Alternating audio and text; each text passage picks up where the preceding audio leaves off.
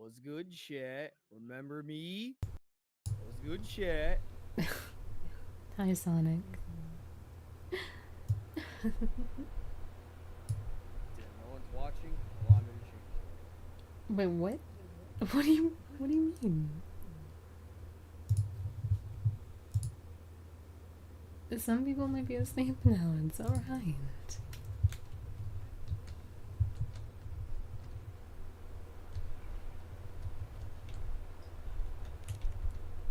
About to change it right now. Like I said, you don't need to. It's alright. I'm the one viewer who's watching. That's okay. I don't mind.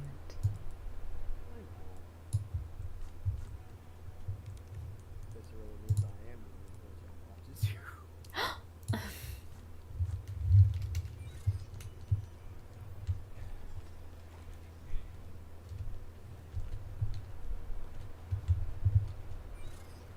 Oh, speak of the... speak of the yummy donut. Hey there, donuts. Hopefully you're doing well. Oh, well. What's up, donuts?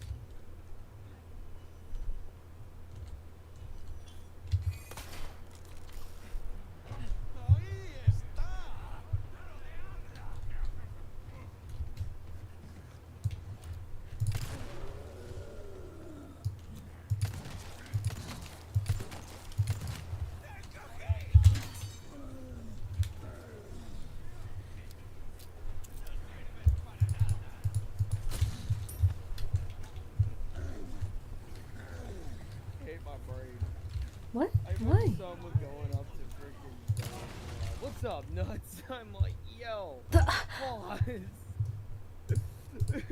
Are you serious right now? I would feel so bad. I'm like, wow. Wow. Okay. What's up, nuts? I feel so bad. Oh. You, Sorry, donuts. I'm sorry. I'm sorry. Jeez. I blame myself for that one.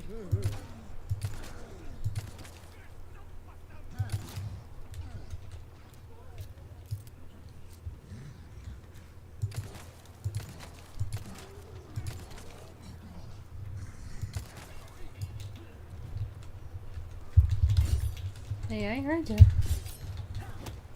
what? I heard this guy running up behind me. Oh, well, hi.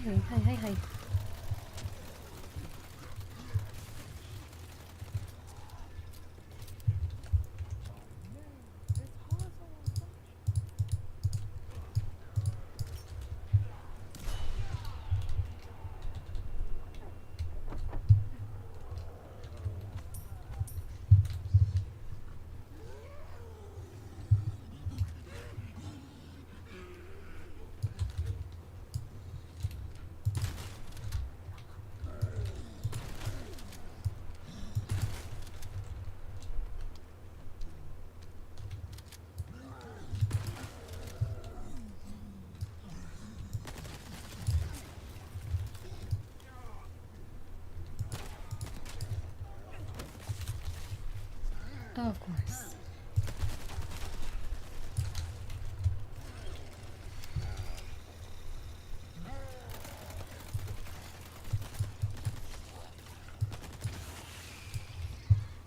Hey there, Morgan. Oh, you're doing well.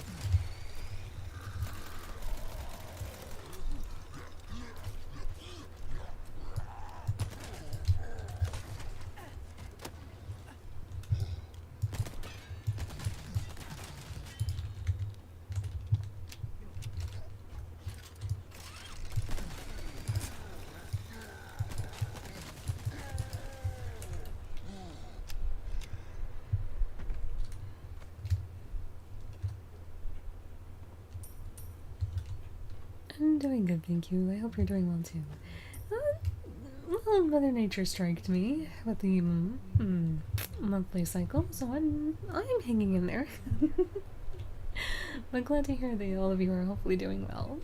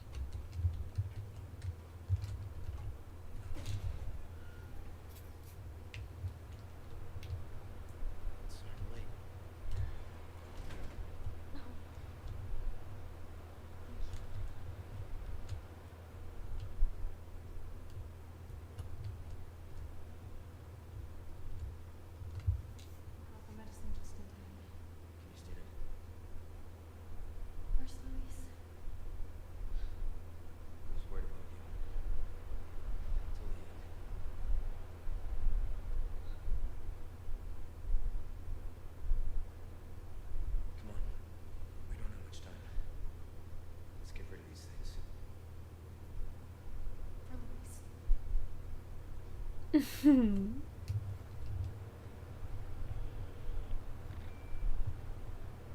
I come in? There's a lab where we can remove the parasites. Had a crazy hunch that you'd know where it is. Their most important facilities are housed in the sanctuary at the top. That's correct. You did the encyclopedia. Happy to help. Now you owe me. Happy to help. Now you owe me, so don't die. Because I need to use you still. Apparently is what she's saying. It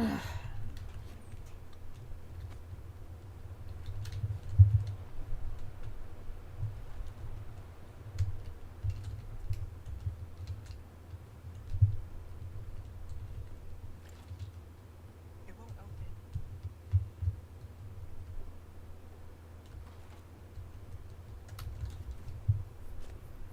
Oh, and this is probably the part where the regenerators come in. Aye, aye. It warms my heart to see you stop by. Oh, I thank you. Oh, it's a lovely term that we use to not necessarily say the actual thing, but with the actual, like, organ systems within the actual woman themselves. I think, I don't know if Onesama Zombie actually already had it, or she's gonna have it after me. But each and every single time when we talk about like the monthly cycle, or maybe Mother Nature striking us, or the Shark Week, we actually mean our what women usually have every single month until they reach menopause.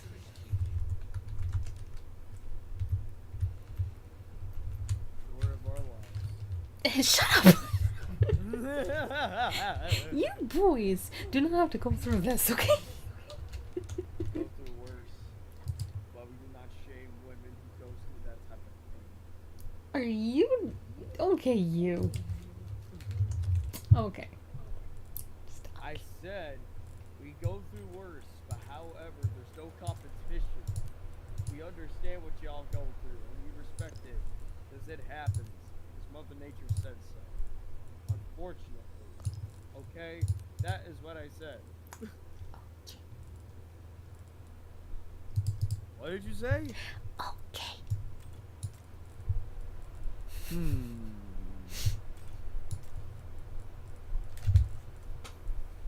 Chat, is she cook? Nah, I'm kidding, I'm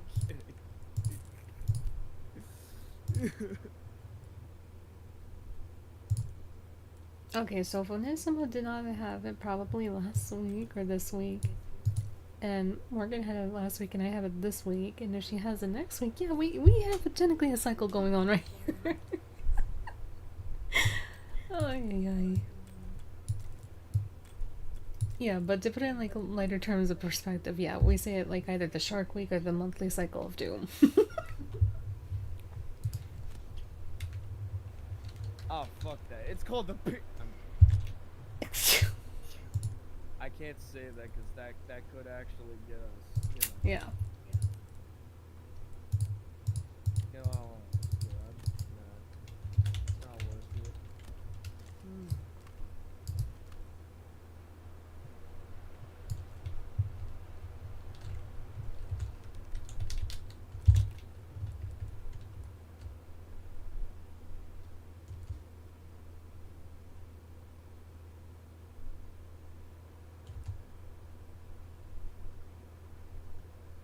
Okay, so I think I had to keep that.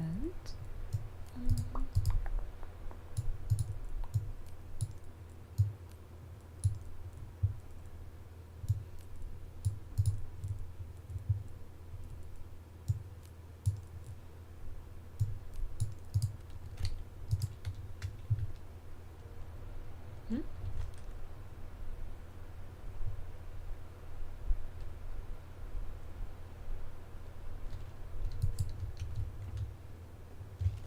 Welcome. Ooh, what you buying? What's that? How? You can't go wrong with that. Hope to see you again soon.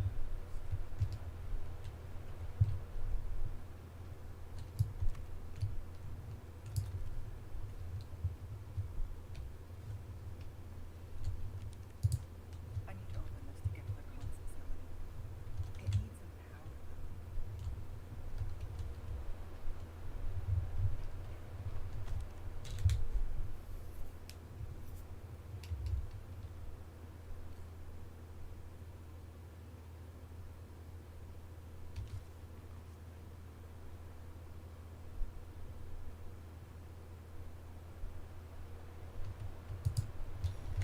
I could use this.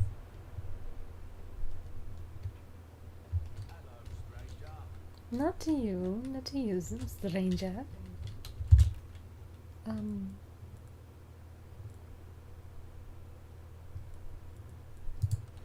problem.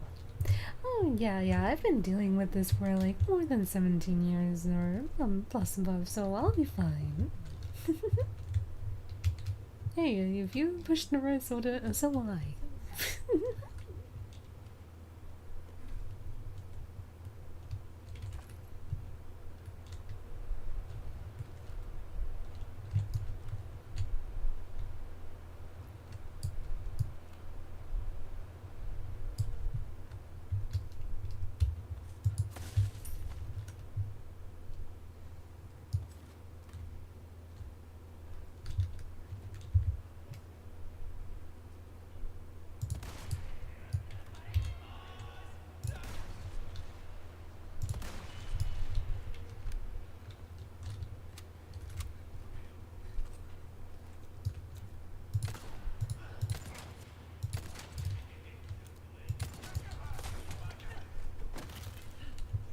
A clean strike.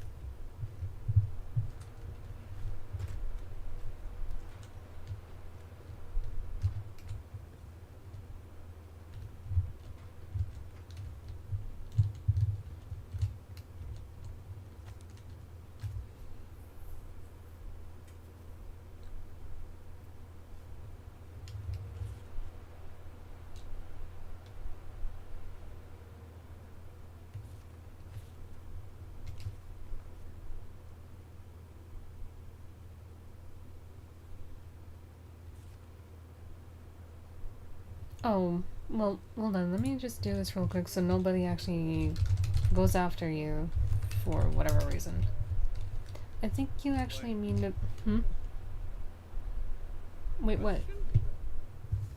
What are you talking about? Did I say something? No, not you, Morgan in the chat.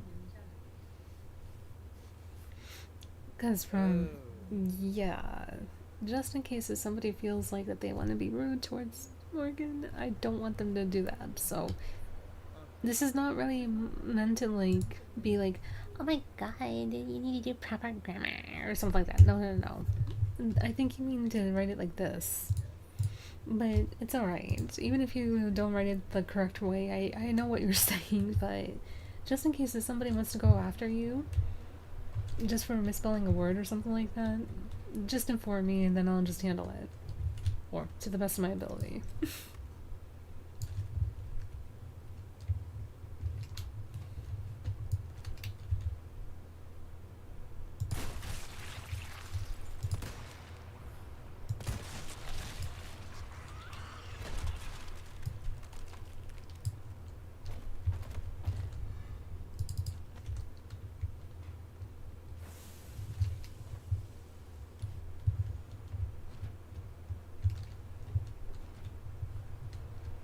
Yeah, I noticed that, like, the viewers that were in her chat, you were among them, but you didn't say anything much like you usually would.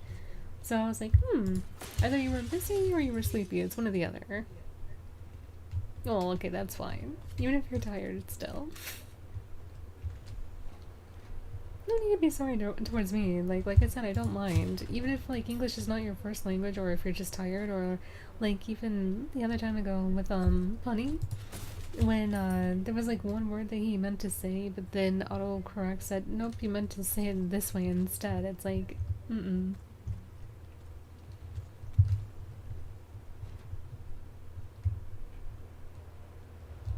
English is quite the hard hard language to sometimes write, especially even when you're tired.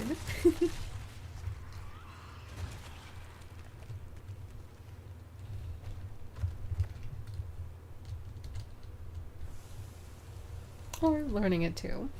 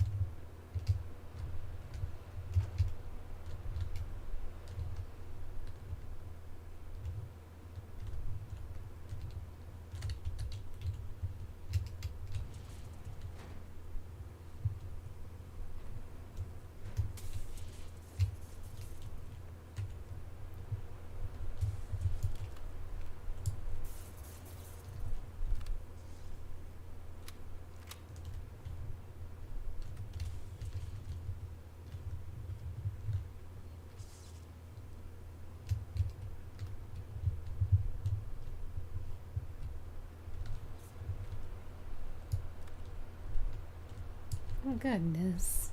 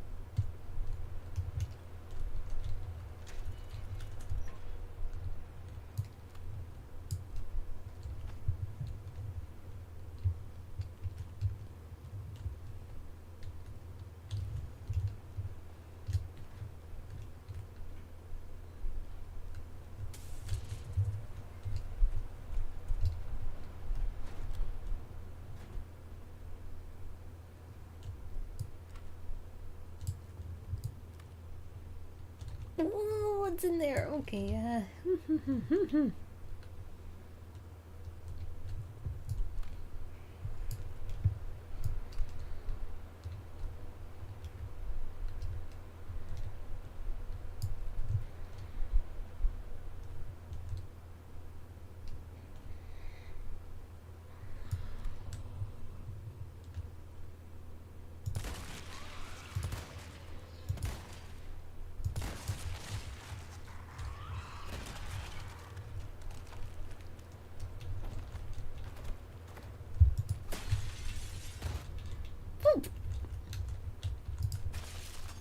Okay. yeah, I agree. Just okay. Oh, goodness me.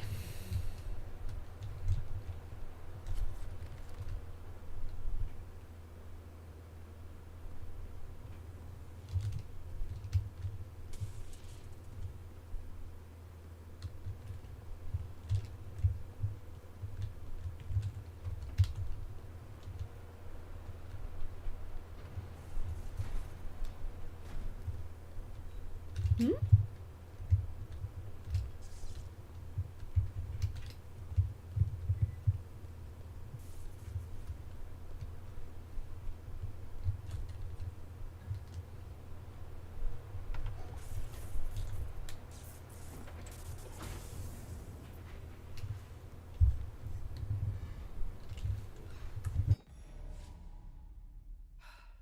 That was bound to happen.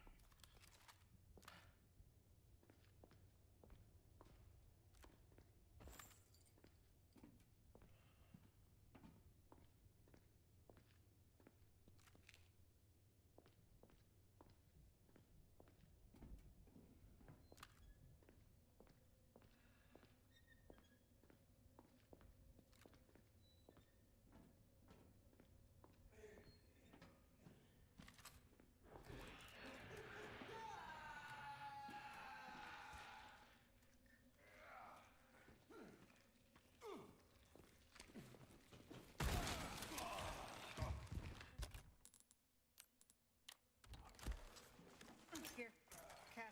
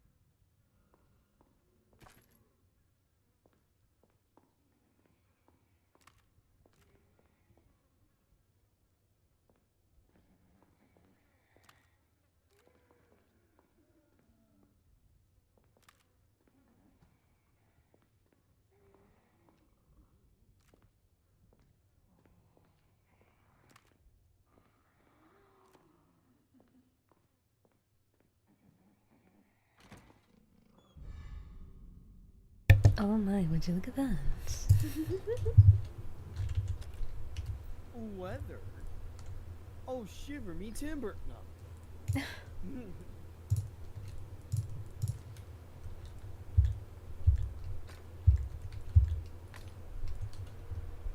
Hmm.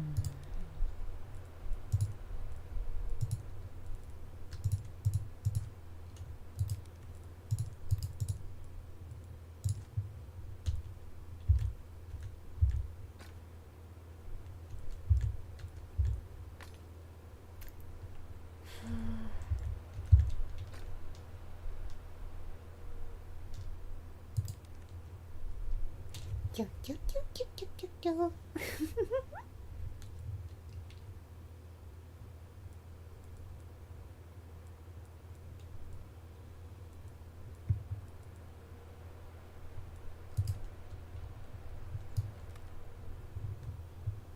There's a creature in here, probably.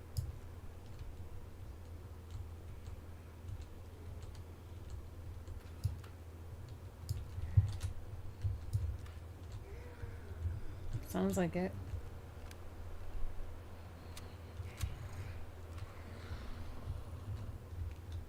Yep, right there.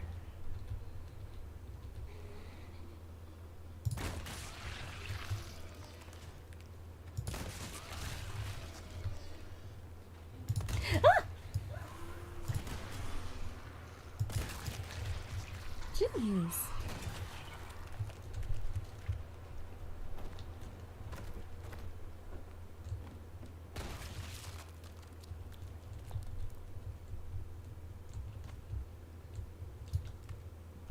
Another one? Yep. Oh, heavens.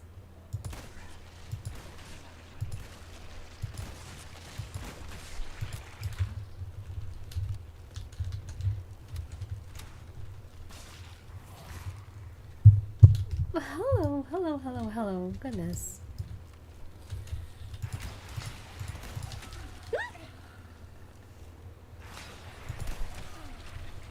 Ada? Goodness.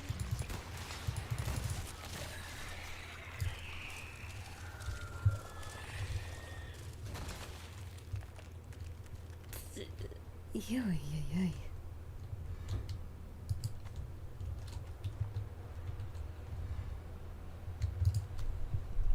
That's because they are kind of creepy and scary.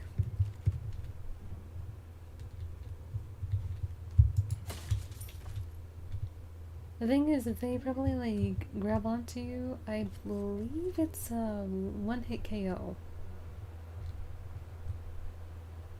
Which is why I was avoiding it from even trying to quote-unquote hug me.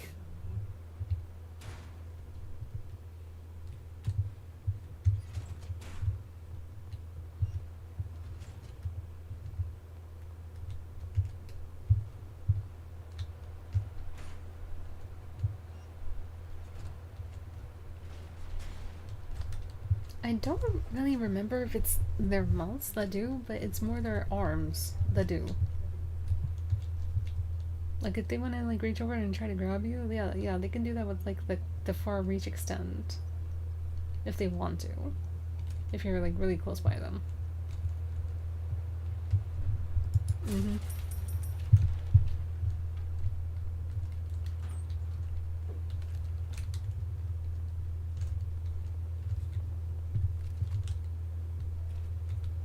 They can actually grab onto you and bite onto your neck or something. Yeah, I do remember that. But they can, like the spiky ones can literally just reach over for you and grab you and spike you through, basically.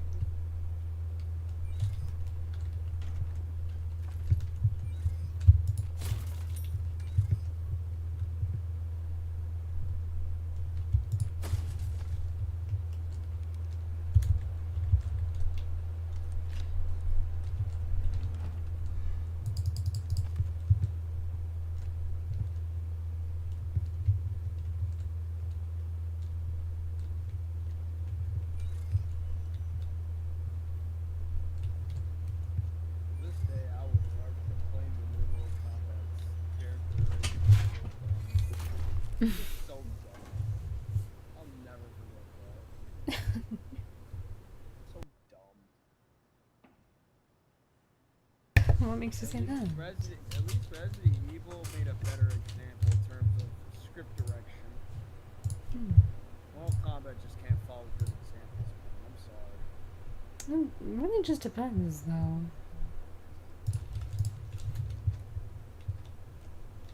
Right.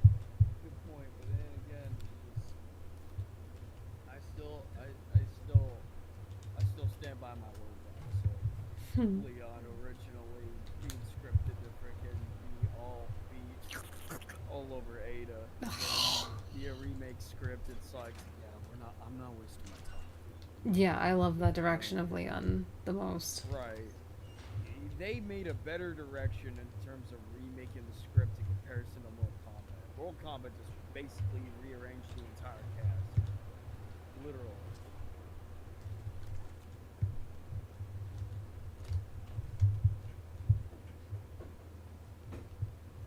He literally just rearranged everything.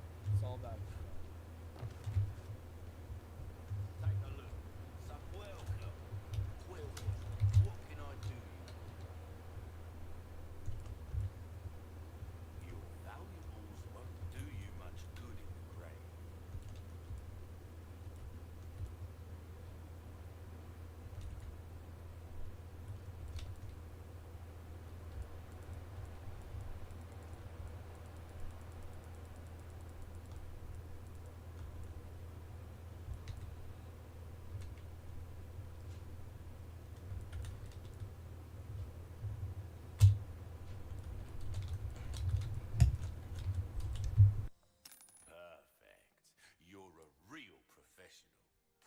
Anything else? Now go and cause some mate. Welcome. Well done, stranger.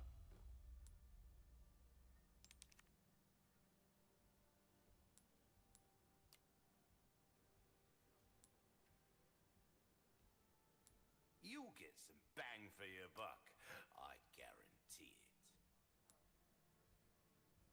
Well, would it hope to see you again soon, stranger?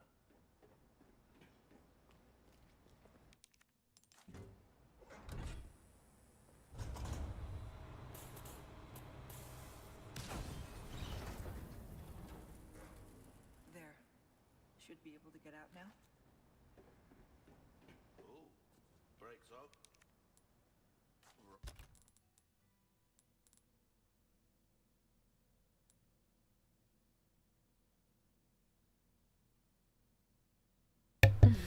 I hope the same for you too, Morgan.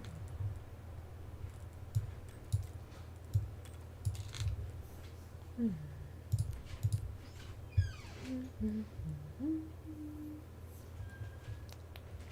think I need more of a... Oh, wait, did I? Team...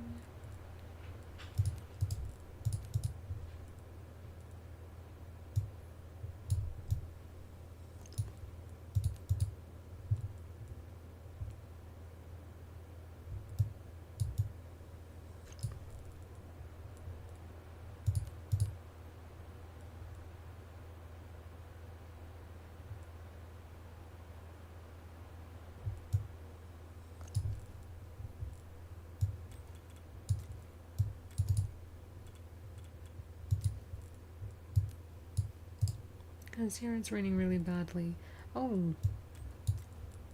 Oh, that's not good. No, it's kind of like really nice and calm at the moment. Outside. It's chilly, but it's not like type of chilly.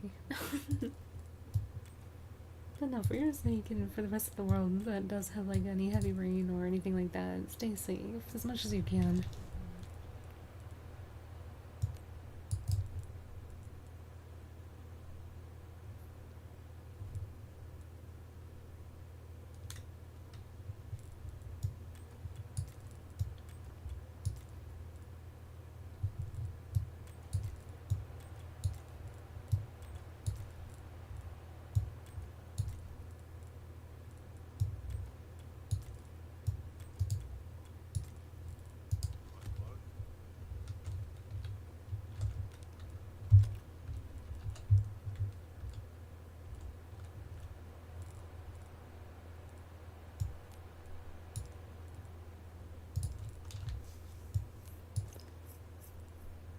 Hey there, Neo Tengu. Hopefully you're doing well.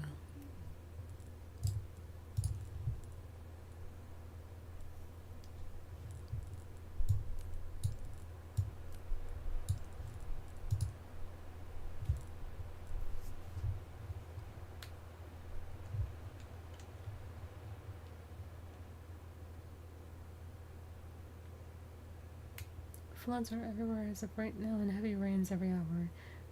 Why do I ask? Are you actually in the States or are you actually, like, overseas?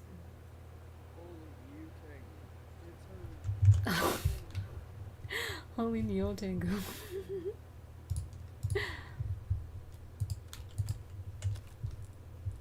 Okay, yeah, that would explain it. Why did it disorganize everything?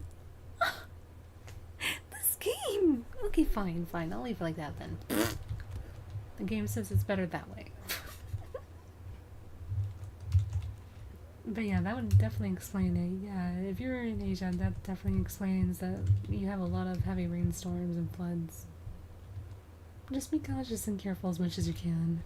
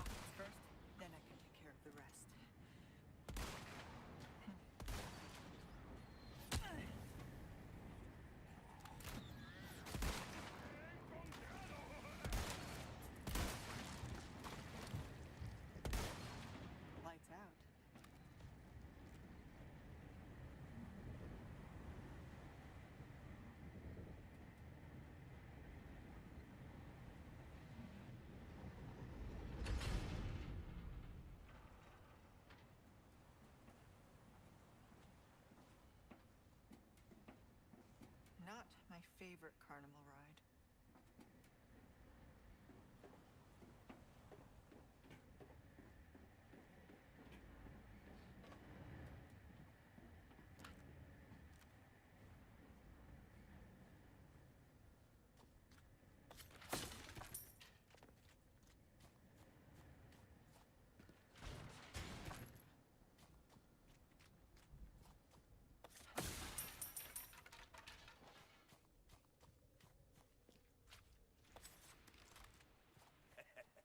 Why not treat yourself, mate?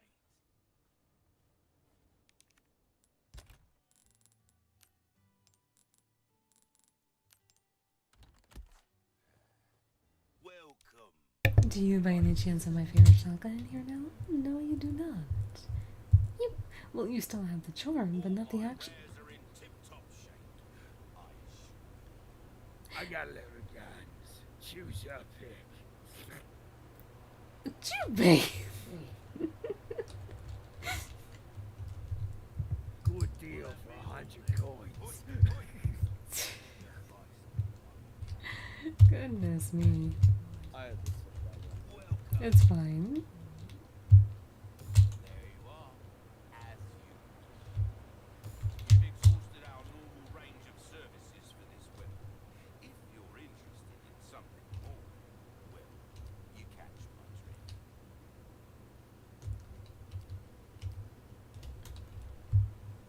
Good luck to you, stranger. Don't get yourself killed now. Oh, well, I'm just a big fan of having the striker shotgun because I just love it so much.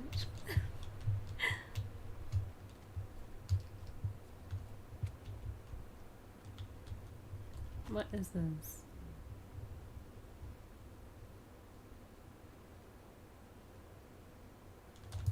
Defensive line?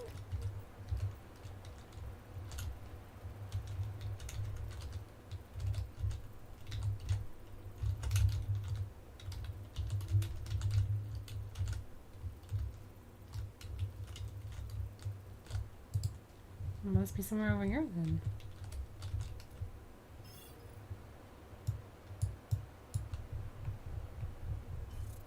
The radio tower.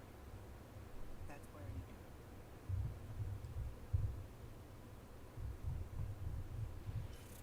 The area is well guarded. I need to be careful.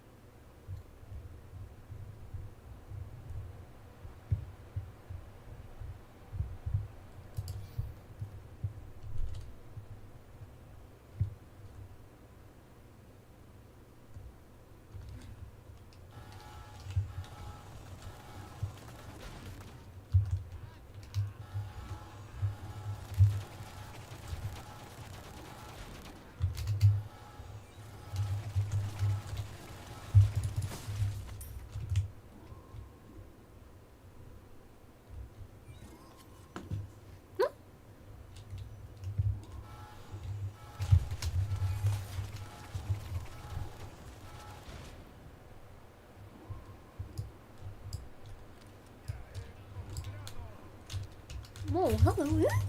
Jeez.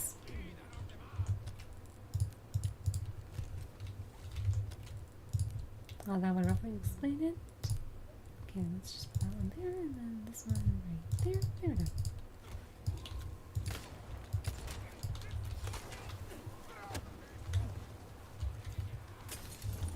Oh, well, thank you for that.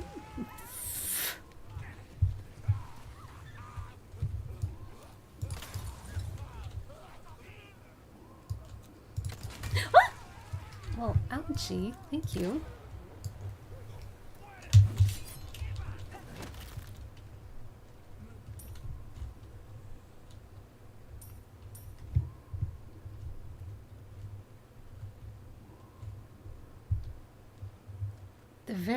That was quite the friendly fire.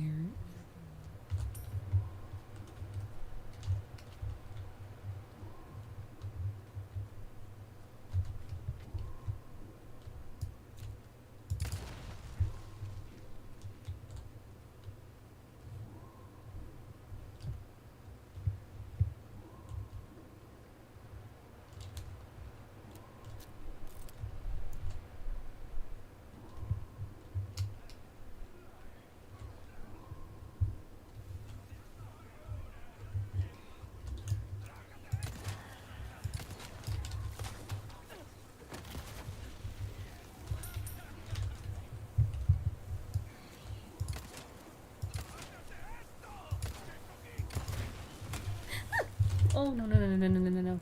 Um,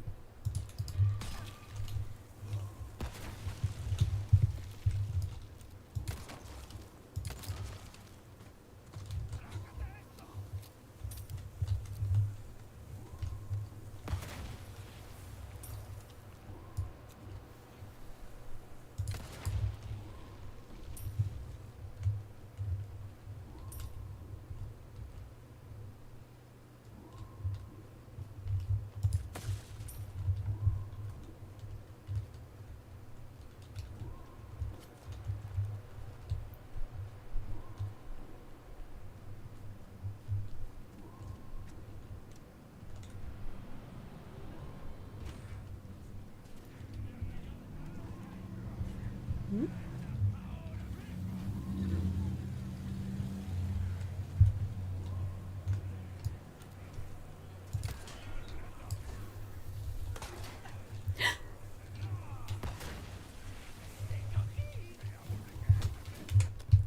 Goodness me.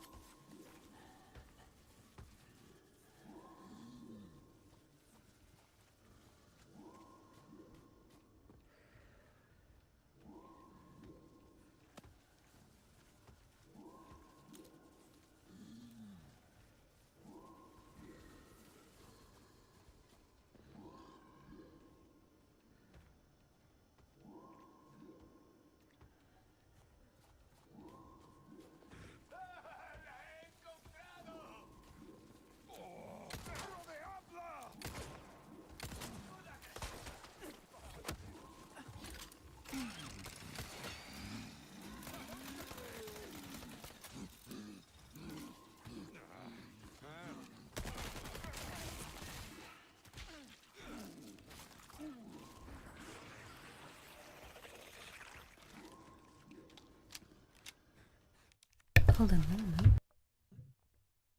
Take your time. I'm just here with the chat.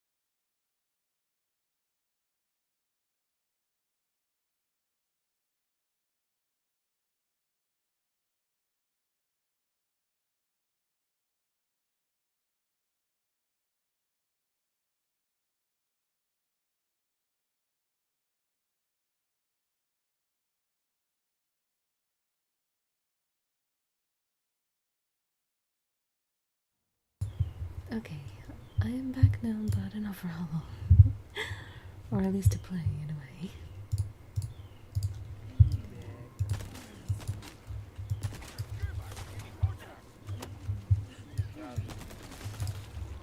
Hmm? Nani?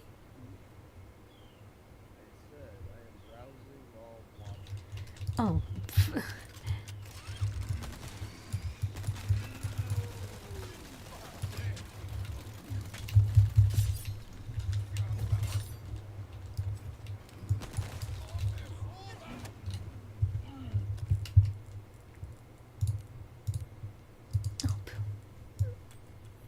Oh, thank you, Morgan.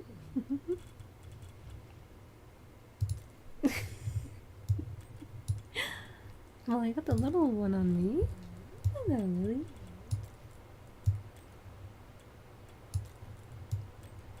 Got it.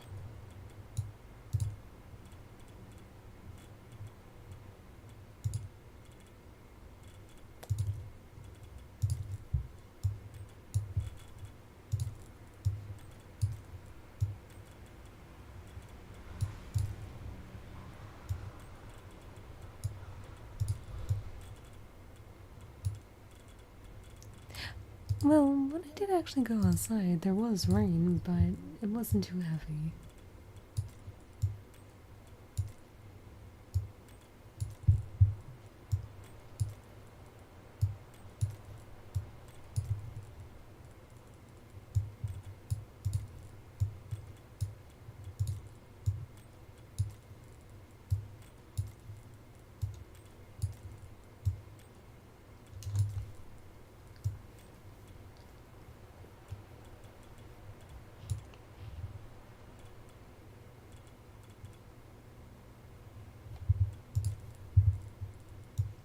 Yeah, I even have like the window and door open, and as you could probably hear, there's like no heavy rain outside. Well, the fan is on, but the rain's not outside at the moment.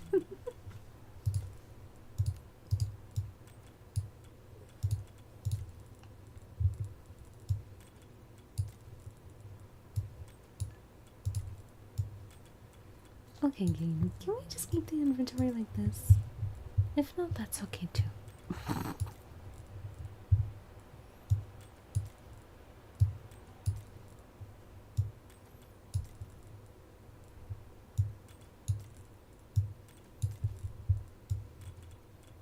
Or something like that, can we? Or no?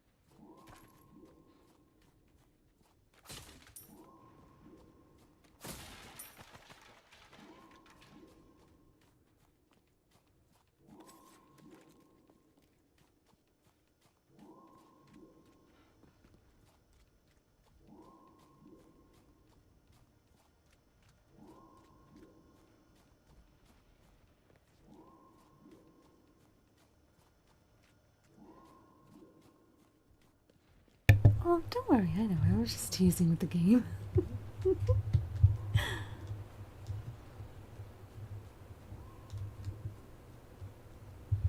It's like all that hard work just to organize everything, and then the game's like, nope. I mean, it does say here, auto wish, tool, so, but I didn't even press that, that's the thing. So, the game is like, nope, I have a mind of my own. Oh my god, there's freaking tuna and fish in that suitcase. Guys, it's real. She a whole kitten.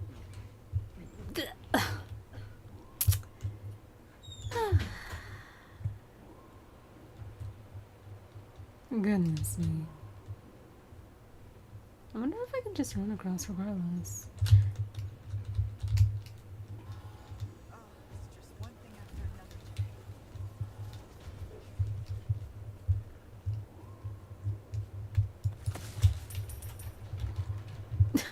Skylar teased and said that she's a whole kitty cat because there's a tuna. Here. Yeah, that's what I originally tried to say.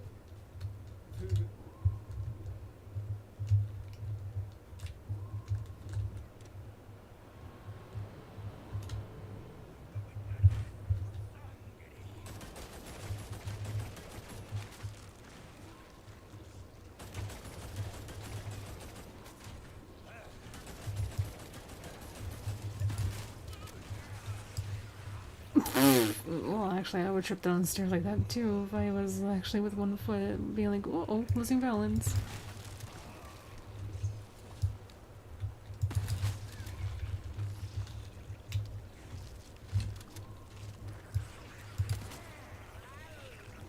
Just like that.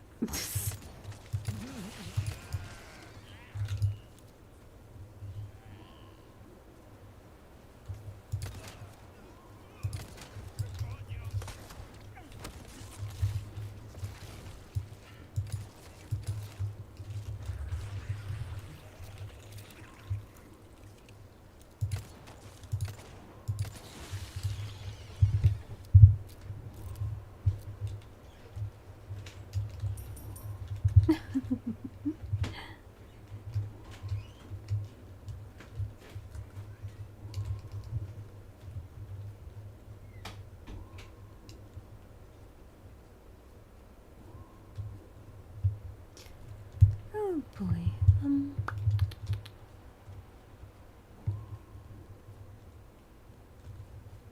Yeah, they made like animations for both Leon and Ada to actually have interesting kicks in this game.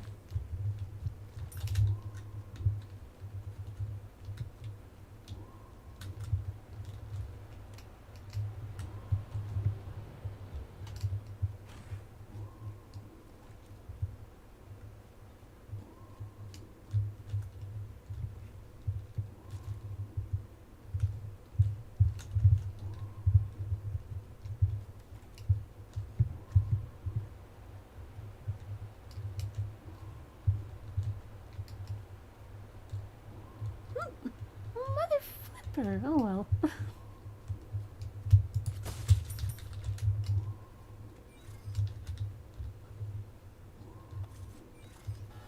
Oh. I didn't think I was gonna near that. What the foot? Okay.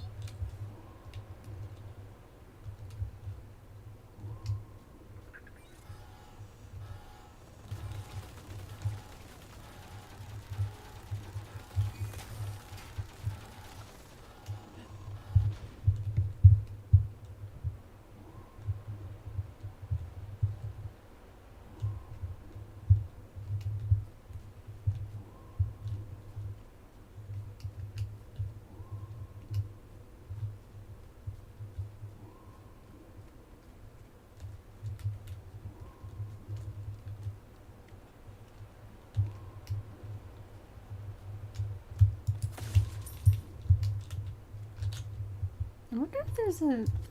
Is that the only way?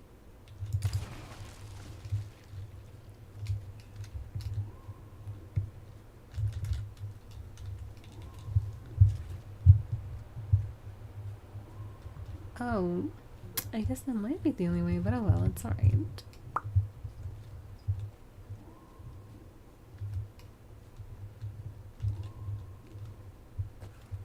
Need to find the main tunnel.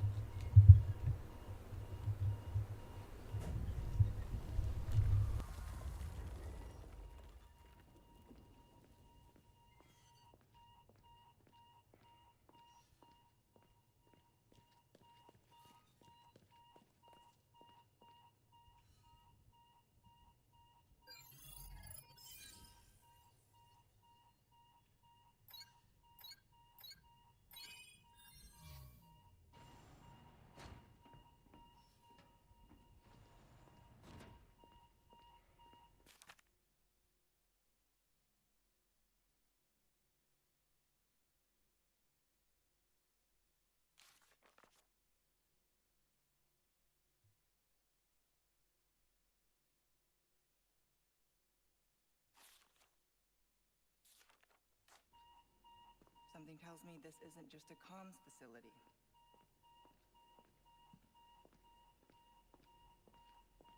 Of that kick, indeed. Those are some strong kitty kickers. Goddamn. Jeez.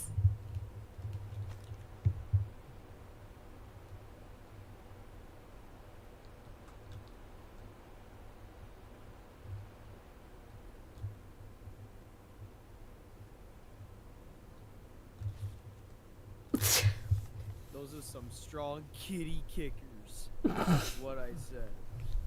Good lord. Oy, oy.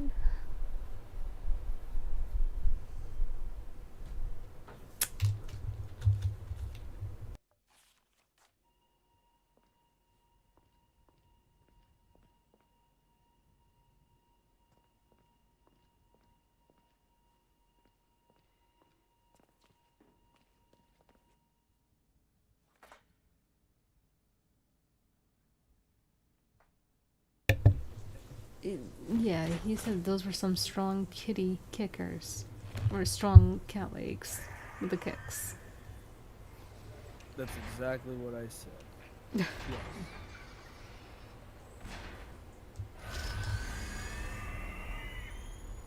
Oh, that was quite the breath you have right there.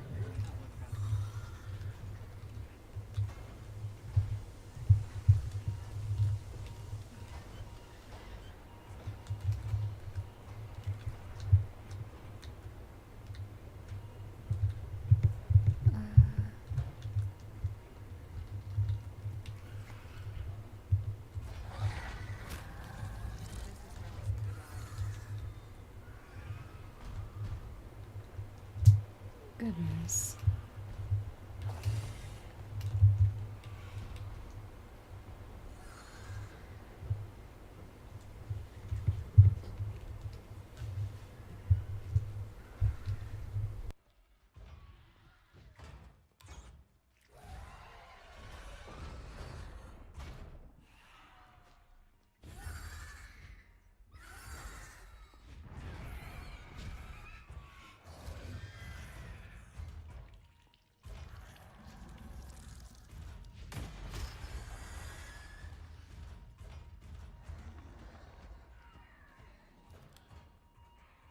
Guess my new friend was the result of some experiment.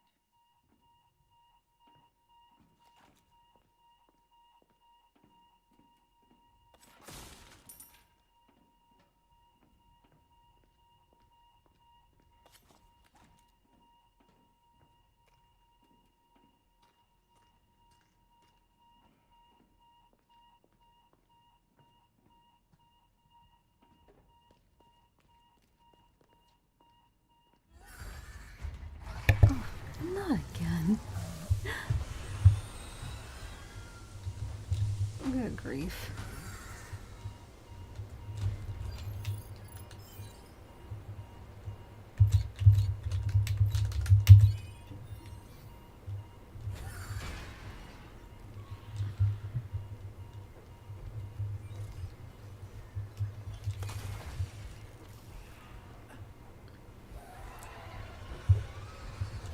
To be honest with you, there was a tweet that if Leon were to be in Resident Evil 3 or at least a retcon. No, Venom, not Leon.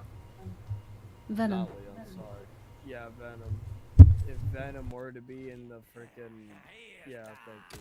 Frickin' Venom were to be part of the Resident Evil reboot timeline, I'm just sitting there like, if we were to add Venom to the canon series of Resident Evil, it would just break the timeline. No argument to be had here. I promise you. If anybody adds freaking Venom to Resident Evil, I could guarantee you're asking a Marvel character to break a video game Capcom timeline. Like, it is over. Would just break the timeline due to how powerful of a species is. So, just keep that in mind. Like, it'll be over. Why did they look like Venom? good question. Maybe because they probably took inspiration. Maybe that would probably be one of my guesses. Well, they are Capcom. I think are fans of the Alien series, like the movies and the other games as well. Like that was created from the series. Like Nemesis is like last form in the 3 remake. Definitely looks like that they took inspiration from the Alien series. So yeah, if like any enemies that almost look similar to like other species, like Venom or like one of the aliens from the Alien series, that would explain why. Akuma and Tekken. Well, Harada well, wanted Street Fighter to Harada kind of wanted it. yeah. Harada wanted that just to respect frickin' Oh no, Street yeah. Fighter Cross Tekken. Just to be like, alright, Capcom, we'll allow one character. What will that one character be? Okuma, apparently. Just for him to be canon, only for one cameo, just for him to get slaughtered and No, really, not butt really beat that. by, It's just just defeated more likely. butt beat by Double Kazuya himself. I'm not even lying. He literally he was there for one cameo after throwing Heihachi off to the volcano. Oh no, he Akuma just comes in right after, then get his butt beat, call it a day. Kazuya won, and then Tekken. well yeah That's but literally it. it's I like shit you not. That was it. Heihachi first. He fought him first in the dojo. Then he went to Kazuya. Then when Kazuya defeated Heihachi to throw him down the volcano, even though we saw that it was like, oh, Heihachi was saved at the last minute by the monks. It's like, okay. So it's like, that happened, and then though, right.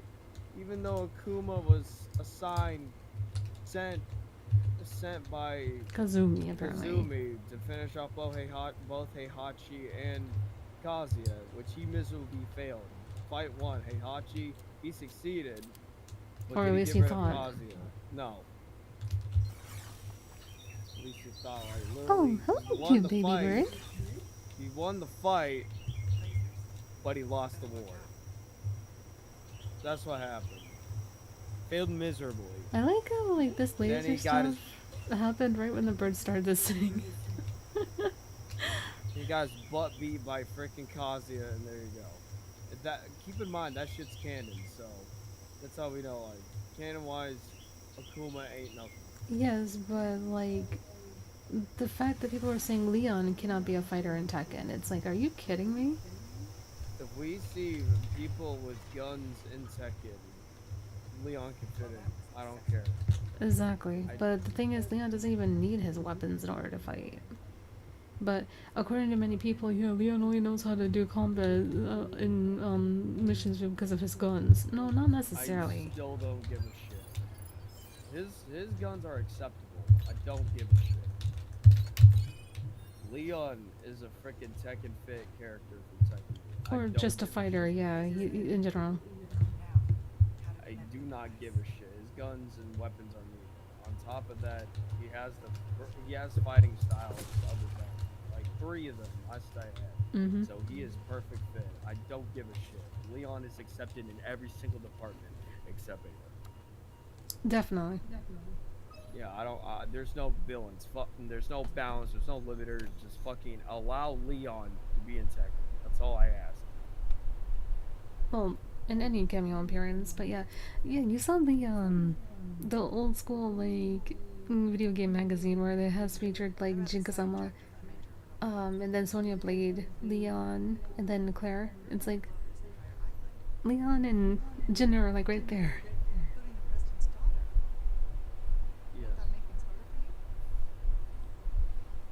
There's no room for half measures. The weak exist to serve the strong. Enough talk. Bring me the amber. I've arranged a way for you to get back to the island. Copy that. On it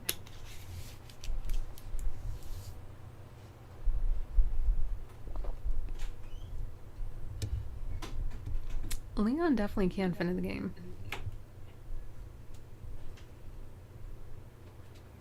I absolutely agree. What's what you said again? You should have known by now, Wesker. Don't you always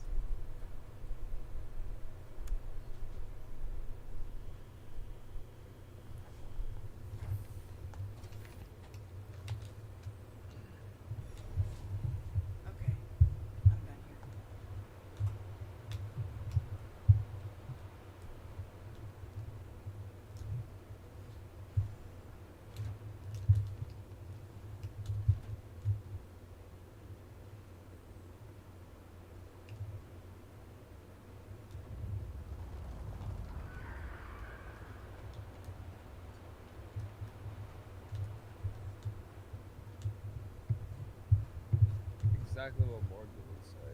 Like, look at that. There's swords and guns in the game. So, there shouldn't be any arguments or like disagreements when there is like a gunsmith character that could fit in the game. Mm-hmm. I don't see it. You got Clive Rossfield, who is a swordsman. Where is he? Where in the heck exactly the issue with frickin' Leon being in the game? Alright, alright. People who don't know me. Exactly.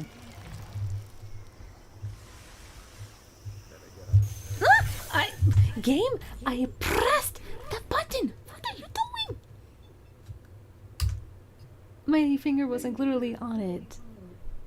Are you kidding? I'm pressing. It's being weird. It's being weird. I'm sorry, press Lily. E to give her love. Press E Press for E to parry. give her Press E for evade. Press E for luck, guys. Press E in the chat. Freaking name. Like literally, my Guys, finger just like pressed the button and then it said nope. Guys, press C, dead ass. Get in the chat, press C. Press C. I'm being honest. Press E.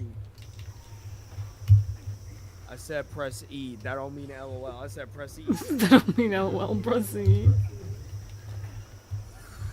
Yeah. It works. Look at that.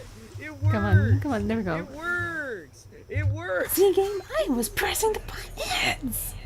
No, it was the chat. No, it was the chat.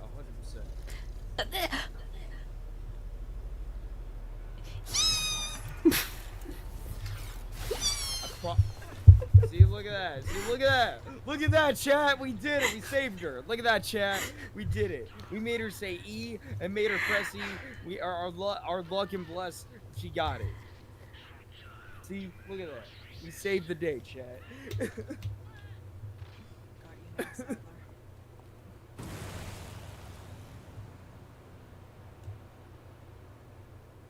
I guess according to this game, we just have to mash the buttons. See, if we have to mash, why not add Leon and Tekken?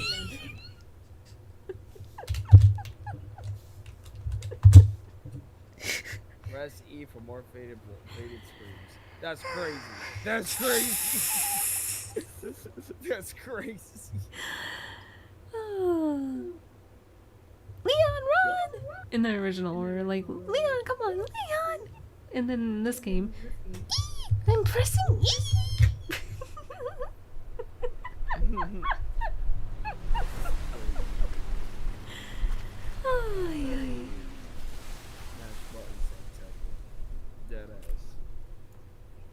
Oh no, Donuts, I wish I knew how to mod the games like these, but I have to learn it still. But I always do include like the mods either in the description or in the comments after the stream ends. Or any fighting games. Leon's That's sanctuary. I'll meet him there.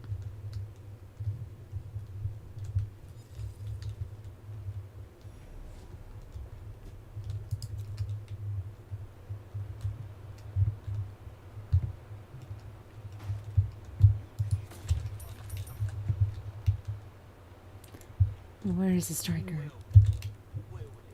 You mother flipper! It's still not here! You know what? Fine. Time to buy your weapons. Give me all your 10,000 gold per weapon. Good deal, good choice. Okay. Goodness. Hello, governor.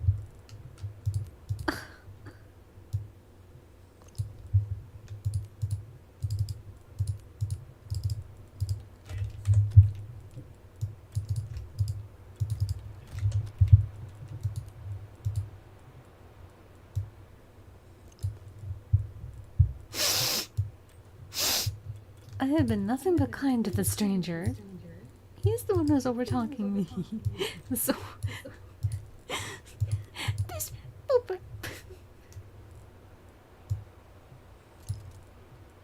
Nothing but kind and genuine to the stranger. Like, doesn't give him respect. Welcome. Let that, keep that in mind.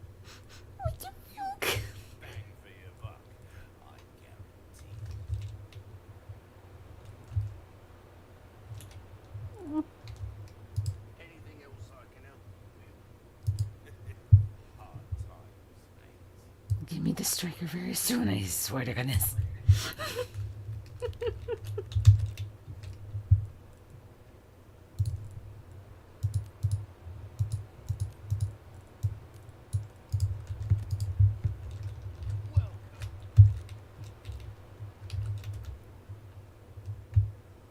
We're starting to get an idea of your tastes, friend. There you are. Aww. The birds in the background are singing so cutely. We'll have a pleasant travel. You better have the striker next time.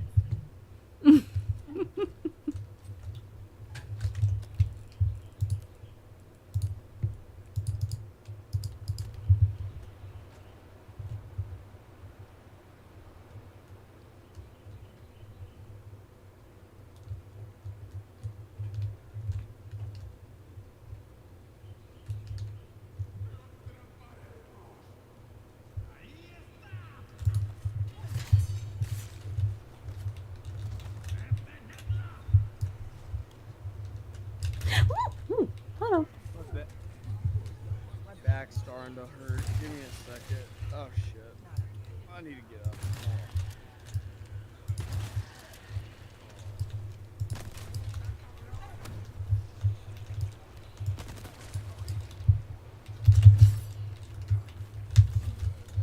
There we go. If I were to sit down any longer, I'm like, I could have cramped for a minute. Uh-oh. That would have been that would have been really bad. Nobody wants to see that or hear that. More so hear than see, yes. Say what? More so to hear than to see, yes. Yeah. Nah. No thanks. Mm-mm. No thanks. I probably am asking too much from the merchant, aren't I? Even though I did most of his tasks for him. But then again, I did not give him the Leon jacket, so... Or Leon's jacket, I should say, so... But that's my jacket, it's not yours. Well, technically it's Leon's, but I'm not gonna give it to him. Well, not the merchant, at least.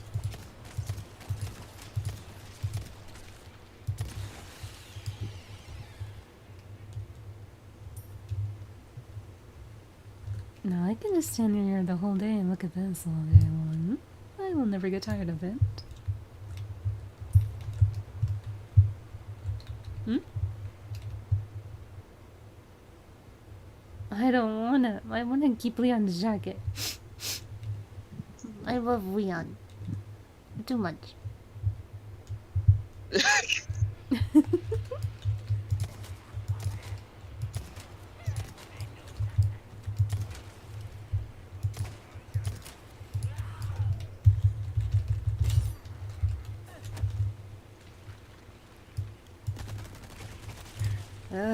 Keep that spider creature away from me. Okay, I will admit, I do really love Leon. I say that and the game says, no you don't. How dare you, game? Damn, one of the chatters are right. This game may hate you. Damn.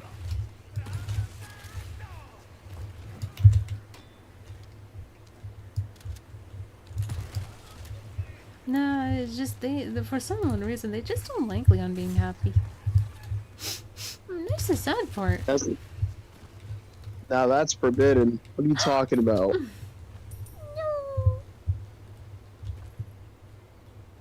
Unfortunately, that's part of the rules. If Leon's happy, I hate people. Happy, if Leon is happy in any way, he's breaking character and he's breaking the rules.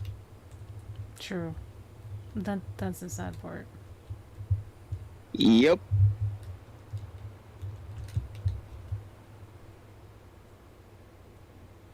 Well, the thing is that, like, at first, some of the team members at Capcom did ship him with Ada, but then they realized they can't make it canon because, first and foremost, Leon wasn't created for Ada. Ada was technically created for John because John is the reason why Ada even exists. For Resident Evil lore, John was a researcher and an umbrella worker ever since the beginning of Resident Evil 1, but he unfortunately either got infected or bitten. One way or another, he was infected, became a zombie, and Ada only used him, like she uses everybody, for personal gain. But the only one who she actually did have genuineness for, like, feelings is actually Louise. But of course people want to dismiss that because it's like, no, it's only for Leon. No. As you can see, she's just basically wanting Leon to be alive so she can get her job done easily like that. And use him like a pawn, like she does for everyone else. But for Louise, it was a different story. But yeah, if it wasn't for John, Ada would not have been created, but her concept, like art idea of the name was first Linda before it was Ada. But I think they wanted to actually have Ada's real name be Linda, but Ada Wong is not even her real name. So, the fact that people wanted Ada to be with Leon, you want him to be with the faker? Let alone a spy whose real name is not even Ada? Okay. And then, yeah, even though, like, some people in Capcom realized, or, like, the head management, I believe, of Capcom, or one side of the team, said, no, we can't really have this ship be canon because of the fact that, again, there's just too many people to ship Leon with Claire. There's too many people to ship him with, for whatever reason, Annette. There's many people who ship him with, well, now in Resident Evil 6, for, again, whatever reason, Sherry. Yes, little girl that he was with Claire in Resident Evil 2. People ship Sherry with Leon for some reason. I don't know why, but they do. Then there's Elena, or Elena, from Resident Evil 6. There's Angela from the first CGI movie of Degeneration, I believe. And then I think the Prime Minister within the second CGI movie. They pretty much ship him with every single Resident Evil female that he's been with, or like protected, or been by their side. Even Manuela from Operation Javier. For some reason, people ship him with her.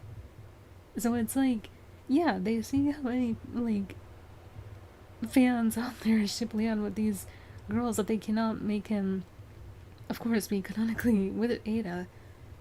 And, I mean, good on their department, because Ada does not deserve Leon whatsoever. Not even close. Yada yada, I say that, and then these guys come here, okay. Damn. They really do want. These zombies ain't nothing. These zombies ain't shit. They just hate Leon, bro. They do. Damn. What the hell? My poor Leon. We're getting attacked for no reason. Both Leon and the cat Leon. Like, damn. What did they even do? If my name is Leon, I'm wrong, right? Oh my good heavens.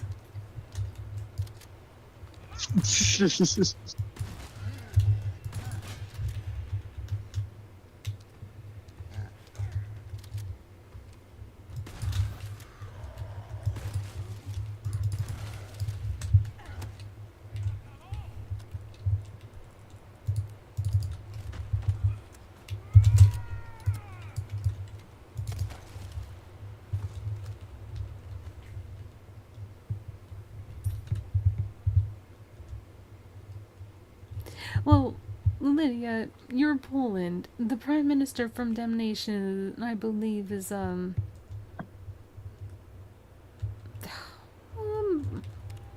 forgot what they were. Either in, Ukraine or Russia. So yeah, you're good. You're fine as a Prime Minister. As the Prime Minister of Poland and Swedes, I give everyone a cupcake. No, I'm kidding. Poland and Swedes. Okay, I'll keep that in mind. That's Lydia for you.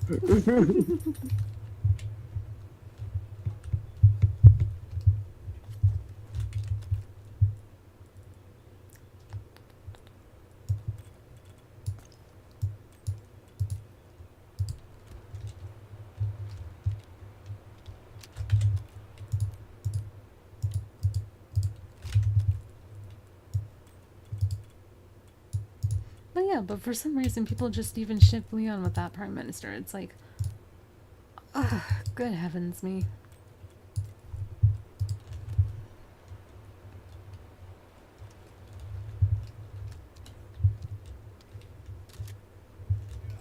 ¡La he encontrado! ¿Qué está pasando? Oh, well, bye-bye. Have a nice trip.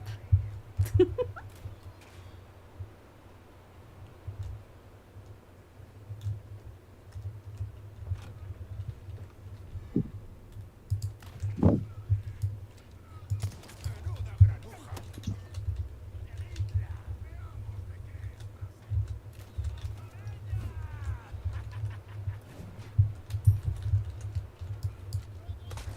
You see, I gave you a beautiful description, okay, Lydia? It's not a bad name. I mean, I'm sorry if it is, but it's the Prime Minister of Poland and Swedes. Think about it. It's two things of what makes Lydia actually unique, you know, in a good way. Oh, well, I'm sorry that I got that wrong, Morgan. It's just, I kind of don't care about her character much because of the fact that she's also voiced by Wendy Lee.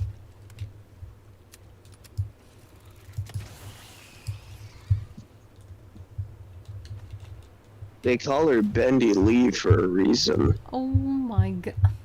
Okay. Mm-hmm. Oh, yeah. Oh, these types? Jeez.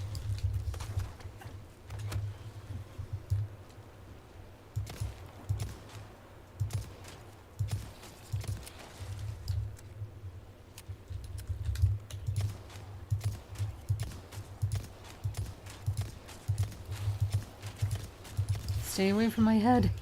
You're not gonna munch on it. Bleh.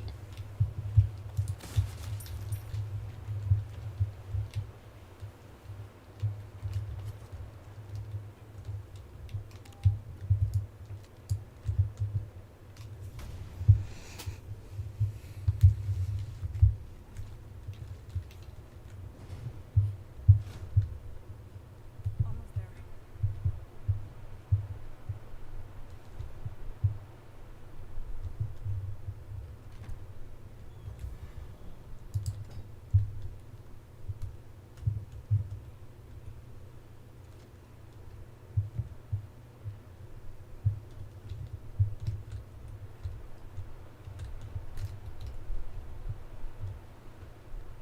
I can hardly contain myself. You're really gonna do it?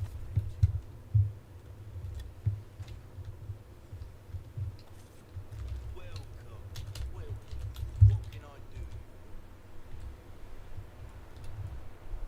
Hello, Leon. What's up, little guy? Much good in the grave.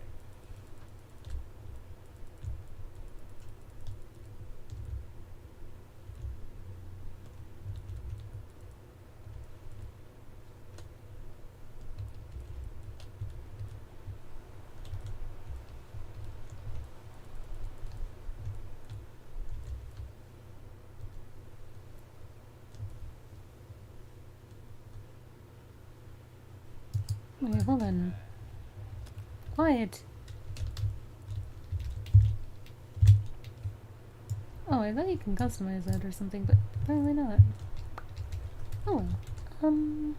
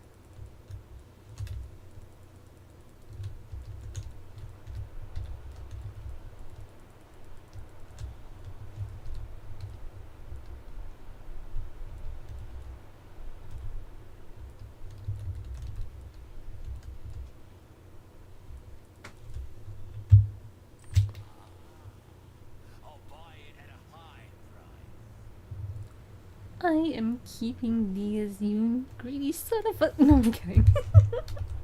But no, I am keeping those. You have enough. And I still don't have my striker. That cash in your pocket. Now go and Stop the talking. I said next time have my striker and it's not here. Oh boy.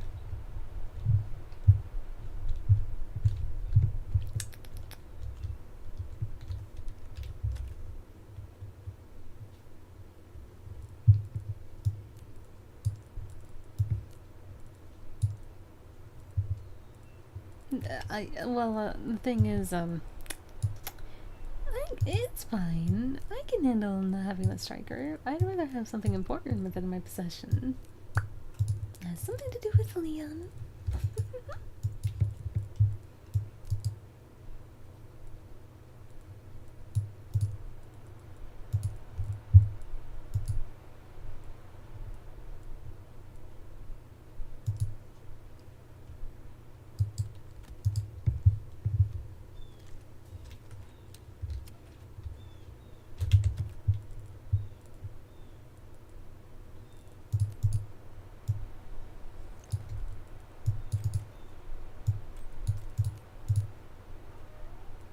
Leon?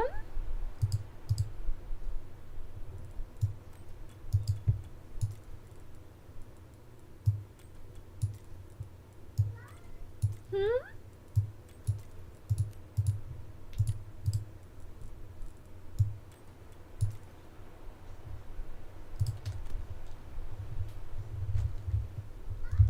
Leon? What's up, buddy?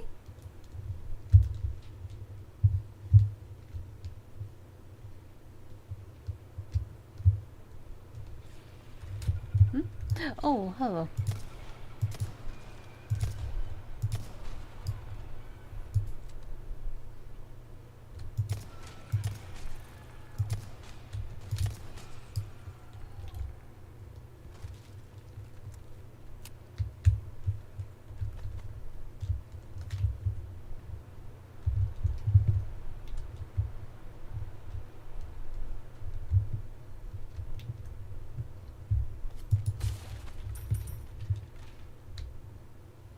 Watch out if I enable like the Asuka or Jun mod, then they're gonna get the striker, but not me.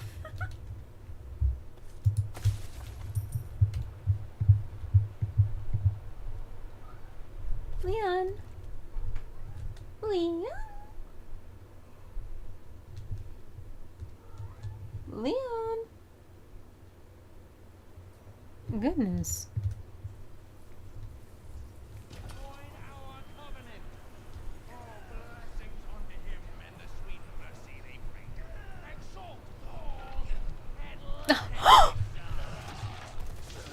That timing.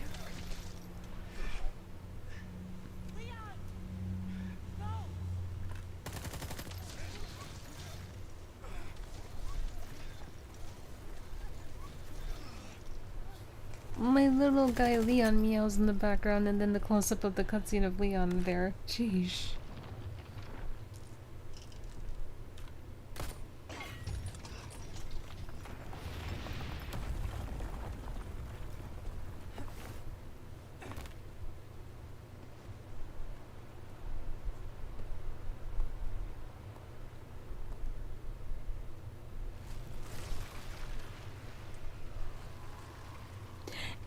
Yes, Morgan. Anisama Zombie did finish this game on her end. Or the original.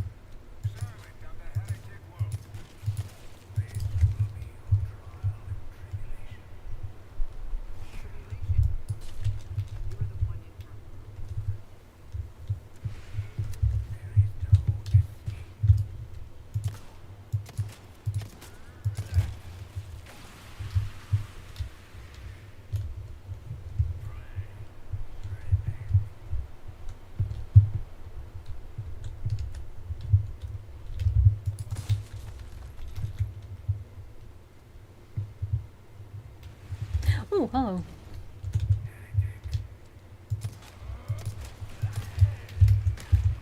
I was pressing it. Game?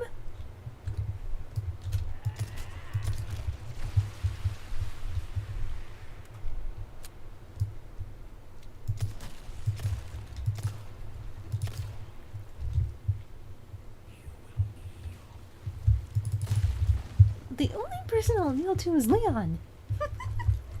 Ay, ay.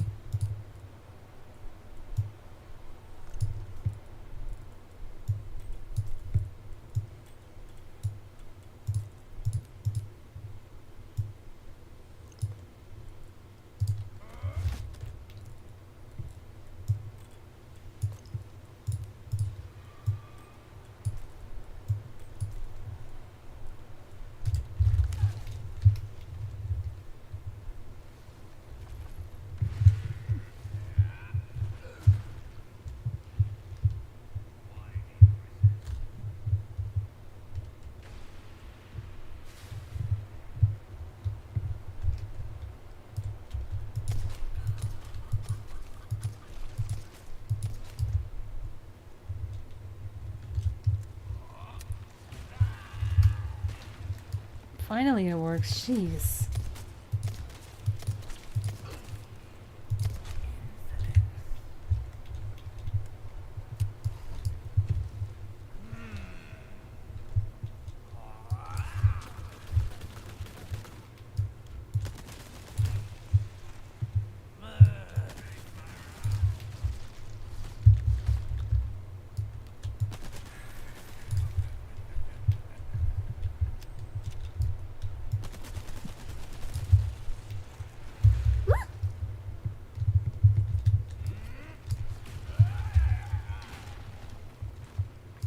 Yeah, in the cutscenes it shows that he actually, even though he gets, well, showered by bullets, that's what happens.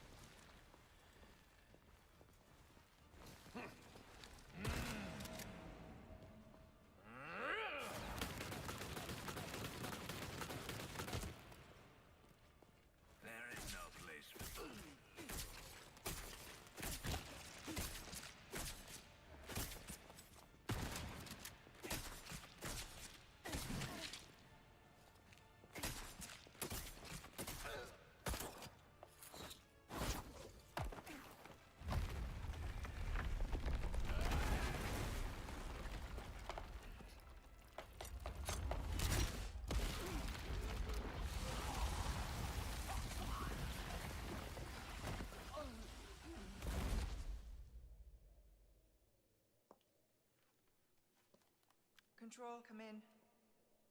I have the package. This is gonna be hard to explain at customs. Well done, Ada. Evacuate immediately. Understood. Someone is coming to pick you up.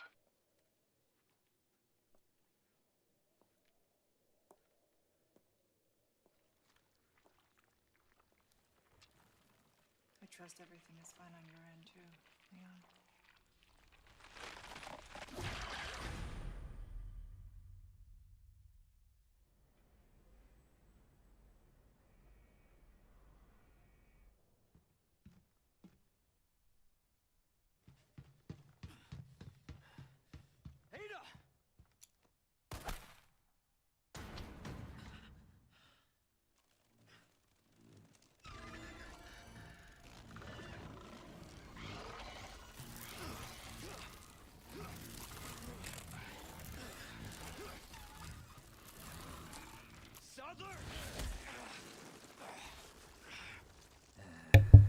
You nasty slime, you son of a leg of Leon.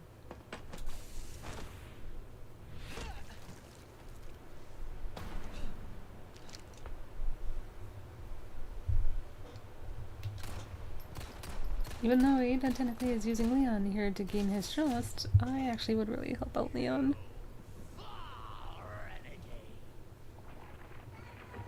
Hmm? Yes, baby?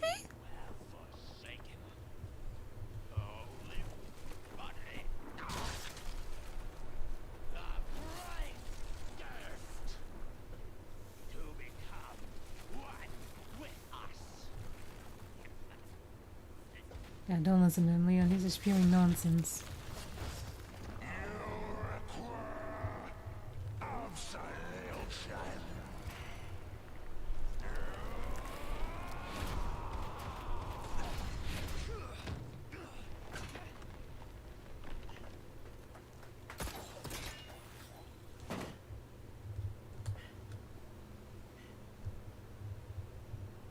Not long until the bombs on this island start popping off. Time to wrap things up.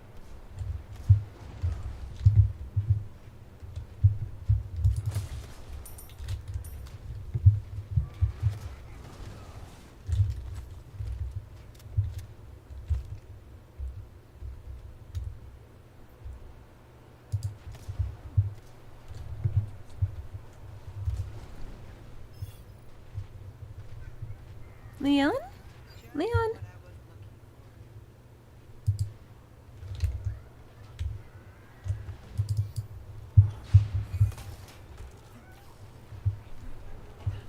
I need to hurry. Leon? Leon? Are you okay, buddy? What? What's up?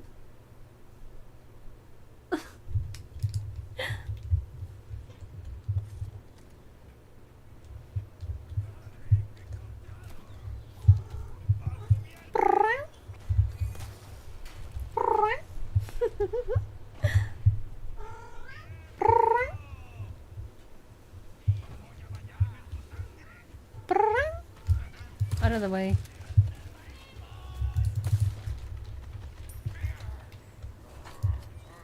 I said out of the way.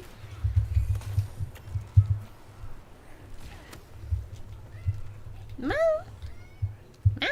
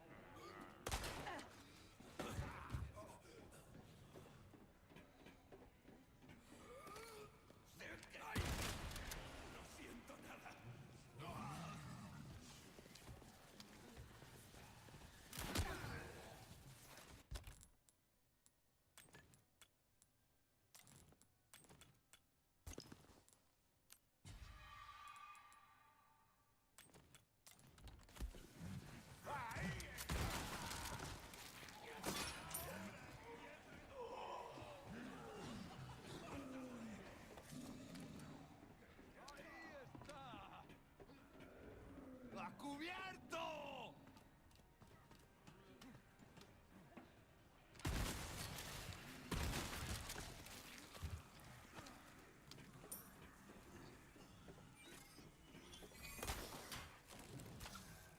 I don't have much time. Oh, déjà vu.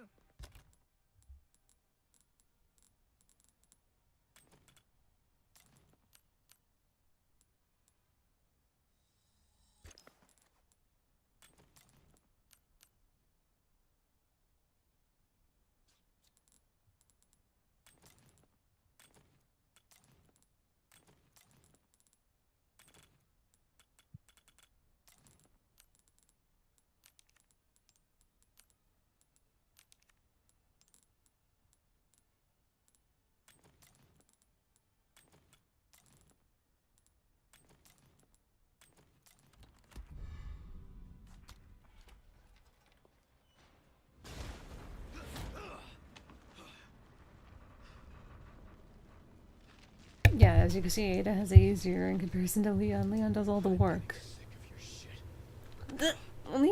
I don't blame you for saying that. I am getting sick of your shit.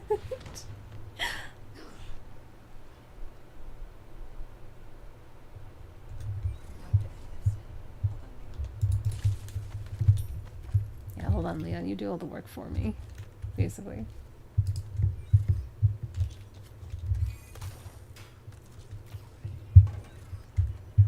Are you?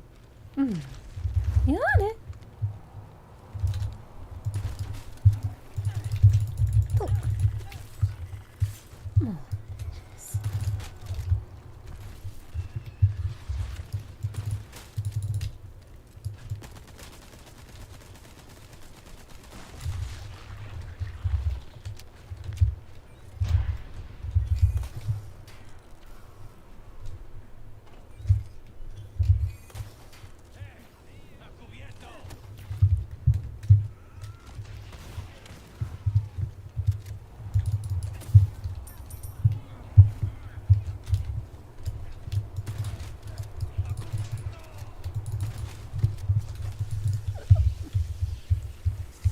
Goodness, Ada.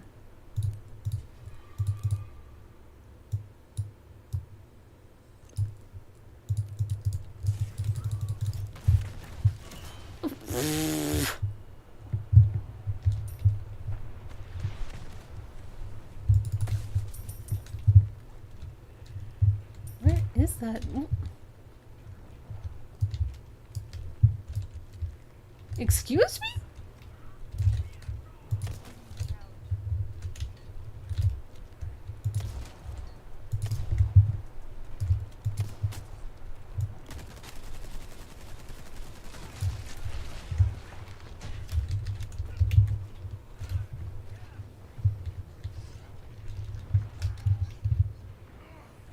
I did say out of the way.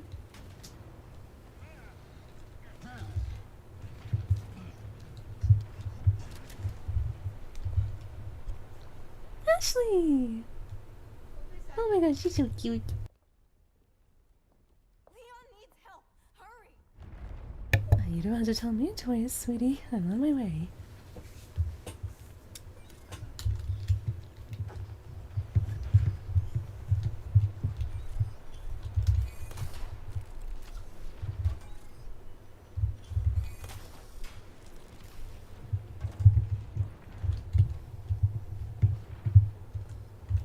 Oh, Lily, it's okay, baby.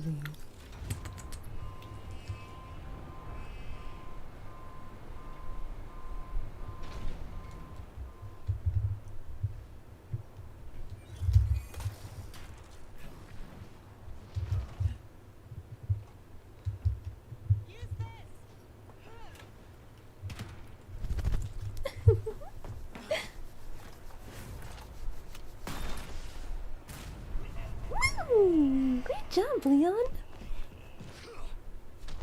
Go, Leon! Go, Leon! Leon! I'll give you a holy body.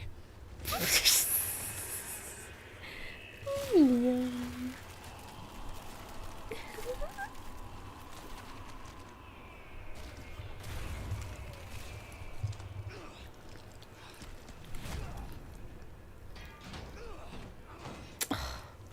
Poor baby.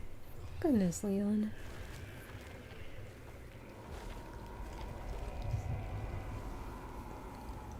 And then Lily's like, what about me? I'm the baby here too. That you are. Mwah.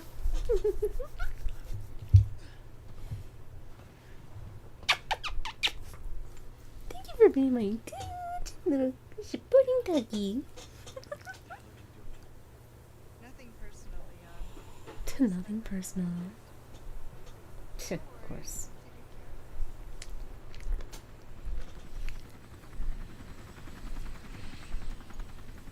Ride's here. You coming? And this is where Leon's extremely smart. I think we both know this. This is where we go our separate ways. I see.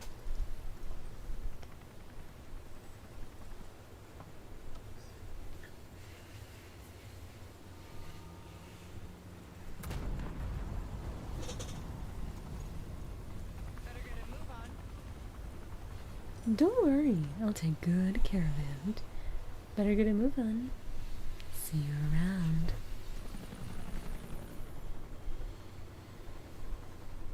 Until next time, Leon. Until next time, Leon. Leon!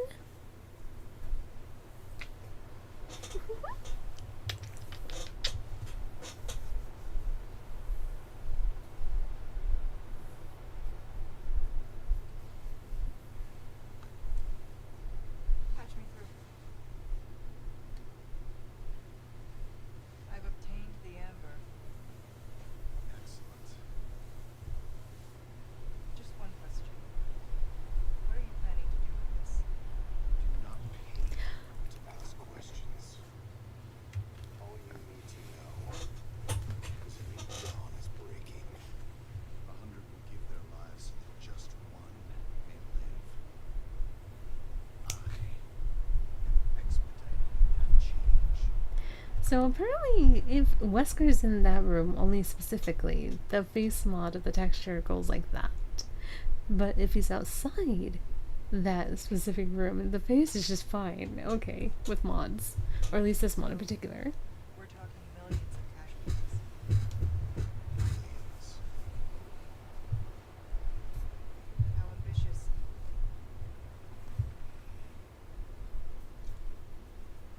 We're changing course now.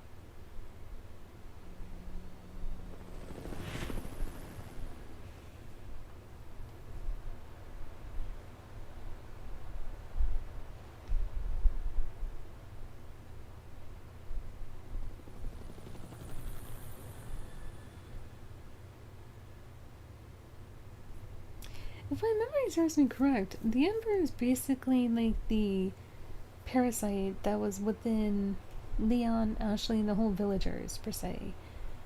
But from what Wesker said, it will cause millions of people to be infected.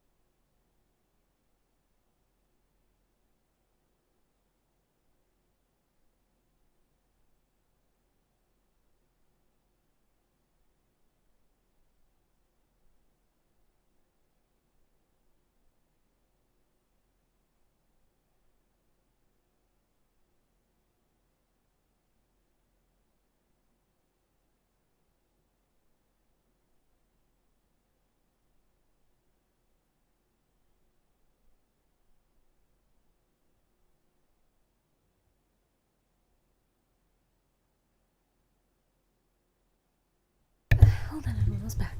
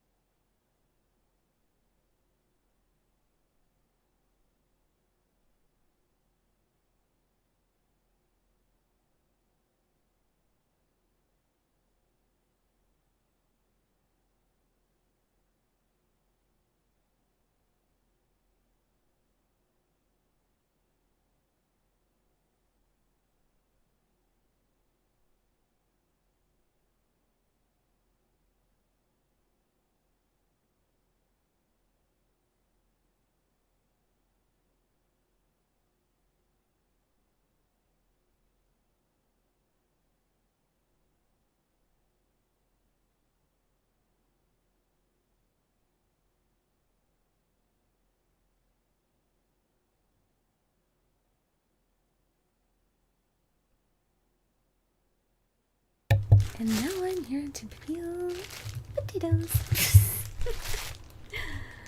Oh, it's okay if I gotta be.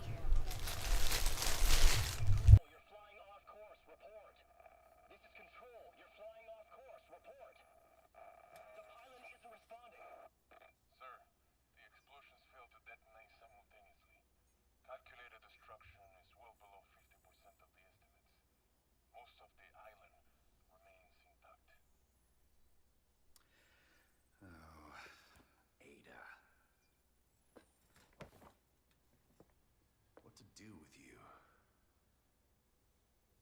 The choppers is still within range, sir. Should we open fire? No. Her little act of defiance changes nothing. Besides, we have all we need. We continue. Yeah, he basically just took Krauser's body to extract whatever was part of the amber within him and the parasite. I wonder if the mod works now with the face, now that he's outside. Hi, Lily. No, it's still doing that. The sun will set on the age of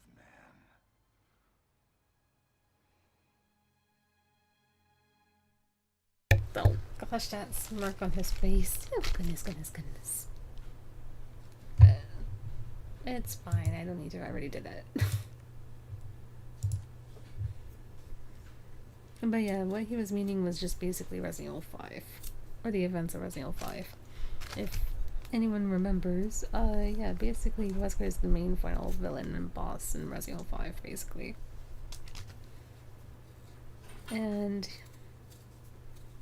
he, along with, I believe someone else. I'm not sure if it was Jill, who was unfortunately under control because of Wesker, to be used as like one of the experiments, per se. But yeah, he was the reason why Resident Evil 5 happened. Basically the same thing, almost nearly like Resident Evil 4, except it was in Africa.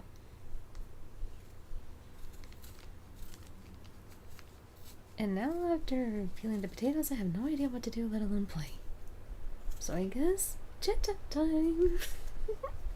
And then Skylar fell asleep, probably. Yeah, he fell asleep. Well, that's okay. Yeah, Sheva Elmore, I think.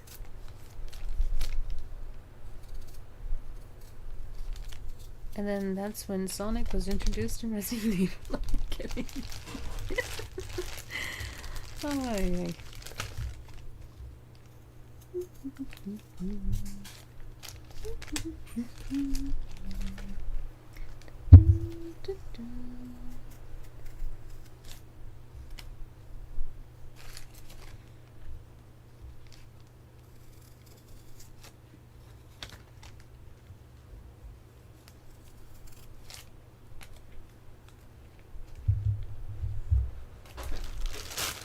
Elmore, yep.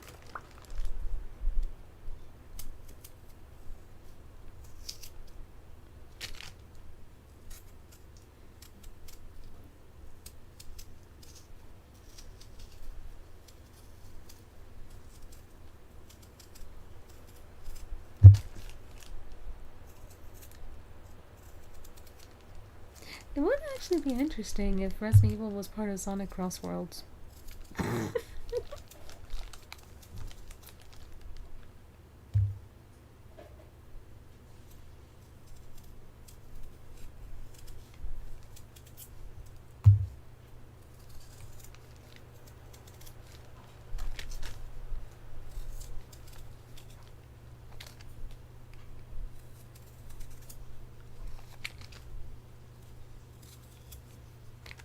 Oh, you see, Morgan, I'm allowed to, but the thing is, I'm peeling potatoes at the moment. And then once I'm done, I think I'll probably head to rest for a little bit, then maybe come back again and stream something, or maybe do another... I don't know if I want to do a little practice run of Resident Evil 1, or just play a little bit more of this as Leon now. But then again, the main story, like with Leon, is longer than Ada's.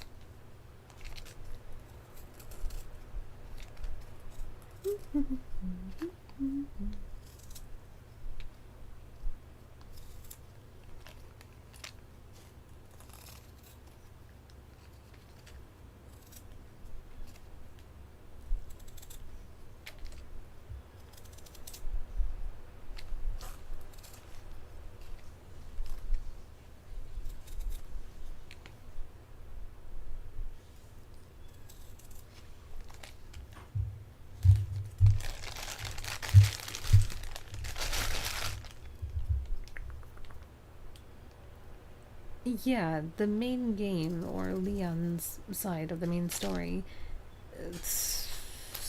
Hold on, how many chapters are there?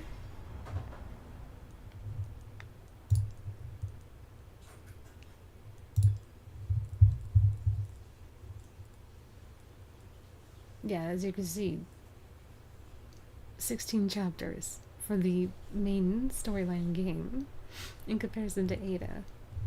So, yeah, his is longer than Ada's.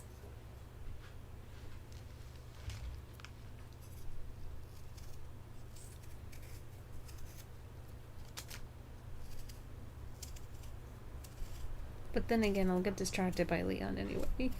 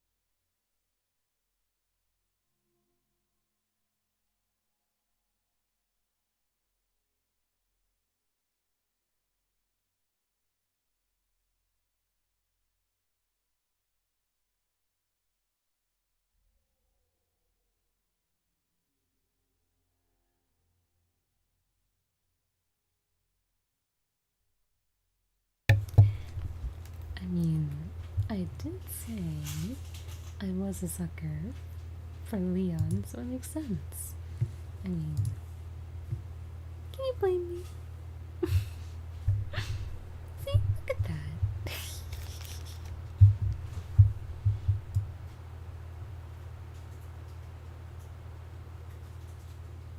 The cute little smirk on the face, my goodness.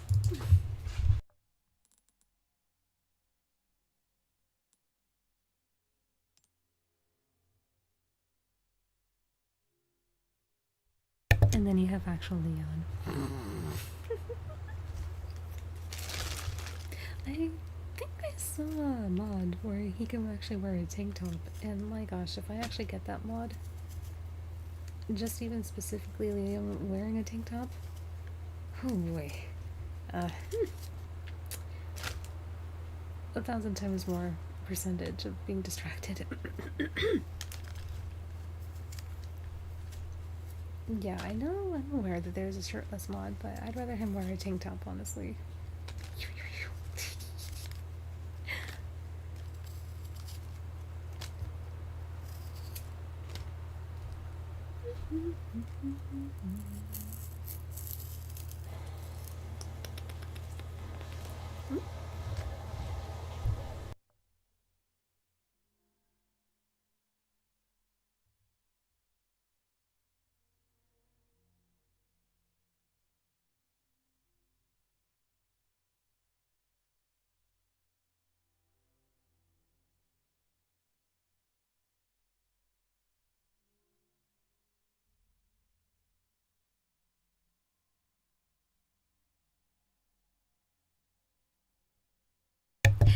You see, Morgan, I have yet to kind of master this game, but,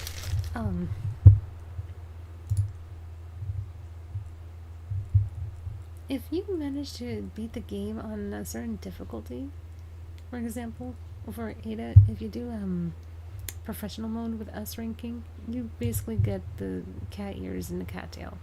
She doesn't really fit a cat, but I do. So, that means if she has it, very well, yeah. Leon also has it too.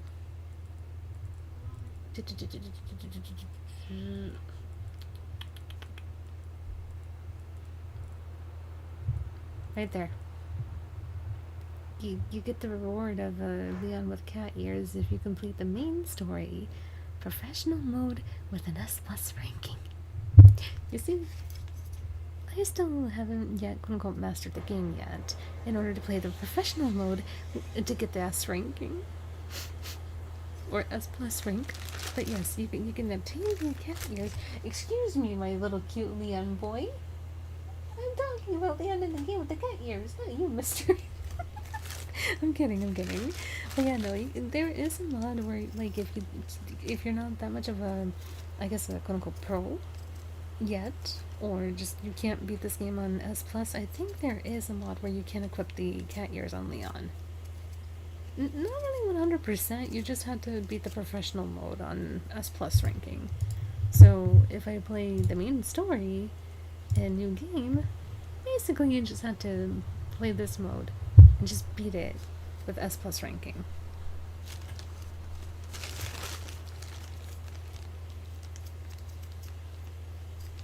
Like, the requirements to if you can save the game, how many times you can save the game, and how long can you basically beat the game for, like, under maybe let's just say maybe 2 hours. That would be quite the challenge. Unless if you're doing like speedrun tactics, then yeah, that's a different story. Probably. So yeah.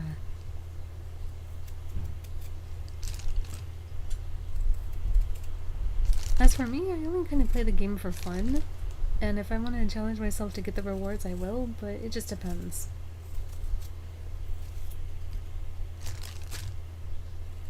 But the weird thing is that they only have the ears for Leon, but not the ears and tail. But for Ada, it's like ears and tail. I just don't know why. But I don't think you can put it on Leon or Claire in the 2 remake, but you can, I think, for the quote-unquote ghost survivors. in Resident Evil 2 Remake. And when I unlocked it, I thought that I could equip it on Leon. But no, apparently the game said, nope, you cannot equip the cute cat ears on Leon, or even on Claire. And it's like, I basically went through that challenge all for nothing. But at least in this one, it rewards you with the cat ears for Leon. Yeah, basically, like, where did, I think, oh, well, I guess only on professional, the autosave usually has, like, a little circle in the middle right here, or not in the middle, in the upper left-hand corner that you'll see sometimes for the autosave, and yeah, that's how you know.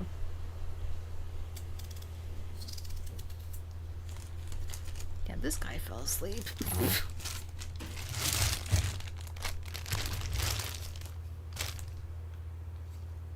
Possibly, but Ada is no cat. She really isn't.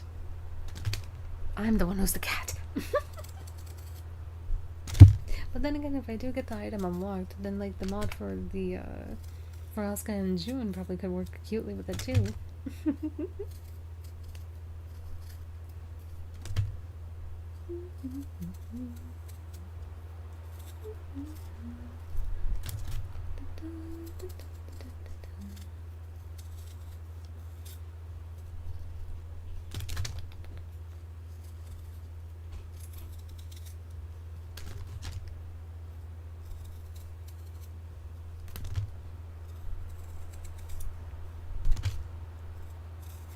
Oh yeah, I also forgot to kind of mention, like, there's also people who do, like, self-shipping in a way, for, like, the, when they ship themselves with, like, the canon characters, per se, I believe it's called.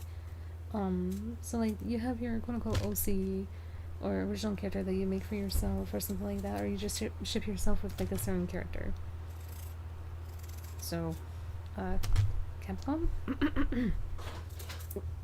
Meow.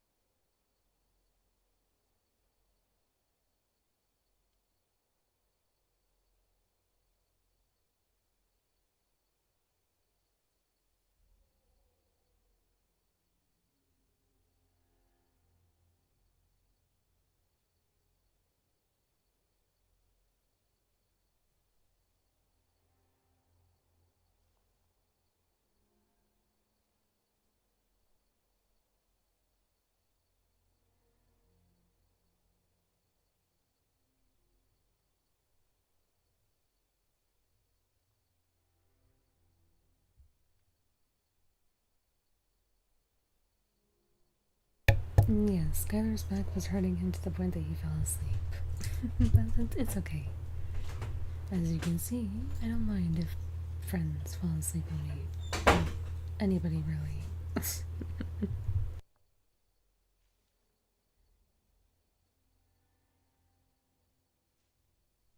Meaning yes, even if you watch my streams or if you end up falling asleep as well, I don't mind. Because if my voice can also somewhat put you to sleep, that's more the merrier for me, too.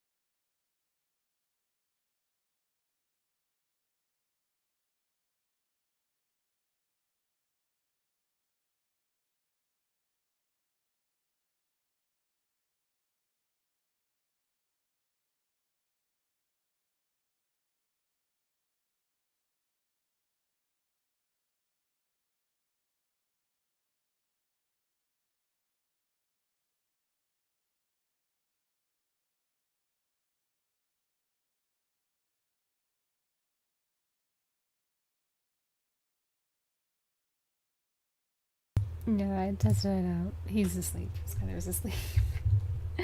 That's alright. But yeah, but the whole point, of course, of my voice is, well, I want to be a voice actor or actress. And, yeah. And I have, of course, as you can tell, or I hope you can, that when I speak or talk, sometimes I can sound extremely motherly like this, or angelic like you said, Morgan, or it could sound like this. "Yahoo! How you doing?" For example. Like, I can go from sweet and motherly to very nickelish or cat-like, happy toned, per se. And yeah, and the whole point, of course, that I would like to do when I stream all the time is not just to, of course, be goofy, but also at the same time, like, if for whatever reason any viewer might have like a horrible day, right? You can just come in here or wherever I'm streaming, if hopefully my account stays up, so I can actually stream for, of course, for the viewers. That's basically the whole point of being a streamer as well, is making content. It's not just for yourself, it's for the people who are watching or who subscribe to you, right? So it's like, yeah, the whole purpose and point of like using my voice, not just to communicate, but also to be, I don't want to say right now, it's also like somewhat like a therapist, or at least using my voice for like therapeutic means. But should my voice also, for whatever reason, calm you down, you're more than welcome to just lurk around or shadow around and just listen to me talk, and if I can make your day feel better than how it was originally, or to make you feel better and calmed, that's the whole purpose and point. So I don't mind whatsoever. Even to the point that, like, I think even when I start talking or do storytelling or something like that, it kind of sounds like it, yeah.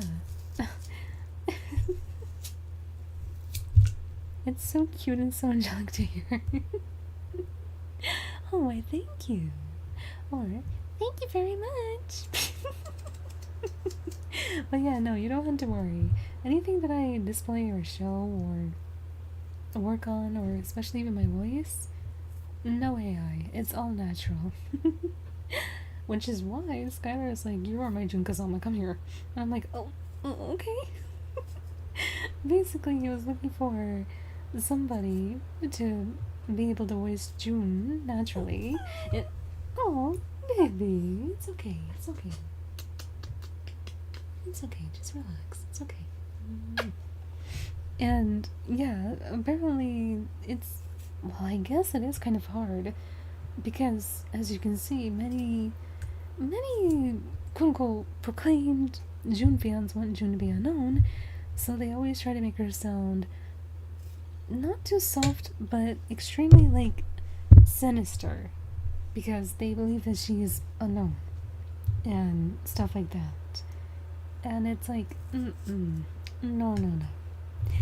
So yeah, I can't blame him, because it's really hard to not only find somebody that can literally voice June, but at the same time see her as the angelic way that she actually is, or the person that she is, not this sinister, what if, unknown type of entity. So yeah, and then ever since, well, it's funny because, of course, at the beginning, I was using a gaming headset, so it wasn't really capturing my actual voice like it is right now, because from that, I have a Blue Yeti. So that's why my voice is much more better and clearer to listen to rather than having a gaming headset on. And I was doing voice reels at the time as well for series and, well, multiple series in a way, not just one. But it was Tekken for Asuka, and then Durlife for Ayane, and then, yeah, most likely it was just focused on kind of Tekken-ish, because I also love Asuka. So it's not just June that I can do my voice for, but it's also Asuka. And thanks to also learning some Japanese phrases that Asuka does, people are still confused when she says like "kono boke," for example, meaning "oh you jerk," for example. That's what it means whenever she says it. Or like "kono aho," meaning "you stupid idiot," in a very mean way, but I said it really sweetly. But yeah, it's like those phrases that I think Asuka says, like people just don't know what she's saying. And there was like some phrases that she does say, which is like what was it? Oh yeah, like kakakoshi, for example. People were like, what does she say when she does that? It's like, well, it could mean many things, but when she does say that, it's more so like, prepare yourself when she says that. But not many people know that. Or like, get ready, basically. Or just saying to the opponent, just prepare for like a whooping, basically.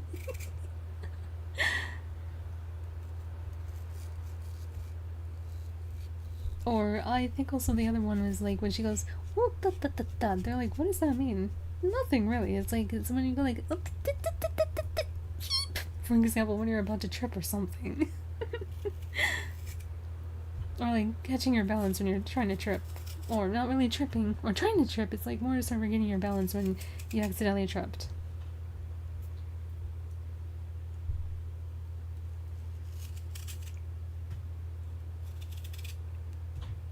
But yeah, I did delete those videos, but I do still have the game, so if I wanted to go back and redo the voice reels, I could, but I do have it on my other character general account, on my Jun Kazama one, with Asuka's lines.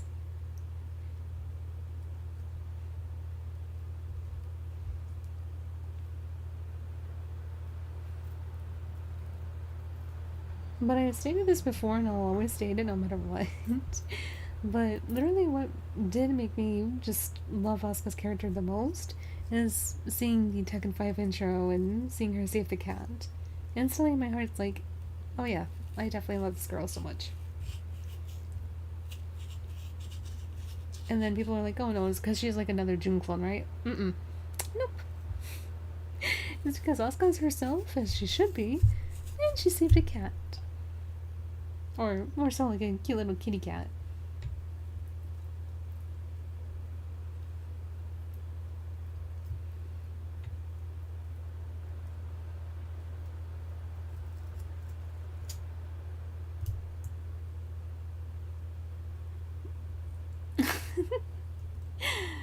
Oh, well, I do like to do voice acting, so it makes sense.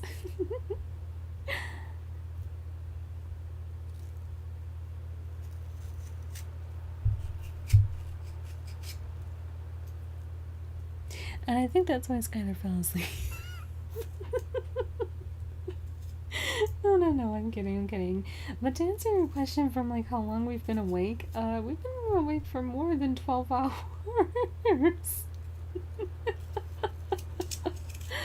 Oh, or at least I have. I don't know about Skylar, but yeah, and his back started to hurt, and then he thought he can probably sit through this, but then when his back started to hurt, he relaxed, and now he's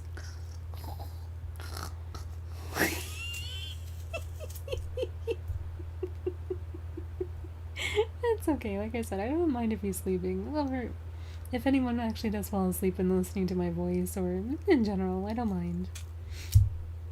I do actually kid around and say, yeah, I know I'm boring, it's okay, you can fall asleep on me because I'm not boring, I am. No, but on the actual, like, positive side, if you do actually end up falling asleep, even if I'm streaming or doing something, or in a call like this, I do not mind. I promise you that. Even if you fall asleep during the streams or in the calls, I'll try my best to either still put you to sleep, so that way you can sleep peacefully, and then you can wake up hopefully without, well, no interruptions, or just not try to interrupt at all. Or I'll just like be busy testing out something in a game or editing or something like that to keep myself distracted if I have to. Oh, I will take some rest. Right now I'm just peeling potatoes, and then after that I'll go take some rest. Oh.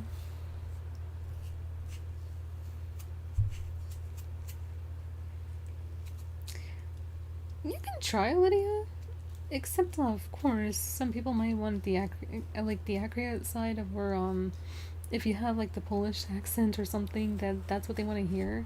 But if you can't, that's fine. Don't worry about it too much. Just do it the way that you think you can do it.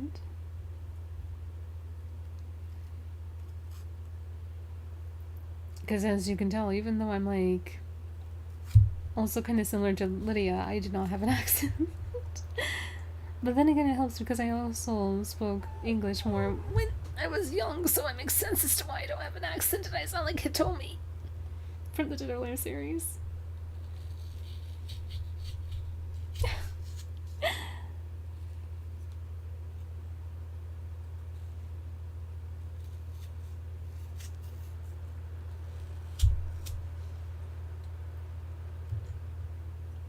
It really is. Accents are really kind of hard to pull off. Well, depends if you have one or not. Sometimes, maybe. Like for me, with the British accent, I'm still kind of working on it. So that way, if like I need to do any British lines for like certain characters, or especially like for Tomb Raider level editors for Lara Croft, the only thing I can think I can do best is like the Angel of the Darkness version of Lara, or from or from like Legend to Anniversary, and then what the no. That's the best example when I say no, because Lara always likes to say no when you don't have a certain item on her, or something like that. Click on like the keyhole, you don't have a certain key. No.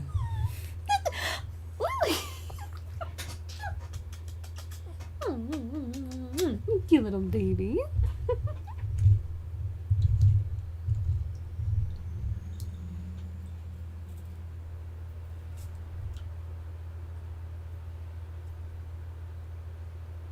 Yeah, just do it your own way. Like, for example, even though, I guess I'm supposed to have, like, some sort of, Japanese accent when doing Jun's, voice or Asuka's, I don't. So it's fine. Just do it the way that you think you can do it best. Oops. Excusez-moi. I'm kidding, I'm kidding. I was just trying to do a little Lily impression. And apparently, like, my Lily reel was actually kind of good as well, surprisingly. But that was also with the gaming headset, and not with this Yeti mic at all.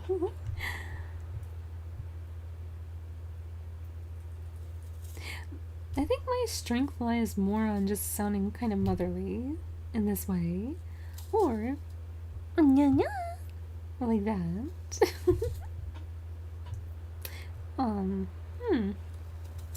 No, I'll just do it after I finish peeling the potatoes.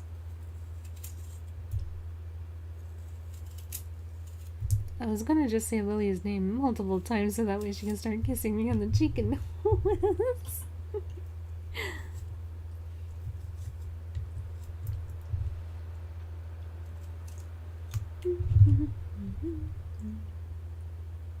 It really does fit June so nicely. Well, then again, she is very motherly and very angelic-like, and she loves Jin.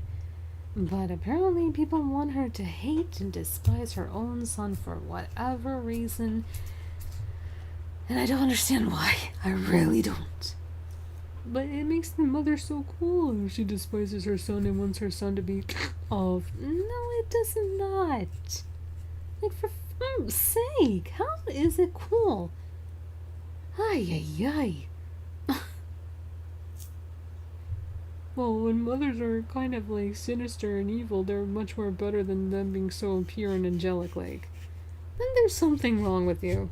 I'm sorry, I don't mean to sound rude, but there is something wrong with you if you think that way. Mothers are supposed to, well, they are supposed to, actually be angels to their children. Not something sinister, for crying out loud. then you're boring. Okay, then go to someone else. Like, you found the wrong genre of your taste, I guess. Goodness.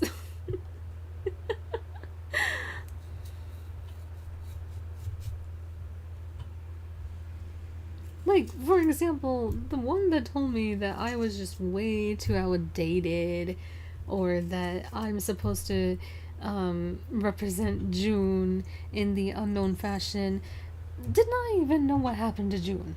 Let alone thinking that they know the lore about what happened to June and the lore to Kazuya and Jin. And then when asked, okay, well, what was the reason why June left? Oh, because she needed to make sure that Jin can grow up to be a man. And, like, literally she left a note for Jin saying, I left you, Jin. Keep in mind, Jin was 15 during that time. No one else, no other family to even, like, leave him with. Oh, I left Jin because I needed you to become a man. At the age of 15, mind you! He was still a freaking, like, child! But he needed to become a man. And then I needed to, like, work on my quote-unquote legs and the rear to get another father for you. Like, what? So explain how she is unknown. Because she's always had that power within. Oh my fudging fish sticks! Okay, yeah. See, those are the type of people, when you're really a passionate fan for, like, a certain character, in this case, Jun Kazama, you get people who say stuff like that! Oh, and of course, I was also apparently called a Bishu with broken English. Like, literally, B-I-T-C-H. I was called that with broken English. Like, when I speak English, I don't speak it correctly. I can't form sentences correctly. I speak too much. I talk too much, like Leon says. Sorry, in this game. But I don't speak as much as Ramon. But apparently to people like that who don't know what happened to June and make up bull crap like that, it says I don't know how to form sentences correctly, I don't know how to speak English well enough, I talk too much, I apparently know too much, and that's why I'm considered a Bishu with broken English. And I'm like, how does that make any sense? What? Okay, I guess I'm the Bishu with broken English. I almost sound like a Pokemon. Ay, ay.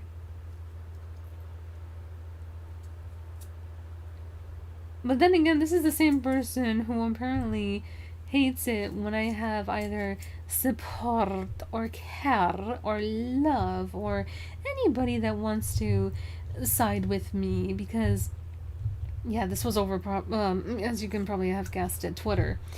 So there is a role-playing side to, like, every single site that you're on. Doesn't matter what it is. Twitter is one of them where this happened. And because I also roleplay as Jun Kazama, people don't like my version of June because she's just too loving, too sweet, too kind, too caring, too motherly, like how June is actually supposed to be.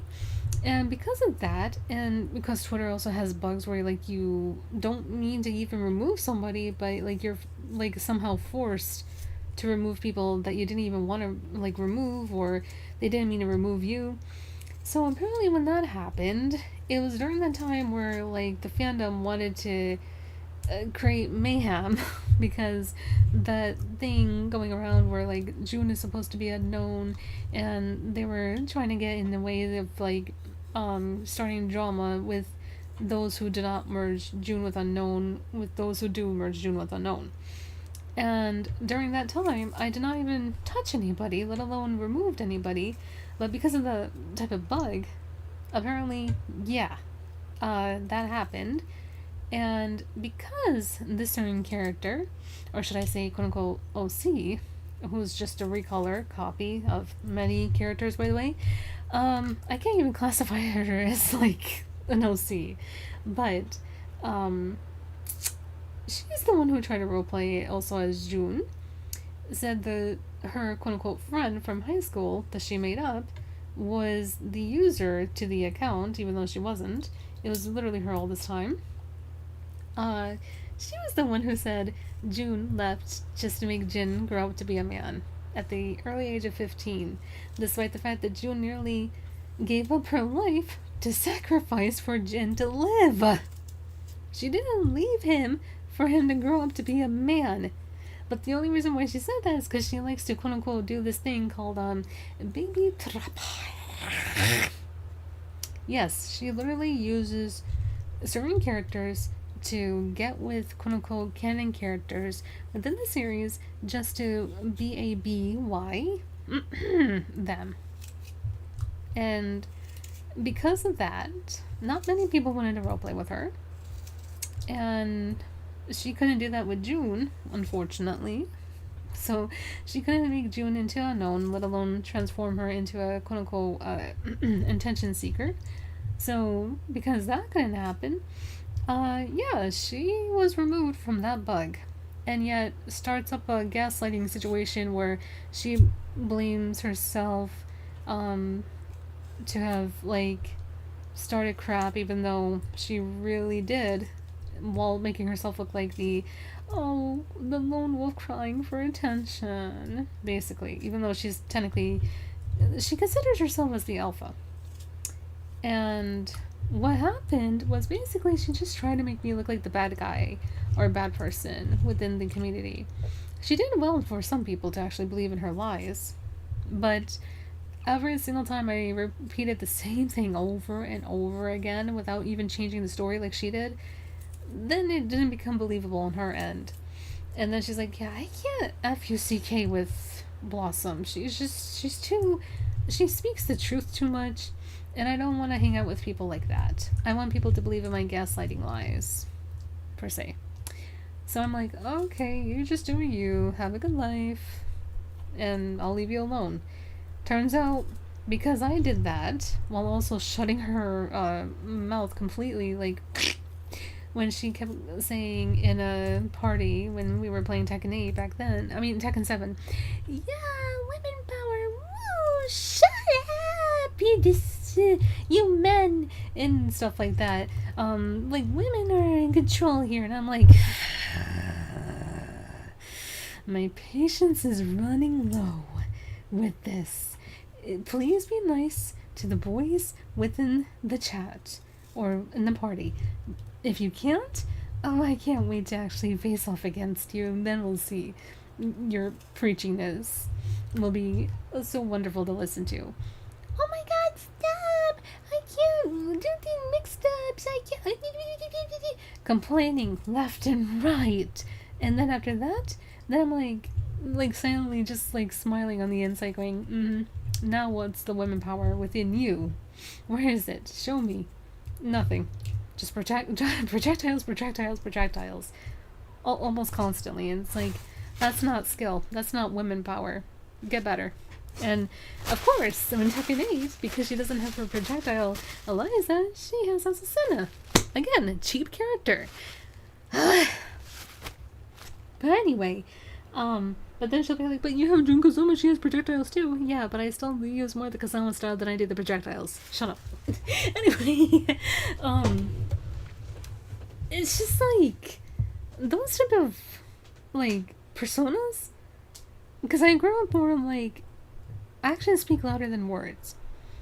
Basically, if you really want to prove something, do it with action as well. For me, if I hear even, I don't know why, but it sets me off that, like, if I hear anybody wanting to pick on guys, even girls, but now it's like more so the innocent guys and people who didn't do anything wrong, right? And then somehow they're like, oh my god, shut up, you had no feelings. It's like, say that one more time. Do not mess with their emotions. Just do not mess with their emotions. Everyone has emotions. I hope that they do. But everyone should have emotions to the point that they should not be picked on for it. And when I see, like, anyone innocent, even like this cute little puppy on me, for example, anyone, or even an animal being picked on, or just being like, oh my god, I'm talking, shut up, I'm gonna overpower you. Just, But then again, that's just my protective side. Just wanting to just... Anyway, yeah, she's that type of person. And because of her just saying that about Jun Kazama, then my mind understood that most of the fandom believe that version of Jun. That she just left Jin to fend for himself because she just misses having a man's part in her, per se. Let's just keep it like that. But that's not the case. June wasn't like that. Let alone, unfortunately, she understood the consequences of actually being with Kazuya, but she still chose to stay by his side because she loved him. It's not because she hates him, like how many people want to proclaim that she hates Kazuya. June does not hate Kazuya, let alone she doesn't hate Jin. She loves them both dearly, and anybody who's dear to June, she loves them back. But no, apparently that's so out of character. June is not like that. She's unknown. Ah! No, not you, baby. No. I accidentally slammed my arm on my desk, and she got afraid if I hurt myself. No, I'm okay, baby. I'm okay. I'm fine. It's alright, babe. There. Hello there, Bramer. Hopefully you're doing well. Yeah, you came into the stream where I'm just like talking and doing lower stuff again. But this time it's reality, not well, it's partially the game, but also reality as well. But yeah, sadistic demon ninja blossom, yes. And the protective side, yes. But it's like, these are the type of people who are telling me either Oh, baby. Like, I'm either too outdated or I really don't know the lore. And I'm like, excuse me? Oh, I've been playing Tekken 2 ever since the good old days, but I still merged Dune with Unknown. That right there further proves to me that if you state you played Tekken ever since Tekken 2 and played June from then, but you still merge her with Unknown, you are not a classic fan. You can state and say that you are, but you can definitely tell who really is a Jun Kazama fan, because if they merge her with Unknown, that's when you know that they're not true Jun Kazama fans. They're John Unknown, for example, fans, but not Jun Kazama fans. So that's how you can tell the difference. But then again, it doesn't help that, like, there's, like, innocent people, of course, in the fandom, like yourself, Morgan, who started off with Tekken 7, but you want to know the lore. Thing is, it's because of those people, just like who I just described, or the other one who ships Jun Kazama desperately with Heihachi Mishima, that she wants Jun to become Unknown to just do the, let me get rid of Kazuya and Jin, they're in the way for me to be with Heihachi. Basically, those type of people, literally in the fandom, are making you look bad. Because the trope right now, I think, or like the definition of like Tekken 7 fans, or if you started with Tekken 7 or a late Tekken fan, you're not a true Tekken fan. Or something like that, or you don't know the lore. But that's sad, because it's like, we want, or like the ones like myself who know the lore, we want to teach you the lore, but then you have people like Mayman Sweet, I think, right? He says June is unknown and that's canon, and then he has followers that come into streams like mine, for example. True story, when I was streaming on the other platform, that when that happened, I did see the video. Like, do not, I do say this, do not look up Moonsault Slayer, because he does not produce good Tekken content. He just steals and just creates content just for views and subscribers and stuff. He says Jun Kazama's unknown and she perished during the fight with Ogre. That is why he tried to make people believe. So he's not even a Tekken fan, if he even says that too. Thing is, like, people just like that, like, kept saying June is unknown, tag is canon, keep it at that. So when I actually described more and more about June, like literally about like her character, she fought against Ogre, but she was always claimed as missing, never DEAD, basically. So there's no way that the unknown power or entity or whatever it is it cannot control June, even if it wanted to. Tekken's story a little bit shows that even when Jin was unconscious during that time, even when Kazuya, it's canon that Kazuya tried to extract Jin's devil's power within him, but despite the fact that his body was unconscious, Jin's angelic power activated and said, nope. Basically, just literally went, no, goodbye, out of his body, and literally almost rendered Kazuya in like a paralyzed state. That's how strong the angelic power within June, Asuka, and Jin are. Jin is only partial, but both June and Asuka have like the most powerful ones of them all in the family, because they're pure angels. Jin is a pure angel as well, but because of Kazuya, he's like half angel, half devil. So it's like, yeah, the mixture of both June and Kazuya. But regardless, even if it's just even half, and it nearly rendered Kazuya in a paralyzed state where he couldn't move, that is how strong it is, only by half. So how can a power that's even supposed to be just as strong, like merging the devil and unknown, how can that even, for whatever reason, have full control over June? How? If the devil gene can't have full control over Jin, how can, quote unquote, the unknown power have full control over June? See, how does that make any sense? Like, my brain hurts just even wanting to think that. And it's like, oh, well, she got it by making, sweet intimacy with, Kazuya. If that was the case, any type of form of intimacy or just like love or hugs or kisses or something like that from like Kazumi to Heihachi, he would have actually had the devil gene or unknown in him then. Like, how?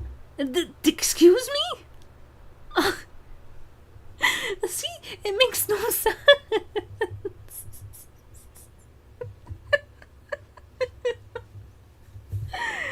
Oh, oh, jeez.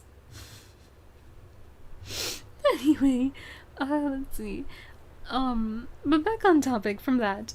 Yeah, one of the, very loyalist follower of Mainman Sween came into my, chat and told me to not be so persistent on June being herself, on June being just the angelic Kazama, the way that she is, being pure, that I should stop being, like, so informative of the actual lore about June, about Tekken, and just accept the fact that June's unknown. I'm like, no, I won't. Just because, quote-unquote, pro player in the Tekken generation, for example, or just like in general the community, says that June is unknown, I'm not buying it. Because this is the same person who says that he knows everything about Kazuya, but doesn't even know one single correct lore about him. Maybe knowing how to fight is him, yes, but not as his character. Because he'll just say, oh, Kazuya's the devil. Well, no, no, poo-poo! Of course we know that. Thanks to his mother Kazumi and like the descendant from like all of her like family members that actually started the devil gene like bloodline. Yes, we know that. That's one simple canon fact. Yes, but what else? He's a Mishima.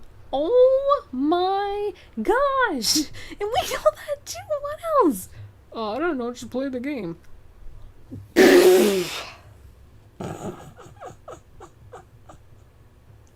And you mean to tell me I'm supposed to listen to this man saying that June's unknown and take that as canon? Okay. Oh yeah, and he also just says like, Jun Kazama's the mother of Jin Kazama. That's it. That's all you need to know.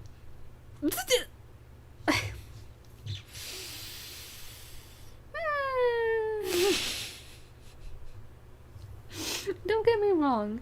He does seem like he's a very good father and a husband, and I want that to happen. Like, just keep it like that. You're really good as that.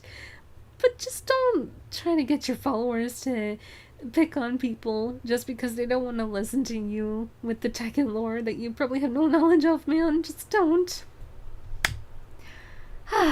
yes, Morgan. On Twitter, like, you can actually make, your own personal, like, writer account, or you can do role-playing account. But for me, or a professional account. But for me, it's like, I just use it just for the heck of it, like, just to see if there's any funny or cute moments, for example, like with cat videos. Or just, like, what's going on in the community and stuff like that, if they don't want to post it anywhere else. And then there's also the role-playing side, like in YouTube, there's also, like, the role-playing channels that we have, like, Skylar has Jin Kazama, I have Jun Kazama, and so on and so forth, for example. Like, I'm wondering if I should make another role-playing account here too, but that just depends. But yeah, basically you have those two sides, or three sides really, in the community in a way.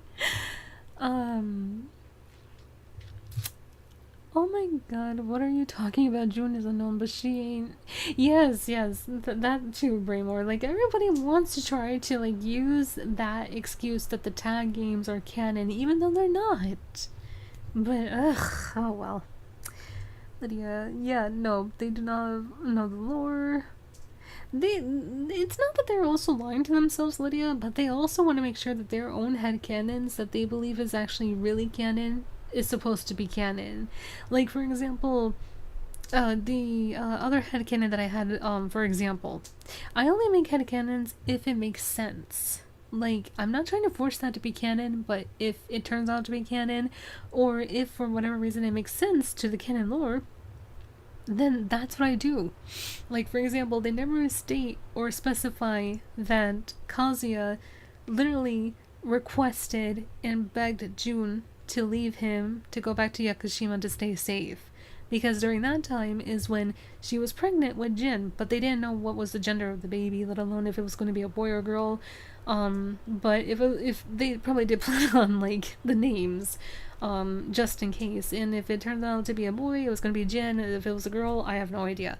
But for example, when probably hearing, like, reports that Heihachi survived, he's coming to find Kazuya, is when Kazuya desperately told Jun to go back to Yakushima, like, make no mention of me being the father of Jin, so that way Heihachi doesn't, or his henchmen, or, like, anything, like, for example, that Heihachi had on his side, which Heihachi did have, like, gangs, henchmen, he had basically everything that you could think of that's literally, like, can be against anybody, and especially Kazuya. From the age of 5 all the way up to, like, even 50 at this point. Like, Heihachi has so many people on the side that are trying to Kazuya every single time.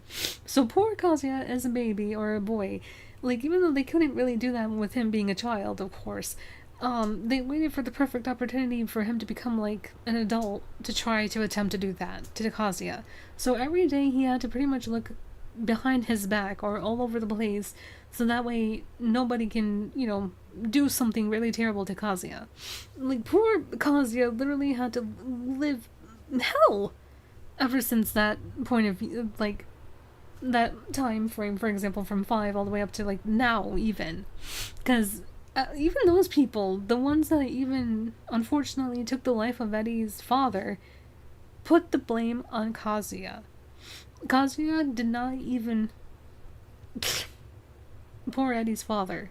Literally, Eddie's father got into the wrong side of the whatever he was doing, which led, of course, both Eddie and his son, or Eddie's father and his son, into the prison cell, which is where Eddie, and I don't know if the father, but Eddie met his master, which happens to be Christie's grandfather, within the prison cell.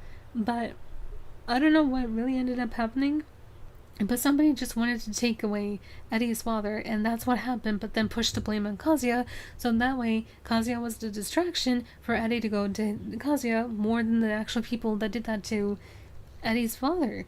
And the same thing happened with Leo's mother, or Eleanor's mother. Yes, even though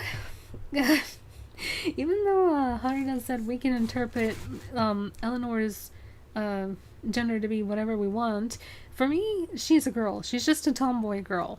And yeah, I know it's unimaginable to think about that, but, like, Asuka's also a tomboy girl, but she's a girl. And for me, I'm a tomboy, technically, girl. But, like, I also like to say that I'm a tomboy, but I'm partially a tomboy because I do like girly stuff, but I also like to wear, like, hoodies and sweatpants and stuff like that. But that doesn't mean I'm a, you know, a man. I'm a biological woman because I, as you can, like, tell from what I said earlier, I am going through motherly woman cyclehood at the moment for this week. Like how you went through Morgan last week. But just because I classified as a tomboy doesn't mean I am, you know what, from what people think nowadays. But for me, Eleanor is a woman, let alone the game files, when you're even modding, has her classified as a woman. And just like with Lily, Lily's name is not really Lily, it's Emily. And Eleanor's name is really Eleanor, but it's shortened to Leo because Eleanor apparently is just too hard for people to remember, or maybe it was just shortened because why not? But still, you can look at her as however you want, but for me, she's a girl, and she'll always remain a girl until I don't know when. But no, literally, they just made it as into a quote-unquote joke for Eleanor to actually be comfortable being both a woman and a man, or just at least like wearing the clothing as like a guy would. Which there's nothing wrong with that, because I did that too when I was young. I wore more, like I said, sweatpants and hoodies all the time, but now it's more like the same thing, if not like really cute, like flowery shirts and like pants that extend down to the knees and stuff like that. So it's like, I kind of changed a little bit over time to dress a little bit womanly, but I still like to wear sweatpants and hoodies. Or pajamas. But still, the thing is that, back on topic, Emma is the mother of Eleanor, and the G Corporation, I believe, is the one, who tried to pinpoint, that Kazuya was the one who unfortunately ended the life of Emma.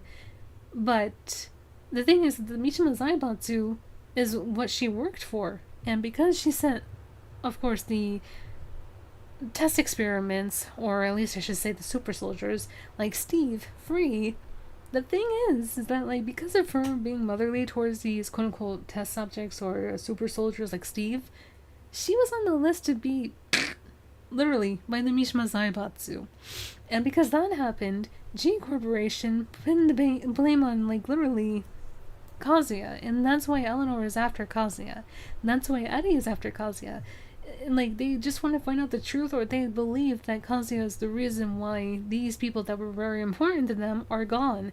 Even though he's like, I had nothing to do with this. Like, literally, Kazuya had nothing to do with any of that.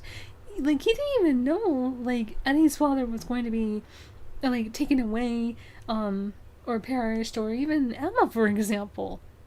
If he knew that these, like, super soldiers were being created, he would not have that happen. The reason why those happened was because of Heihachi. It wasn't because of Kazuya. Like, at all. And during that time, Kazuya was claimed as perished as well when Heihachi won in the tournament of the Tekken 2 and basically threw Kazuya down the volcano, and he thought, okay, there, done and done. Kazuya no more, let me just take control of the Mishima Zaibatsu, which he did for many years after that. So from 28 all the way up to 48, basically 20 years, he had control over the Mishima Zaibatsu ever since then. But then the G Corporation found Kazuya's body and basically did experiments on him, or at least put him in, like, the incubator tube just to heal from his wounds. So if it wasn't for the devil gene within him, we wouldn't even see Kazuya at this point. Literally. So it was kind of thanks to the devil gene that saved Kazuya's life. But regardless, it's just like, people wanted to just always pin the blame on Kazuya. If not that, always make him look like the bad guy. Even Heihachi wanted to take away all of the negativity or eyes or talk or rumors on him over to Kazuya, because he wants to always make Kazuya look like the bad guy. And for people to go after him, because it's like, if I can't my son, then somebody else can do it for me. while I can go over here to Sweden, for example, and just make another quote-unquote baby because I just don't know if I had the double gene or not. That was his excuse. Basically, Heihachi is just like Raido from the Dead or Alive series. Let's just put it like that. So that's why he has more than 3 children. He probably has like 18 or more because he needed to do test experiments, or just like, I need to test out if I have the double gene or not. That was his go-to excuse. But yeah, the headcanons like those, for example, where like it's not ever mentioned, but in a way you can kind of tell that it is, that like literally somebody who stayed with Kazuya's side the longest ever was Jun Kazama for like at least 2 to 6 months. And the reason why is because like every single time the longest is either 2 to 6 months or 2 years is always the longest that anybody has stayed with anybody within the Tekken series. Well, when it comes to like the timeline of the games, in a way, when we realize from like Tekken 3 up until Tekken 4, 2.5 years, and then Tekken 4 all the way up to like Tekken 7, a few like weeks to months, and then the longest was like Tekken 7 to Tekken 6 months. So I'm kind of basing it off of like maybe like that, because June was 22 and she was technically still 22 going into 23 when she had Jin. So it's like it was probably like months that she was with Kazuya, they conceived a child, Jin Kazama, and then that's what happened months later afterwards. And the only reason why is because Kazuya trusted June. He fell in love with her, but people would rather believe it was a one-night thing and that's it. It wasn't. Otherwise, why does June care so much about Kazuya? And why did Kazuya potentially even ask and beg June to go back to Yakushima just to stay safe, and never mention anything about like who the father was, what's the connection to the family, and to just live a normal peaceful life until Ogre destroyed it with Heihachi?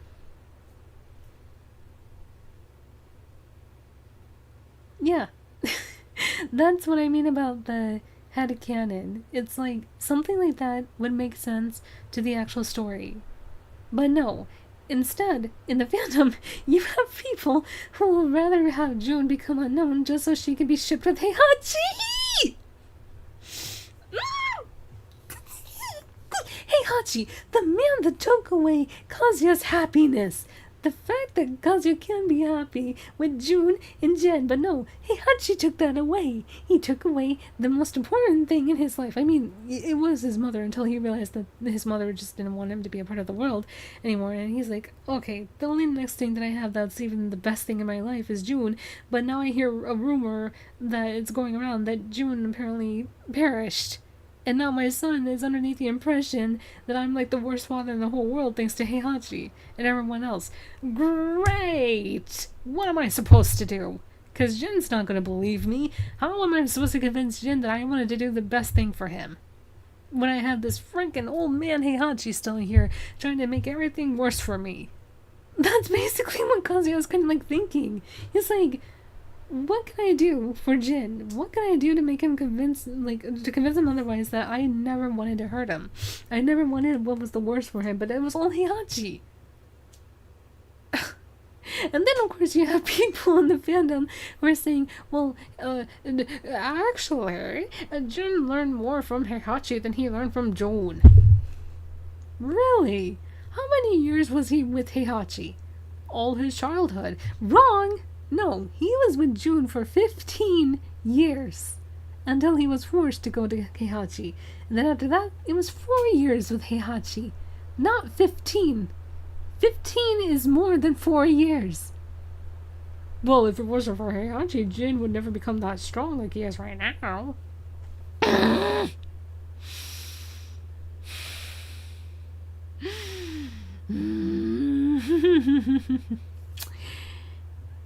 Well, okay, fair point, but the reason why he became stronger was to get revenge for his mother.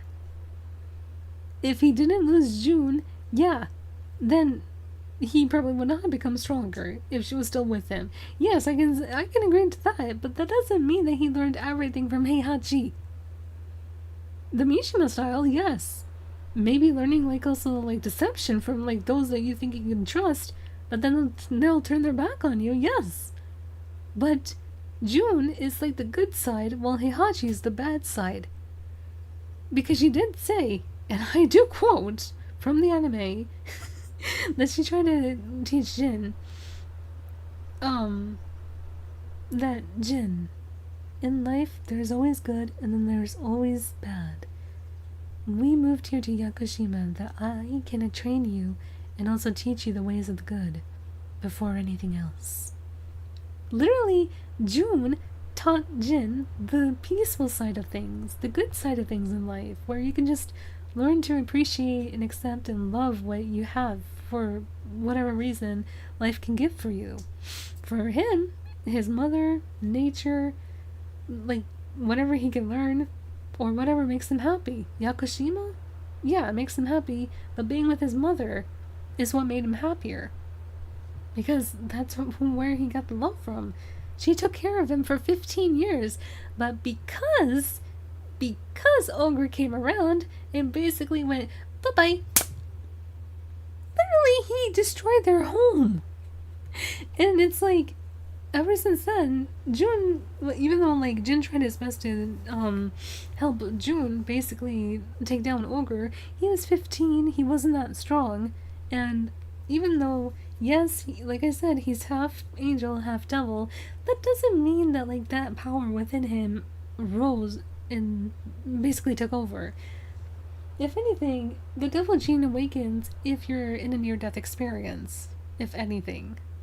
But the angelic power takes a while because nobody in the family literally mastered that power until years later. June is the one who shows us that she literally does master it. But she doesn't want Jin or herself to really rely on the angelic power, but to rely more on strategy, more on your brain, to focus, to concentrate, and to use it for the greater good. Not to use it for anything evil, basically. But yeah, it's just, you're gonna have a lot of people within like the community that's just gonna listen to the pro players who even do this. They do this as well. If you even beat them with a controller, they will not shake your hand out of respect. They will not even acknowledge you out of respect because of this. Oh, I don't consider people who play with a controller or the D-pad as like players. You're nothing. Goodbye. It's like you have to play with like the arcade stick or something like that for them to consider you as something or someone important to them. Otherwise, it's like, nah, you're simpleton, go away. Like, so we're supposed to listen to people like that. My brain! Oh my goodness. Anyway, good morning, Mama Nikki. Hopefully you're doing well. Yeah, you. Thank you, Birdie. You were calming my nerves down. You came into the wrong time. Well, I mean, I don't know if it's the wrong time, but yeah, I'm just doing a little casual lore talk before I end this stream to get some rest. But yeah, no, it's just yeah, I'm just talking about the lovely lore of Tekken and Tekken characters and the community and pro players and like what we're supposed to quote unquote listen to and the yada yada yada and stuff like that. Yeah.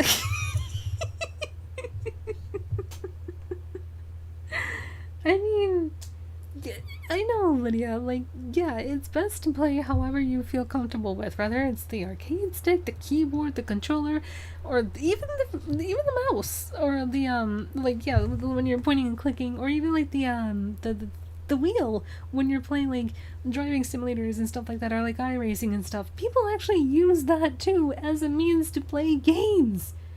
Like, I've seen even, like, speedrunners playing, like, Resident Evil with that. Like... It's amazing to me, but it's like we have to, for whatever reason, because like the developers as well listen to role players rather than casual players, like we have to listen to them too because according to them Haruto listens to pro players. Just because he does doesn't mean we have to.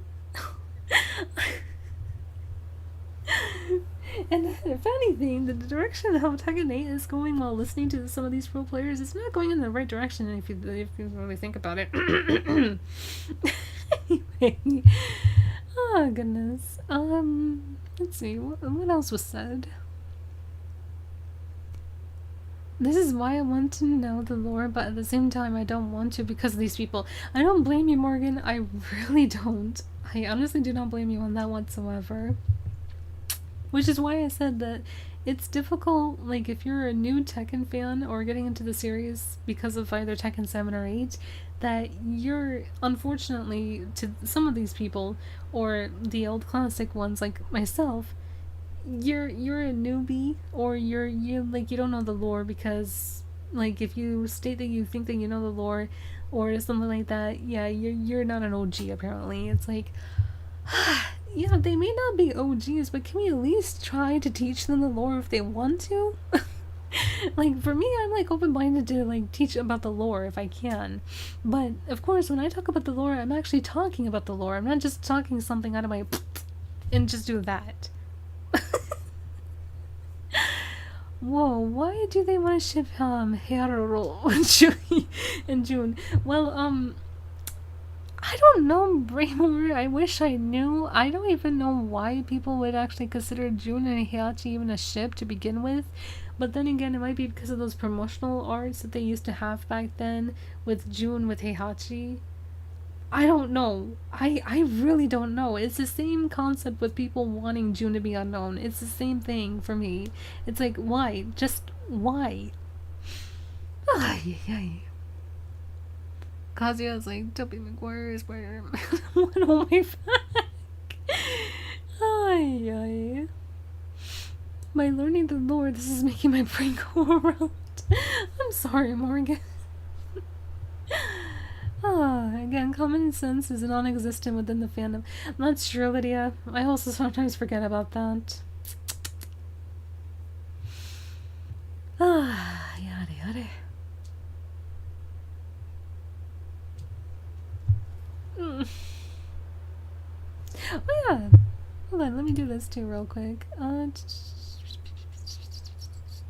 we go.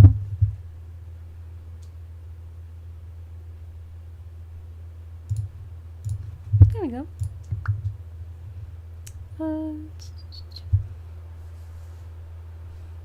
Yes, I was referring to one of the lines that June says to Jin in the Tekken Bloodline Netflix series.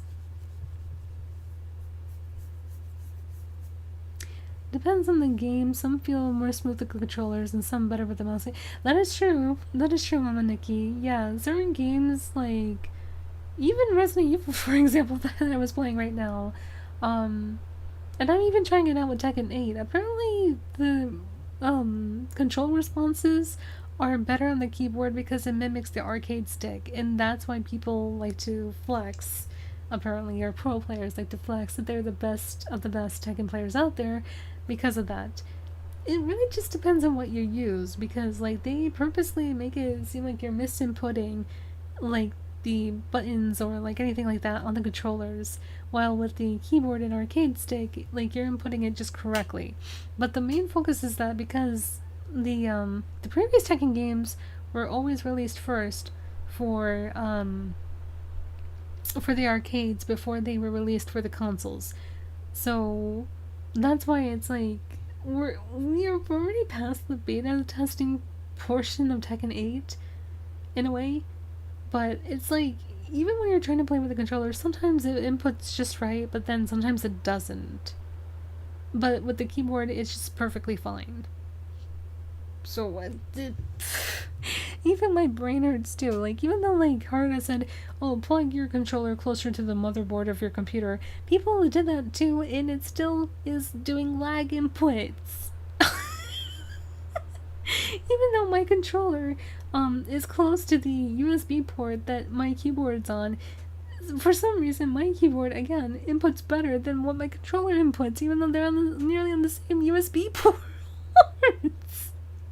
And that's saying something. also getting a little off topic here, but I did make a few small headcanons for Lydia for sense. The whole Sobieska style thing was one of them. Oh, that's fine, Lydia, as long as it makes sense. Like I said, like with headcanon stuff.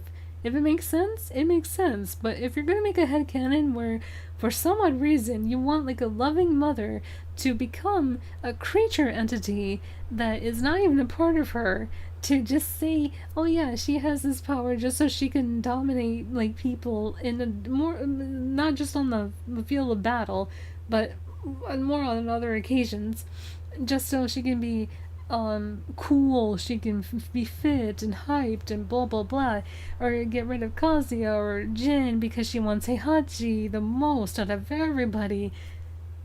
What? Like what?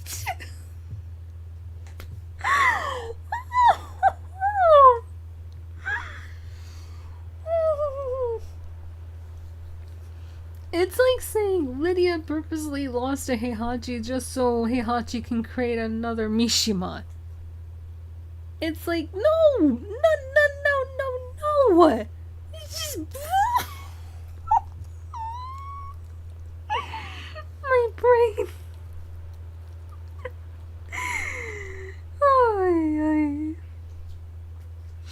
I wish we could rate people on YouTube, but I don't know if we still have that option yet, or if it's still in the making.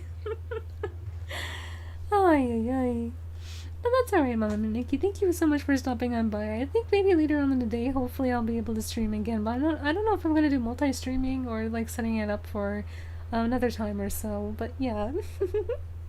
Go back and work and try to have fun and stay safe as much as possible. Lydia is an incredibly underrated character, if you ask me. She really is. And she's technically an OC as well, or an original character in a way. But, of course, Harda loving Heihachi, he had to make it seem like Lydia, who was nearly just as powerful, if not similarly extremely powerful like Heihachi, lost to him just for plot convenience. That's what angers me. It's like Lydia, who is super strong, loses to Heihachi just because, oh, Haruto's favorite, he has to always win.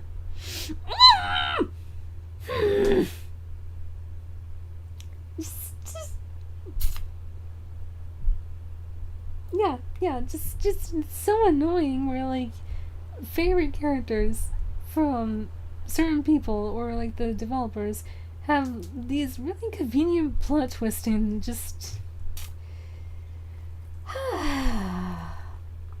it's like Heihachi's heart stopped working. Yeah, there have been cases where like I heard that people did actually have their heart stop for like a certain amount of time or period, but then like it was beating again, like they were almost nearly resurrected. But no, it was more so like they had the case where their heart did stop, but then it just started beating again out of nowhere. So like I can understand that portion with Heihachi, like if his heart stopped for just a split second or a moment, but then after a while it like he regained consciousness and his heart actually started to beat again, I can believe in that. But how in the world, like, with what was it, like the meteor or something? How is it that he then somehow smashed his skull or his head, literally his bald head, right into like the center of like this big huge rock, and somehow he regained his memory?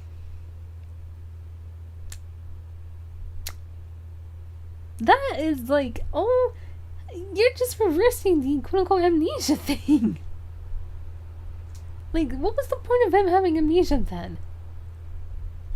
Or I could actually, like, even though maybe he did, but then I would much more believe that Heihachi literally was pretending to have amnesia, because that's how much of a person he is. He would pretend to side with the good just so his evil intentions can come into play.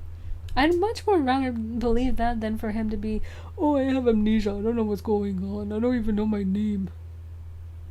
And it's like, I think the reference, like, so much for Tenchu when it comes to Suzaku and Zeryu, but it's like, come on, you're being cute and slick at the same time for people who don't know the Tenchu series, but those who do, we noticed. Like the actual canon, like ending of Tekken 8, when June's bird flew past Jin, it's like it reminds me of Shinyutsai's bird when it flew past both Rikimaru and Ayame in the ending, and it went up into the sky to tell them, good luck, my students, and let's hope for the best, that like you made the right decision for whatever it is that you want to do. So that bird reference, I mean, even though June was always a character for loving nature and loving animals and stuff like that, it's like, it's really adorable that they referenced the Tenchu 2 ending for that, and then referenced again Tenchu and Heihachi's side of the DLC story for Suzaku and Seiryu. And basically what I mean by that is that the Burning Dawn basically is what I'm referring to, led by Lady Kagami. And what she did was that she assigned people, or quote-unquote lords, within her Lords of the Burning Dawn kind of team that she assembled, and whoever was the best was deemed as one of the lords. You had Seiryu the Blue Dragon, then you had Genbu the Wise, Byakko the White Tiger, and Suzaku the Red Sparrow. So basically we had Seiryu the Blue Dragon and Suzaku the Red Sparrow in Tekken 8. But then you have the other two, of course, in Tenchu, Birth of the Stealth Assassins, or Tenchu 2. And because of that, it's like, how many more Tenchu references will be in Tekken 8? I mean, not that I mind, like, I love the Tenchu series as well, like, forever. I'm gonna love it no matter what. But it's like, it's just, why are you, like, in a way, at the same time, it's like, I understand, but it's like, why are you trying to make it seem like making references from other games is bad? Like, more so, we see a lot of references of Dead or Alive, or at least Dead or Alive 6, into Tekken 8. But it doesn't, I mean, it does help, but it's like the reason why is because, Shibori is the one who also worked on Dead or Alive 6, and he's part of the team now, for Tekken 8, with, like, I think, like, level designing, or at least, like, functioning how you actually interact with the stages and stuff like that. But nearly half of the costumes and, like, the environment and stuff like that feels like it's like another Dead or Alive game into Tekken. But, of course, back then people were like, oh, Tekken and, Dead or Alive had to be, like, in a neck-to-neck competition with each other, or, like, butt heads and stuff like that, because Itagaki and Harada didn't like each other. The thing is, yes, they did like each other. They are, like, the greatest friends, if anything. And Harada did state that he misses Itagaki a lot.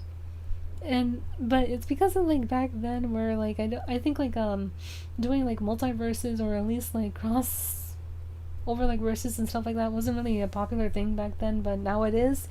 It's like, I'm pretty sure Harada probably wants to do, like, some sort of, like, collaboration with Dead or Alive. But how now? Like, in the state that Dead or Alive is in, it's like, is Team Ninja just going to, like, remaster, or at least, I hope it's going to be, like, a remaster, from, like, Dead or Alive 1 all the way up to, like, Dead or Alive 4, to just, like, work on, like, hopefully, I hope they'll be smart enough for this, that, if they do that, there's a possibility that they can do, like, what Tekken 8 is doing right now, along with other games, cross-network crossplay. So that way, like, if you have it for, the computer, you can also have it for, like, playing, like, games with, people who, like, just want to stay with console instead. So, if Dead or Alive can actually have that option, and bring in, like, fans, like, old fans and then new fans to try out the game, hopefully they'll have a good direction to do, at least, hopefully, another re-release of Dead or Alive 5 and 6, but better. Like, for example, I cannot get over the fact that we missed out on a very cute stage. Asuchi. There's like 2 cats, I believe, 2 or 3 cats within that stage. It's basically just like the remaster version of the Dead or Alive 3 stage, but then just added like cherry blossoms and like other cute effects and stuff like that into the stage with the cats. You can release Naotora, a Samurai Warriors character that was a part of that stage. You mean to tell me that we can't even have a simple stage like Asuchi, but we can have Lost World from Dead or Alive 3, the same game that Asuchi is a part of? Are you kidding me? It's like I missed the opportunity, or at least like, why did you miss the opportunity to just not add that state in the Dead or Alive 5 Steam release the game? I mean, I don't know why Crimson like Sunset, I think that's what it's called. Like, you released Dead or Alive 6, that stage is in Dead or Alive 6, but it can't be for Dead or Alive 5. I don't understand. I mean, I can understand for the Attack on Titan, because they probably lost the rights to the collaboration, per se, for that, but it's like, just because you did, doesn't mean that you can kind of be a little bit lazy to not include the other stages that are a part of Dead or Alive. Like, the Crimson Sunset was part of Dead or Alive 2, or 2 Ultimate, so why can't that be in the game? Asuchi, Dead or Alive 3, but also Lost World was also Dead or Alive 3, but again, that was part of the older Dead or Alive games. Why can't they be in there? Like, nani? I don't know if there's any other stages that are missing, but those 2 stages are definitely missing for the Steam version of the game, so it's like re-release at least Dead or Alive 5, but then like work on upgrading Dead or Alive 6 before you can do Dead or Alive 7 if you want.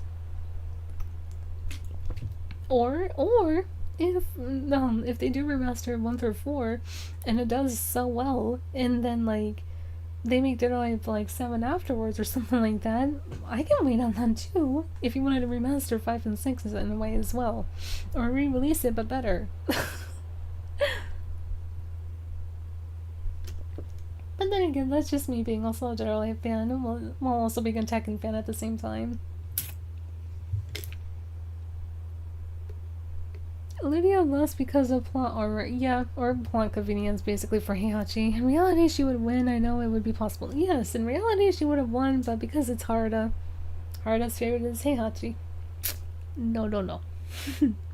Wait, Heihachi making... Yes, but instead of actually making, the correct way of being like that, just like with every other woman that Heihachi was with, he just only did it out of, the other way around, not out of from the heart beat.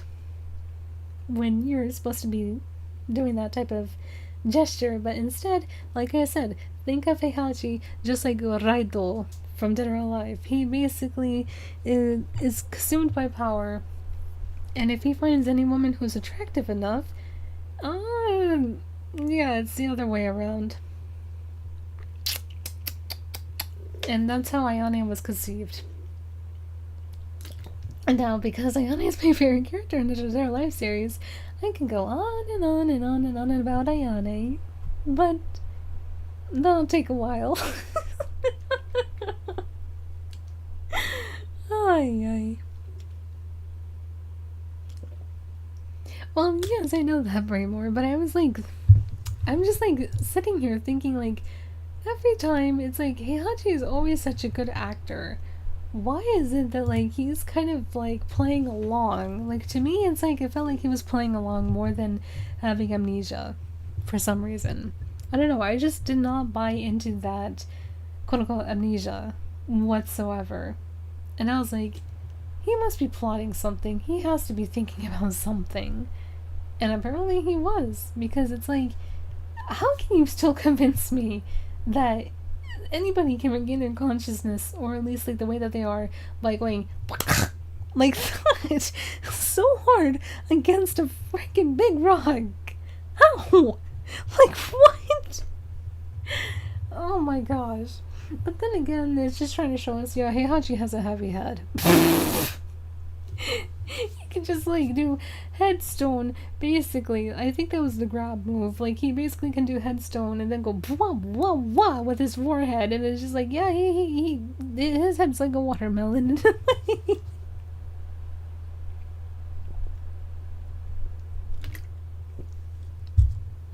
Goodness me. But hey, it's apparently like good writing for some reason, and it was approved. So, even if I wrote something like that, it would be like, what the fudge? And people tell me Tekken is realistic. Exactly! Like, when we speak realistic lore, apparently it's bad, but no, if it's like something that Heihachi's story is like, oh no, that's perfectly fine. Oh, ay, ay, ay. Oh. Yeah, I was just thinking about like there's another name I think for that grab, but it's like if you do the stone head on certain Mishima characters, they can just revert right back to Heihachi if you input the right command. Also, I did have an idea of a headcanon for Lydia regarding her strong sense of justice and her resolve turning into a Heihachi's in state unique to her. Oh, well, I mean. In a way, like, Lydia doesn't, it doesn't seem to me like Lydia has, like, any, some, like, type of power within her that, like, makes her, into, like, a devil, or, like, I mean, like, it's, the Tekken story focuses more on the, devil gene than any other thing. Like, she's not possessed or controlled by any type of, like, entity or power or something like that, but it's like you said, it's more like of her strong sense of justice and resolve that made her strong. There's nothing wrong with that. It's just like with June, like even if she didn't have the angelic power, it's like her strong sense of like will and justice and like resolve to protect Jin is what made her strong. She didn't rely on the angelic Kazama power within her until she was unconscious for 7 years, basically, like in a sleep coma per se. Just like most of the characters, like Bekto-san, he was in a sleep coma as well until he woke up. So basically, it's like June was like Lydia. Let's just say, like how Asuka is right now, but June was like the much more, like, you know, mature person per se with the Kazama style. So think of like June being just like Lydia, but just without her angelic power. It like it was inside her, but she did not rely on that power until it was like at the last resort, and that's when she kind of activated that power and helped Jin as well. But it's like you don't. She's also like the prime example as to like you don't need to rely on like whatever power you have within you, as long as you again think with your brain, like realize what you're doing, never underestimate your opponents, and just rely on what you have learned. You can still be strong without relying on the power within you, rather it be the devil gene, because, you know, everyone knows the devil gene more than the angelic Kazama power, or the actual angelic Kazama power within them. So she's just trying to teach Jin, like, even if, like, a situation may be dire, you don't have to rely on, like, what you were born with. You can just become strong yourself. Like, there's many opponents and people that you'll come across who don't have, like, a certain power within them, like the devil gene, or the angelic Kazama power, or whatever, like, evil entity is being controlled. Like, literally, Jin throughout the whole entire series, until Tekken 6? Yeah. Basically, even though, yeah, in Tekken 3 and a little bit of 4, it did awaken the devil gene within him in a way, he didn't rely on the devil gene power to win. He still was himself when he defeated Jinpachi, even though Jinpachi was controlled by the evil spirit entity. Jin didn't even have to rely on his devil gene, let alone his angelic Kazama power, to basically face off against Jinpachi, who was being controlled by an entity. That's what she meant. It's like, yes, you do have this power within you. You can be strong with it, but be strong for yourself, mentally, physically, and spiritually, whatever you can do. If you need to rely on your power, rely on it, but more so rely on strong mind, strong body. I love you, Jen. Basically, it's like that line that she always used to say to Jin: strong mind, strong body. So yeah, that's basically what Jin was being taught when it came to June. But she never wanted to, of course, rely on the angelic Kazama power until, again, the last resort was to lead him away from Jin. From over, basically. Like, even though Asuka is probably not going to rely on the Kazama, angelic Kazama power, I mean, they're all still strong regardless of the power or not. But because, of course, people kept saying, like, oh, well, if you bring June back to the canon story lore, she's just going to be another Asuka ripoff and blah, blah, blah. So that's why they had to change June's fighting style to kind of focus still both on ground technique while also projectiles. Ah, yada, yada. But it still makes no sense to me. Ever since Tekken 2, all the way up to Tekken 7, we can still, like, do the chain extension of the White Heron, going into, like, the Blizzard combo, into the leg sweep, into the White Heron again, to, like, the whip flash, to the toe kick, to the sweep, and the White Heron again. Why was it removed? Why are we restricted? Why are we limited? Is it just because it's too complicated? What? Then you still have Wong who could still do his chains. You still have Lee Chalon who could still do his chains. What's so bad about the Kazamas doing the chains? Oh, because it's infinite. It's not infinite unless if you stop it yourself. Ay. But I still don't understand. Like, if modders, in a way, or like those who work on the movie structure can still extend it for both June and Asuka, why is it restricted in the game? Oh my goodness. Like, for example, I don't understand, but it's like the leg cutter sweep. Like, when you do that sweep motion with June or even Jin or Asuka, and then you can do like the launcher kick with Asuka, but then you could do the thunderfall kick with June ever since Tekken 2. Why can't June do the thunderfall kick? You made her do it in Tag 2. Asuka can still do it in Tekken 7. Jin can do it in the story mode. Why is it that June can't? Good grief. And like, I don't understand how, like, even doing, like, let's say, for example, left jab going into the leg sweep. Why is that removed? But you can still do back 2 with Asuka, and then you can connect it with the leg sweep. Or like the dragon wheel kick when you do back 3 or back left kick and then you go into sweep. Like, why? Just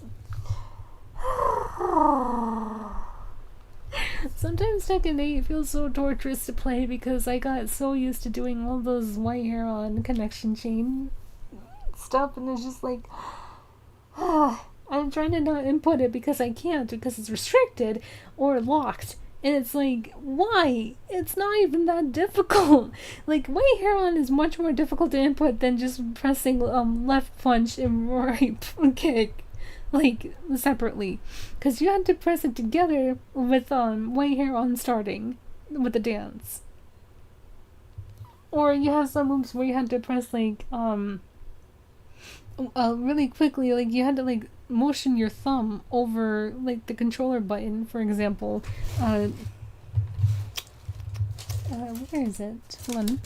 This one, for example.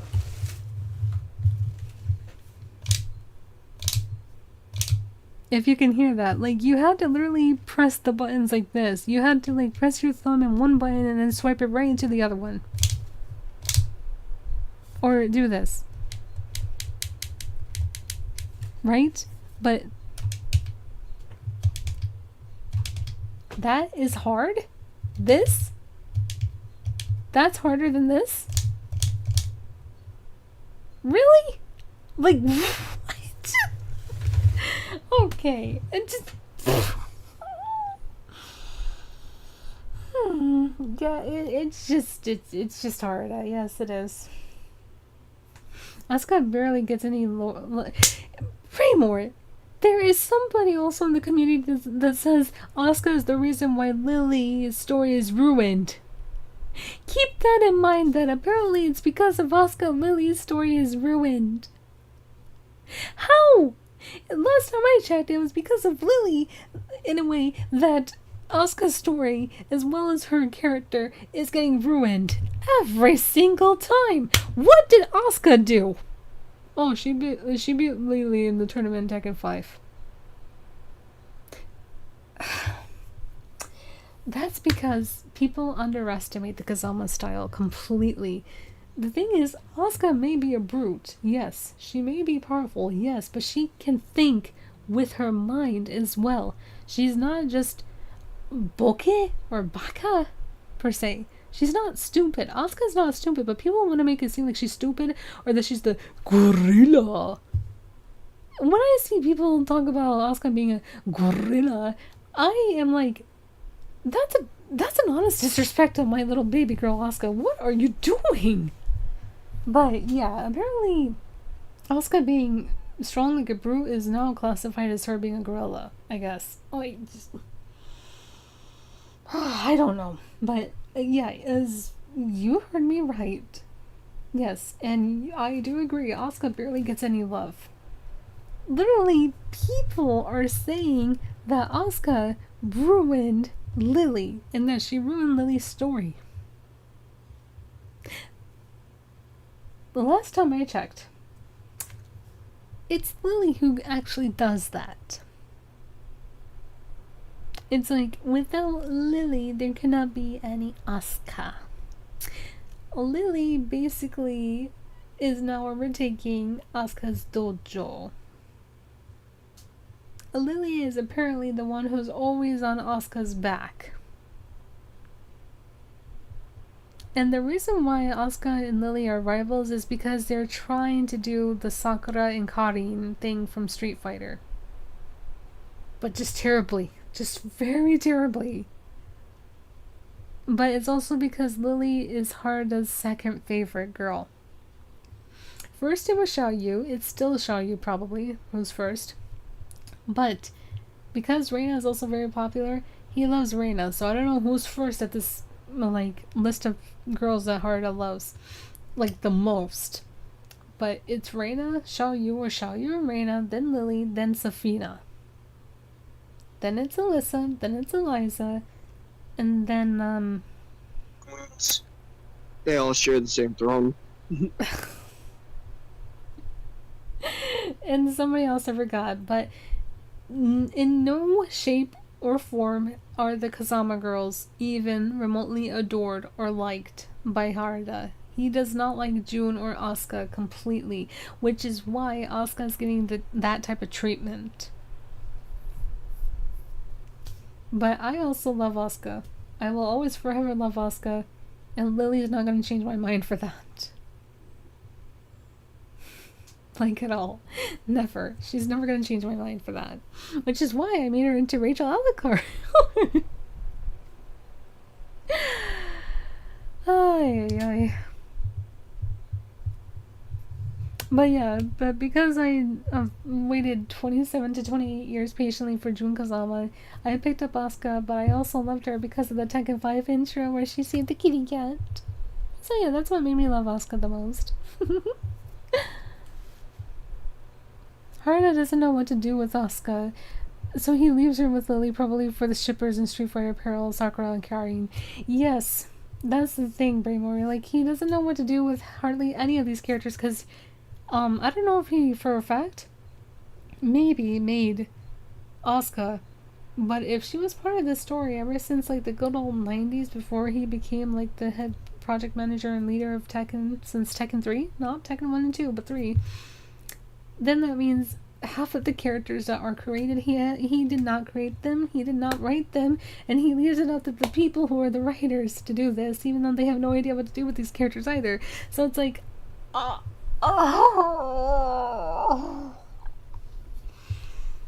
we're stuck. We're stuck with choosing who should be the writers. If we choose people for example, moi, no, I'm kidding. But if I for some reason became a writer for the Tekken characters in the series, I would ask the fans in a way, for example, all of you here, what would you want to see in the character? For example, for Lydia, whatever her headcanon may actually make sense for Lydia, that's what I'm going to do. You teach me how to actually, look at the character as well, and if I know anything about the character, I'll actually expand on the character to make them better. But no, apparently that's not a good thing, apparently, for some reason. I don't know why, but because I'll do that, and we'll work together. Oh, no. What?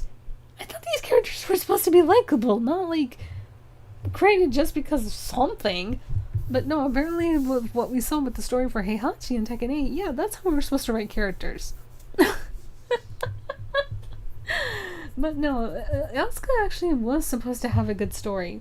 Like, even Tekken 8 hinted it, but because of the hints that were shipping, like, Xiaoyu had to be there in Yakushima instead of Asuka. And Asuka had to be there by Lily, because if it's not for Lily, Asuka was not going to be in the story.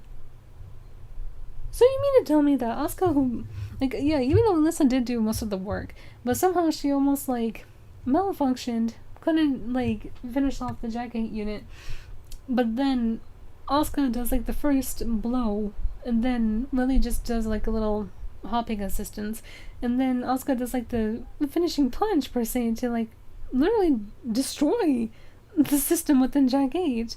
You mean to tell me something as powerful as Asuka can't be there to protect her, well, long-distance cousin, per se, Jin, but somebody as weak as Xiaoyu can? It's for the shippers. So you mean to tell me that you're purposely putting Asuka with Lily to avoid having any interactions with the family because shippers? Yeah.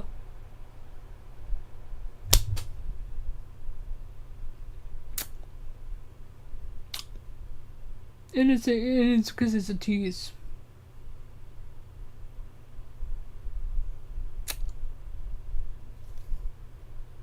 But we want to say we have respect for Asuka, but we really don't. We want to show that, like, she's not going to rely on the Kazama angelic power, and she's just always going to be a brute who has no idea what's going on in the family.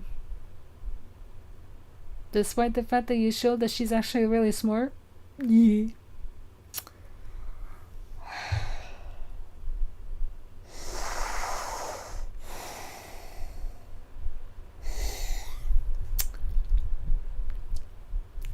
You mean to tell me I waited 27 to 28 years to finally have both June and Asuka in a Kennen game together just for this to happen?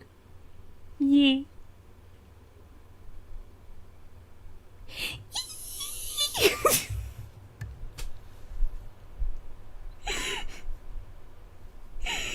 Press E to squeal.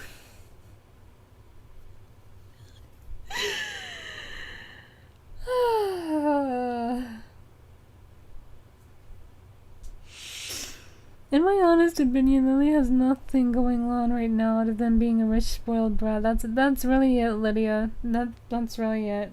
I mean, I can understand the other point of view where she's like, well, I really want friends, but I don't know how to actually be socialized, like, normally, to the point that I want to have friends, but I just don't know how to do it, like, normally. So I can understand that point of view, where she just feels like she's always trapped and, like, she can't do anything because of her father's protective side, but she wants to. I can understand that. You could have just done that. You could have just been like, yeah, Lily is slowly becoming a little bit rebellious, but she wants to feel more like a human to connect with others, rather than just being like, oh, a sky.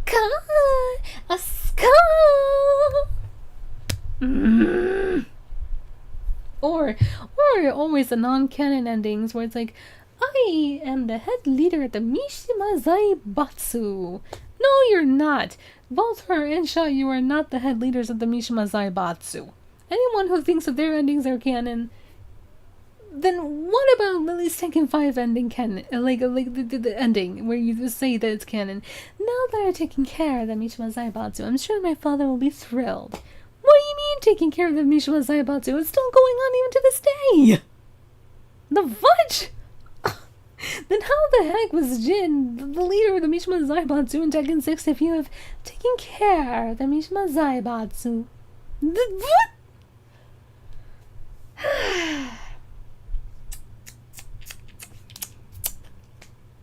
Goodness. Let alone Xiaoyu's dreams and hopes is to open up like an amusement park, not to be the head manager or leader of the Mishima Zaibatsu. She has no interest in that whatsoever. She has an interest to go back in time to save Heihachi from passing away, yes, but not to be the head manager or leader or whatever for the Mishima Zaibatsu. Yes, Rachel Alucard from Blaze Blue. thanks to Skylar, I got interested in that series, and that's how I created her over Lily to be Rachel. Next thing that happens will make them both. Not really, because they're doing like the teasing of the ships. Like, even though, yeah, there's more shippers of Lily and Asuka together, there's also others who also, pardon me, that ship Asuka with Huarong, or for whatever reason, Asuka with Feng Wei. How? But okay.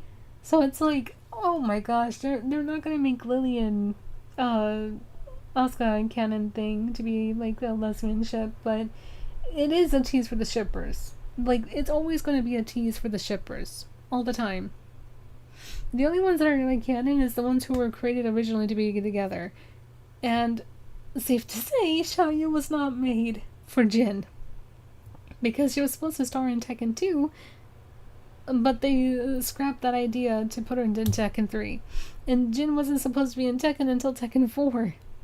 Technically, in a manner of speaking, but then they switched that around to put him in Tekken 3, which was a smart idea, but still, it's like, they usually put, like, whoever was originally made and designed first for, like, a character is always going to be that canon, like, couple, which, in this case, June and Kazuya were made, technically, together, but June was 18 in... Well, no. She was actually 20 in Tekken 1 and then 22 in Tekken 2. But I guess they didn't really want like a really young female to be like a legitimately like a mother until like a ripe age per se. Which they usually say around like 22 to 23, going into 25 is like the best age for like a woman to become a mother per se. So I guess that's what they were doing, I guess. I'm not entirely sure, but whatever was the case, it's like, you know what? It's okay. June's a wonderful mother to Jin. That's the best thing that Jin can have. Until it was taken away from him, of course. So it's like... And Haruto doesn't like romance either, from what I heard. So even if there is going to be any romances, it's just going to be teases. It's not going to be canon. Because he actually also really secretly ships Xiaoyu with Claudio, because he sees himself into Claudio more than he does of Jin. That's why. Oh boy. I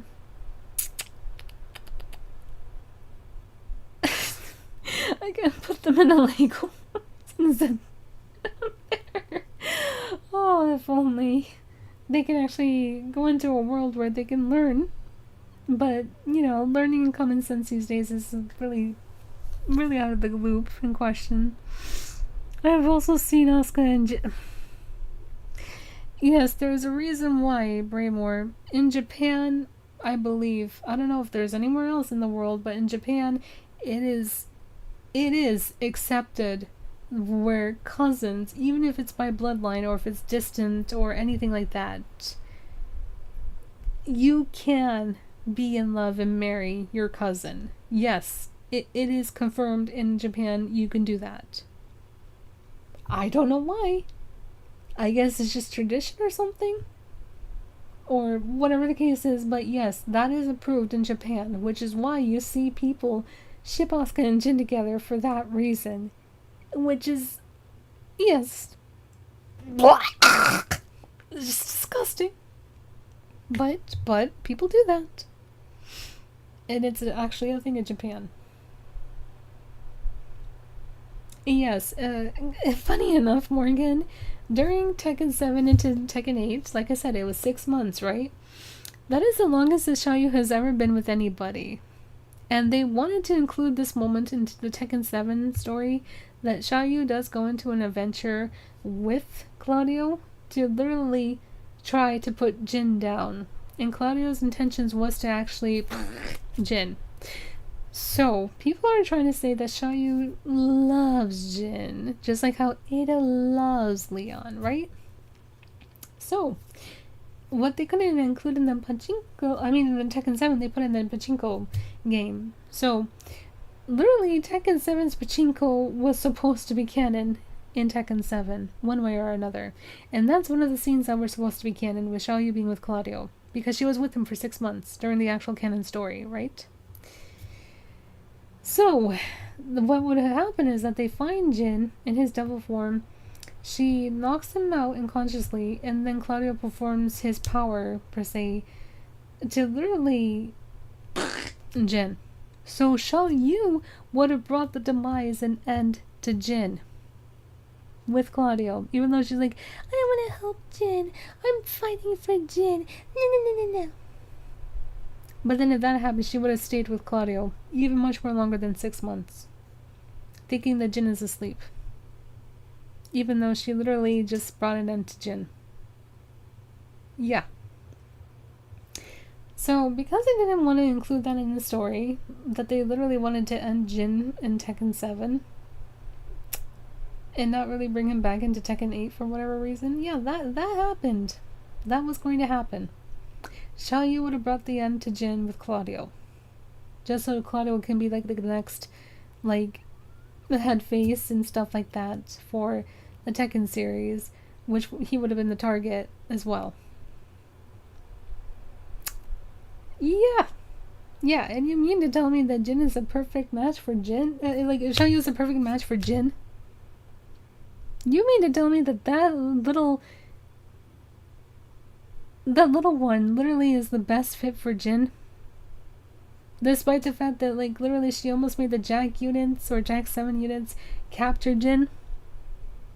Even though Panda was, like, right there next to the tree where Jin was resting in to regain his consciousness? You literally nearly let one of the Jack units that was behind you, if he didn't want to go after you, could have went in there and captured Jin? Okay. And people said that she fought like 100 Jack 7 units or more for hours, even though it wasn't. The Jack 7 units were actually a lot more...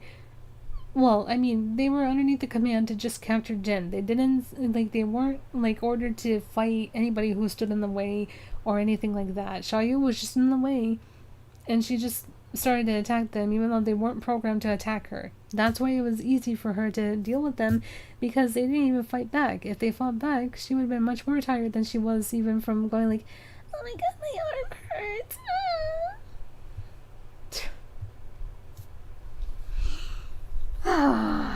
Yada yada.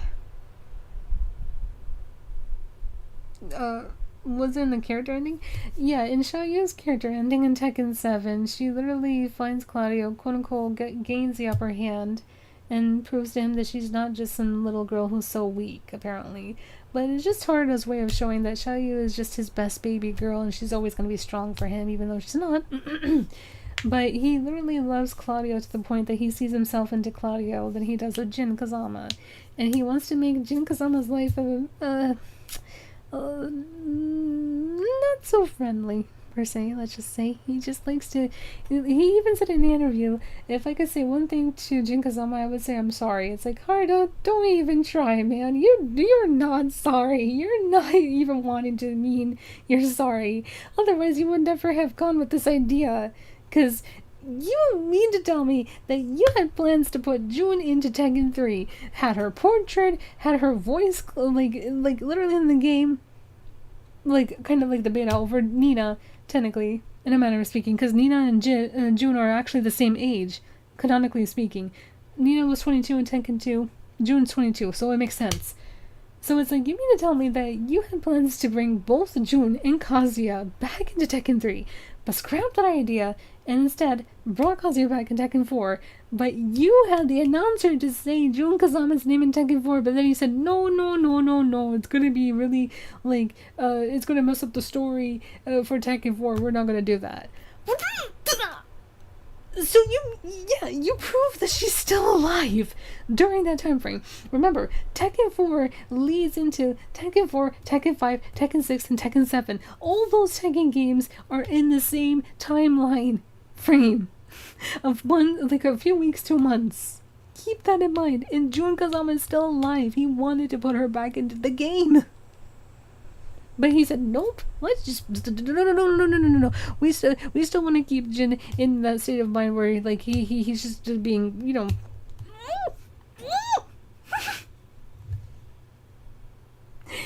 So I could have had June and Asuka in the same game, at least in Tekken 5 for whatever reason. But no, that was taken away for whatever reason. Then he wanted to include both June back into the game to then make Hitomi Kazama, aka Unknown, canon. But no, scrap that idea because tag games are not canon. So we had to wait even much more longer because it wouldn't fit even into the Tekken 7 story for Jun to be in the game because Jin's unconscious and the story wasn't focused on him and it was more focused on Kazuya and Hihaji. Okay, that makes sense.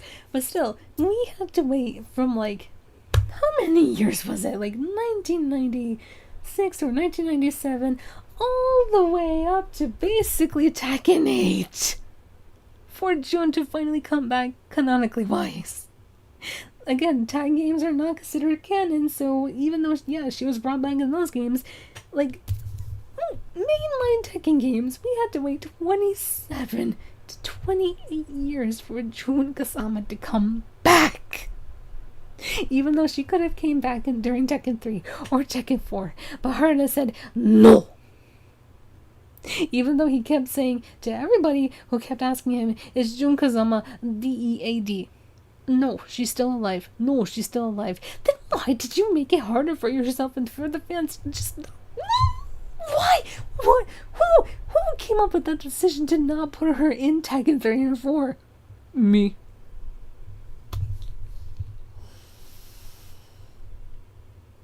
And then they said, like, putting Jun into Tekken 7 would have been complicated, or at least in the older Tekken games, because, like, they didn't want her to be almost like another rip-off version of Asuka, and it's like, you people realize that Asuka was, like, after Jun, right? You basically just gave Jun's moves from Tekken 2 into Tekken 1 to Asuka.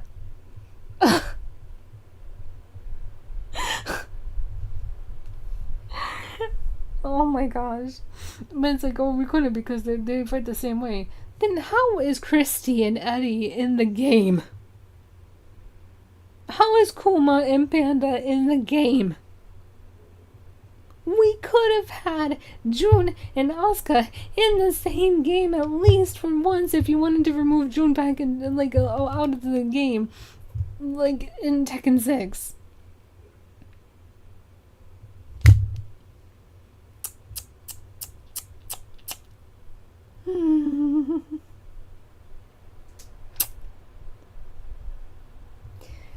Oh boy.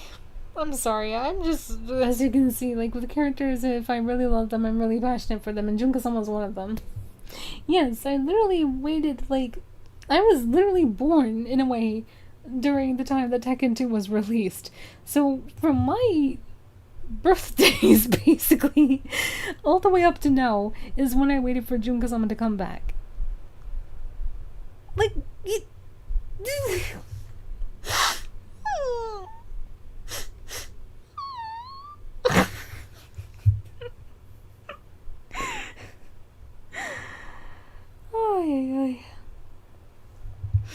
I think I remember hearing about that from an ability. Yeah, it's more so an ability and an arrangement to like keep the power of the family like just as strong or wealthy and stuff like that when it comes to like the cousins marrying and stuff like that.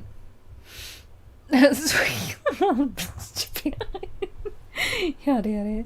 So I guess that's why they also ship Jin with Reina. Yes, she's basically his young half like aunt, or literally legitimately the blood aunt. Yes, that's why you do see people shipping Jin with Reina. And it's just like that's why when she goes Jin senpai, it's more so of her being sadistic around Jin, but the other way around as well.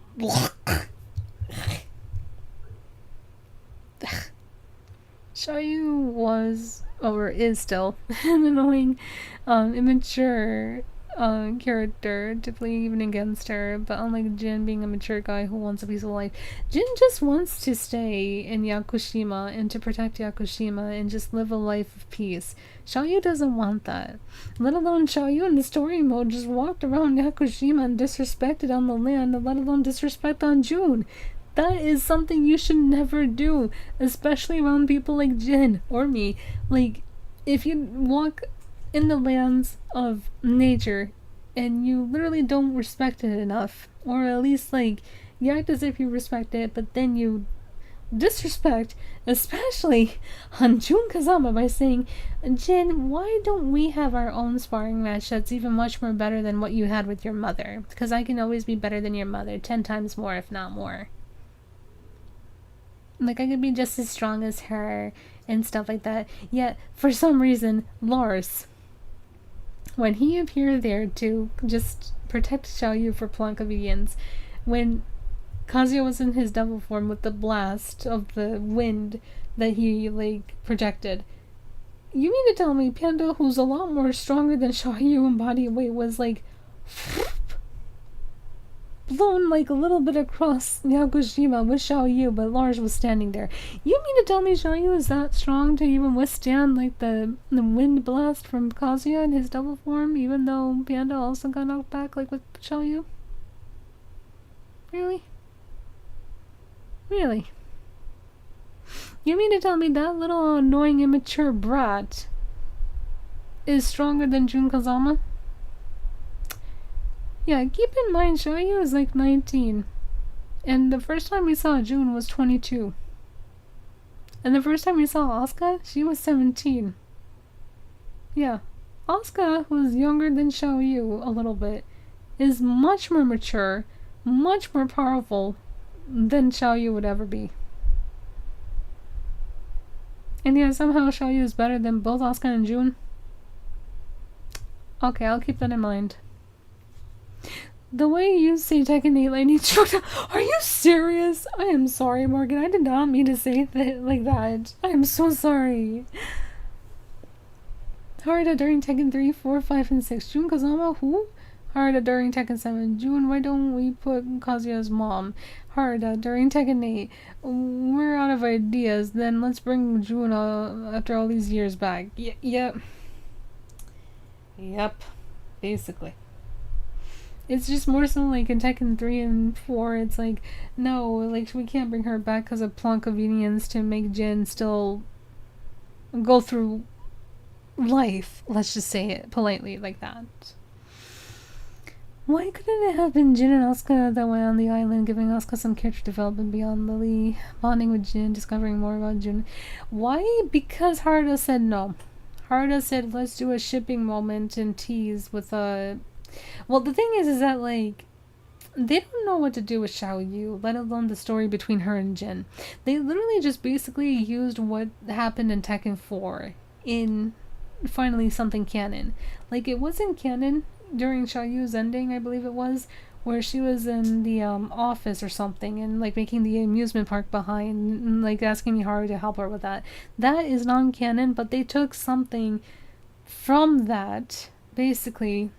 Like, even though, like, it's non-canon, it's not considered canon, but she said, I did see Jin at the tournament and we talked, but he said for me to follow my dreams and to just do whatever it is that I find, like, purposeful, like, in life for me to do. That's exactly what they did. They literally just did that. Xiaoyu found Jin at the tournament, they talked about, like, what they wanted to do, and that's it. That's literally it. They just literally, like, take that idea, retcon it to make it canon, but Xiaoyu still never made her amusement park. The only thing that's even canon now, technically, is still that talk that they had from, like, Tekken 4. Or at least from Tekken 3, if they talked about their dreams and Xiaoyu still wanted to do the amusement park. See, that's the thing. They don't know what to do. But they just want to put it for like plot convenience and just for the shippers. That's it. But no, if Asuka had any character development, oh my gosh, no, that would be too much apparently, for some reason.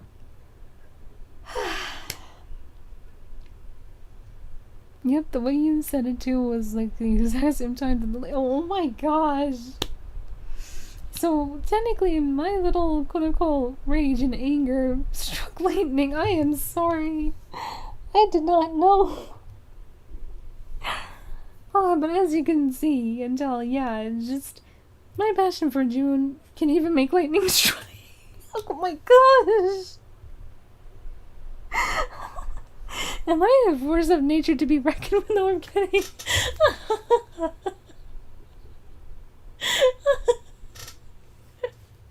Oh my gosh.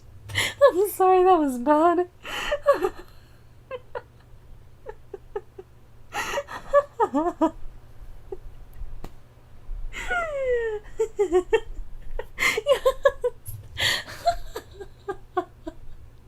I'm sorry. I really didn't mean to do that. Oh, yummy. But yeah, I was just trying to say, like, I do have patience, but there's only so much more of how I can have patience, because my patience can run thin, but apparently I waited patiently enough for 27 to 28 years for Jungs and Kazama to finally come back. It's a success, victory, yes, but why that long for Tekken 8? Good lord. I can't unsee Xiaoyu as a yandere character. Xiaoyu and Jun's clothes. Don't worry, Jin, I'll be your mother. Nobody will be in our way, not even Asuka, and I made sure of it. Yeah, you know, the thing is, Jin doesn't want that. He wants, if he has to be with somebody, he wants to be with somebody that also loves nature, that loves, like, peace and tranquility, and to be almost exactly like June. But Xiaoyu's not like that, let alone Xiaoyu's story in Tekken 5. Like I said, they have no idea what they're doing. But Tekken 5 story for Xiaoyu had nothing to do with Jin. If anything, that's like 2 times, or actually 3 times showing us that Xiaoyu wants to bring disaster to Jin. Nothing good, just disaster. One, if anything, in Tekken 5, she wanted to go back in time to save Heihachi. People are saying that the Bloodline episode of from 3 to 6 is canon, even though Harada said it's interpretation. You mean to tell me that even if she saw Heihachi do that to Jin's forehead, literally using a gun to do on Jin's forehead to put an end to him, the one that she's supposed to love, Jin Kazama, right? She wanted to go back in time to make sure that she can prevent Heihachi from passing away. Not Jin. She didn't want to go back in time to make Heihachi have a change of plan, to not do what he did, let alone to have a different change of heart, so that way he can actually be better as a better person. No, she wanted to go back in time to basically, I don't know when, but apparently in her Tekken 5 ending story, it went all the way back to the point where he like threw Kazuya off the cliff when he was 5 years old. And yes, June wasn't alive during that time because Kazuya is 6 years older than her, so she was technically either not being developed yet, or like 1 year later is when she was developed and born as a baby. But you mean to tell me that you wanted to go back in time and prevent Jin, or, well, I mean technically, yeah, Jin being born? Really? That's one disaster. The second disaster, again, is not changing Heihachi, but to keep him the same way, but preventing him from passing on. The second is, again, from literally, and I mean literally, from Tekken 7, going into the pachinko, where she fights Jin in his devil form to help Claudio to bring an end to Jin. And then, in Tekken 8, with what I just explained, literally, and I mean literally, making Yakushima almost being wiped off the face of the map, with every single life form in it, Jun, Jin, or letting Jin get captured by the Jackudants to bring him to Kazuya. She's literally the definition of disaster for Jin. Yet people just want to ship them together, because they're made for each other, they're perfect for each other. Just like with Ada and Leon. Ada manipulates people, let alone she's using people as pawns for gaining advantages in her missions to get them done, so she doesn't have to do half the work. And if she has to, she would the pawn. if need be. And Leon's one of them. And yet you're meaning to tell me that these characters fit well into like a coupleship? Huh? Excuse me? Like at this point, even though yeah, it would not really make sense, but I would rather see Lydia with Jin than Xiaoyu any day. Because at least Lydia is respectful towards Jin. And if she knew anything about Jin's past or like what he loves to do and what he wants to protect, she would go for that. If it has to be something within like the quote unquote canon lore or something like that. Ay, ay, ay, ay. Maybe you're not Virgil from Devil May Cry, but the Lady Precious. Well, you see, I forgot if Nero is actually Virgil's son, but if he is, I would never do anything like that to my child or children.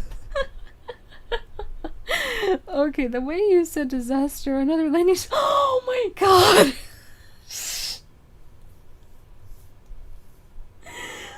What? Okay, nature, please be kind to the people in Asia and stop with the heavy thunderstorms and rain and flood, and please give them something good, please. Or for the rest of the world, please, listen to me. For once, do something nice, do something good, please. No lightning strikes, dang it! You can't make this up, it was exactly the same. Fudge! No! Fudging doodle cakes, why? Yeah.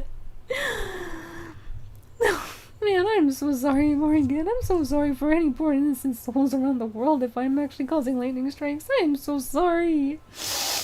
Man. The awakening of Jin's devil form in Tekken 3 ending is still cool to me when he throws Heihachi into the wall and drops him to the ground and lands. Yep. It's very well deserved. It really is. Blossom's sadistic demon Neko ninja powers are in effect.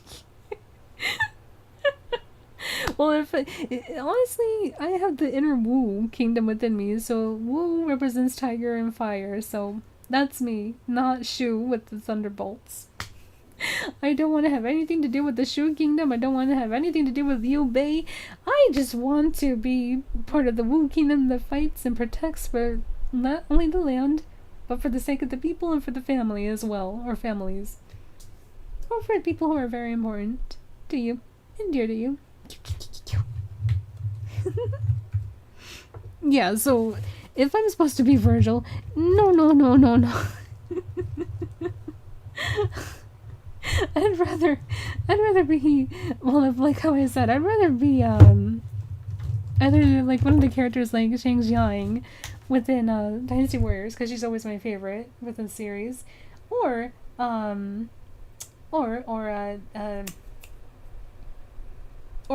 just Jun Kazama, literally. But yeah. But no, I'd rather have sunshine and peace, please. That's a lot more better, please. Oh, goodness. But yeah, if it's easier though for you, Morgan, you can just call me Hana or Blossom. You don't have to just put down Faded. Because Faded is just like a little nickname to match with Jun Kazama to be the Faded Angel, so I'm like the Faded Blossom or like the Moonlit Blossom. Ay.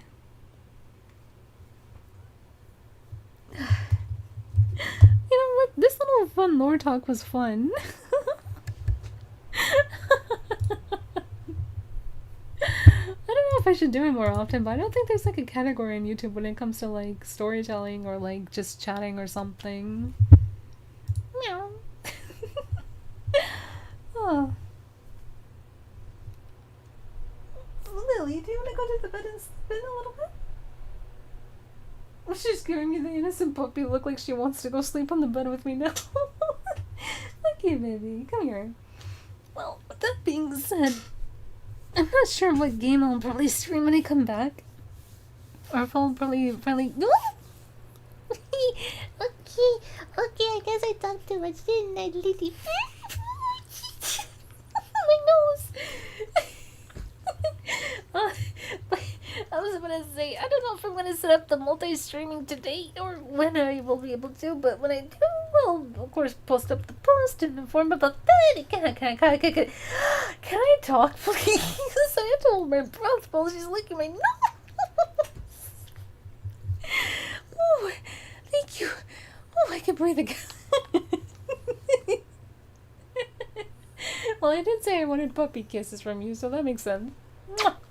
But yeah, I don't know if I want to play a little bit more of just a little bit of Resident Evil 4, Resident Evil 2 Remake, or Tekken 8 a little bit, or just well, I mean, even if I wanted to play Fortnite, it's like I already got the Battle Pass per se V-Bucks until the next time, so I'm actually saving those just to get the Resident Evil Pass.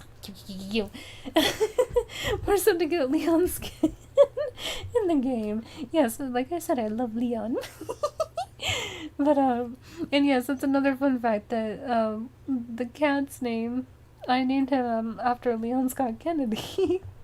But I've always wanted to name like if I ever got like a boy cat, but I wanted to name him Leon, because it just fits. And then of course the cute part is that when you meow to the cat, right, like meow, and stuff like that, you can also say like ew, and it sounds like you're meowing at him, and he's just like meow.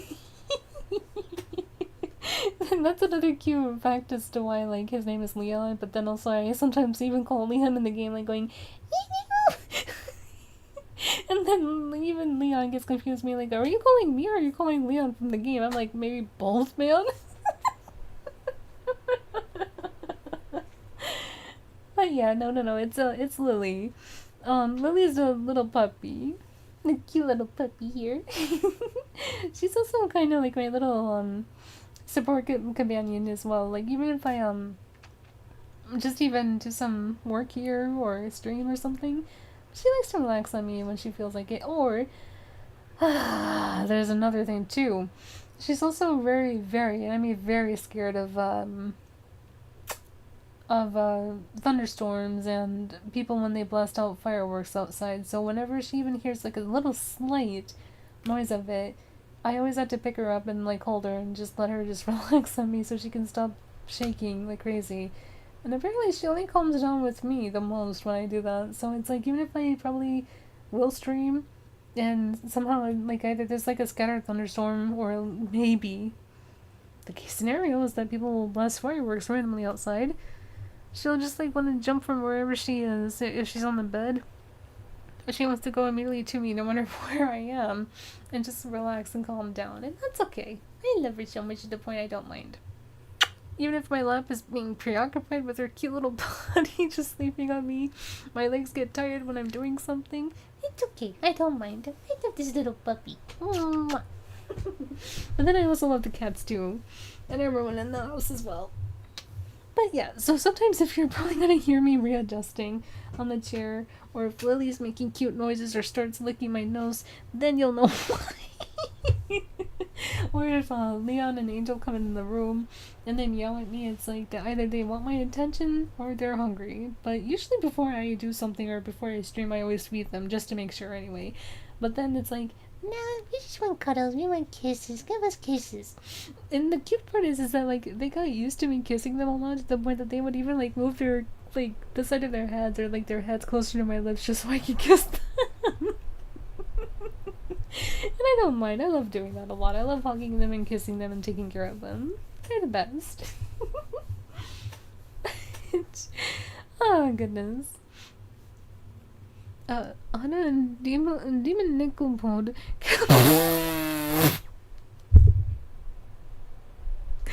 Oh yeah, fun fact, way more.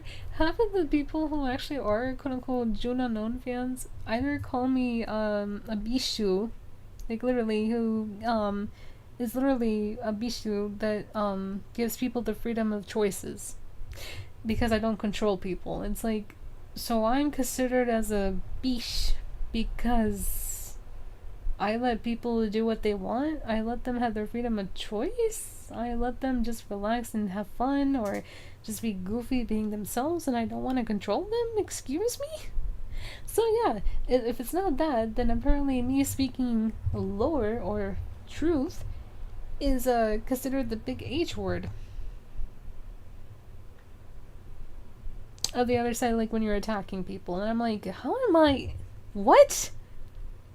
Because it's not my headcanon truth, and you're attacking me. It's like, I'm not attacking you. I'm just saying if you're gonna be disappointed that June doesn't become unknown in the canon lore, don't come crying to me saying, oh, I should have listened to you. But instead, I said that you're the big H word because you attacked me.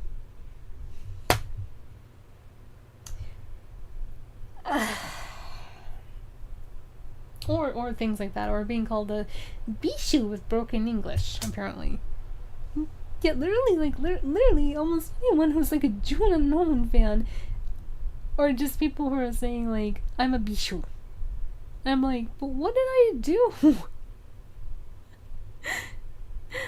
When I mean Bishu, I mean be like it's another term when you call like I don't know why even. But, like, I think it's a term where you can call dogs who are mothers, and it's the bitch. But instead of actually saying it, I want to say it in the friendly way. Well, I mean, there's no way of saying it friendly. It's just, it's so mean. But apparently it's like, well, yeah, it does sound mean, but I want to make it sound like it's kind of cute and funny to make people laugh. Because my whole point of streaming or just being who I am, I just want to make people laugh and have a good time and be happy if I can. Even if my voice is cracking like an old lady. I'm kidding.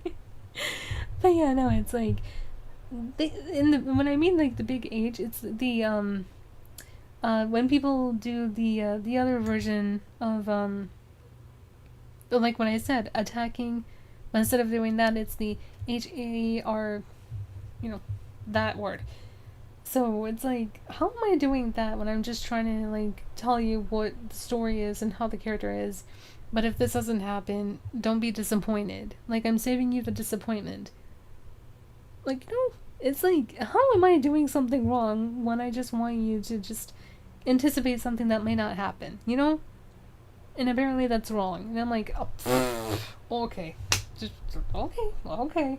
I'll just shush. And just go on your way. Pretty much. Ay. Oh, when I said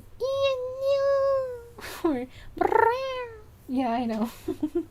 Ever since, like, even before I got cats, I always had, like, a cat side in me. So it's like, the more that I interacted with, Leon and Angel, or Angel and Leon, the more my cat side out kind of, like, is exposed. But, like, I was used to having, like, cats, but they weren't ours. They were, like, family member cats. But then they would always, like, swipe me, and I'm like, what did I do wrong? I just let you cats sleep, and then you're like, psh! Ow! But, like, ever since, having these two beautiful cats, oh my gosh. Like, the experience is amazing, but the moment that they hide somewhere, and sometimes you can't find them, it's just like, where are you, babies? Why are you hiding? And then sometimes they're in the closet, or they're underneath, like, the little swing that we have in the back porch. Like, they would be sometimes there, and it's like,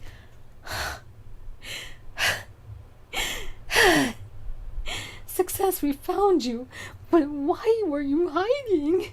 But then again, like, in the closet, sometimes it's like, it's one of their, like, other favorite places to, like, rest if they wanted to.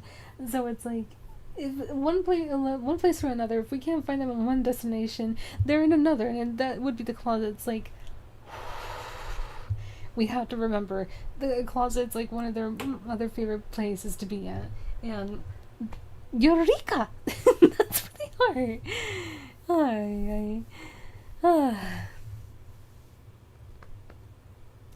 When I meet them, okay, nature doesn't want to listen to me to bring peace to Asia or other countries as well. This is insane.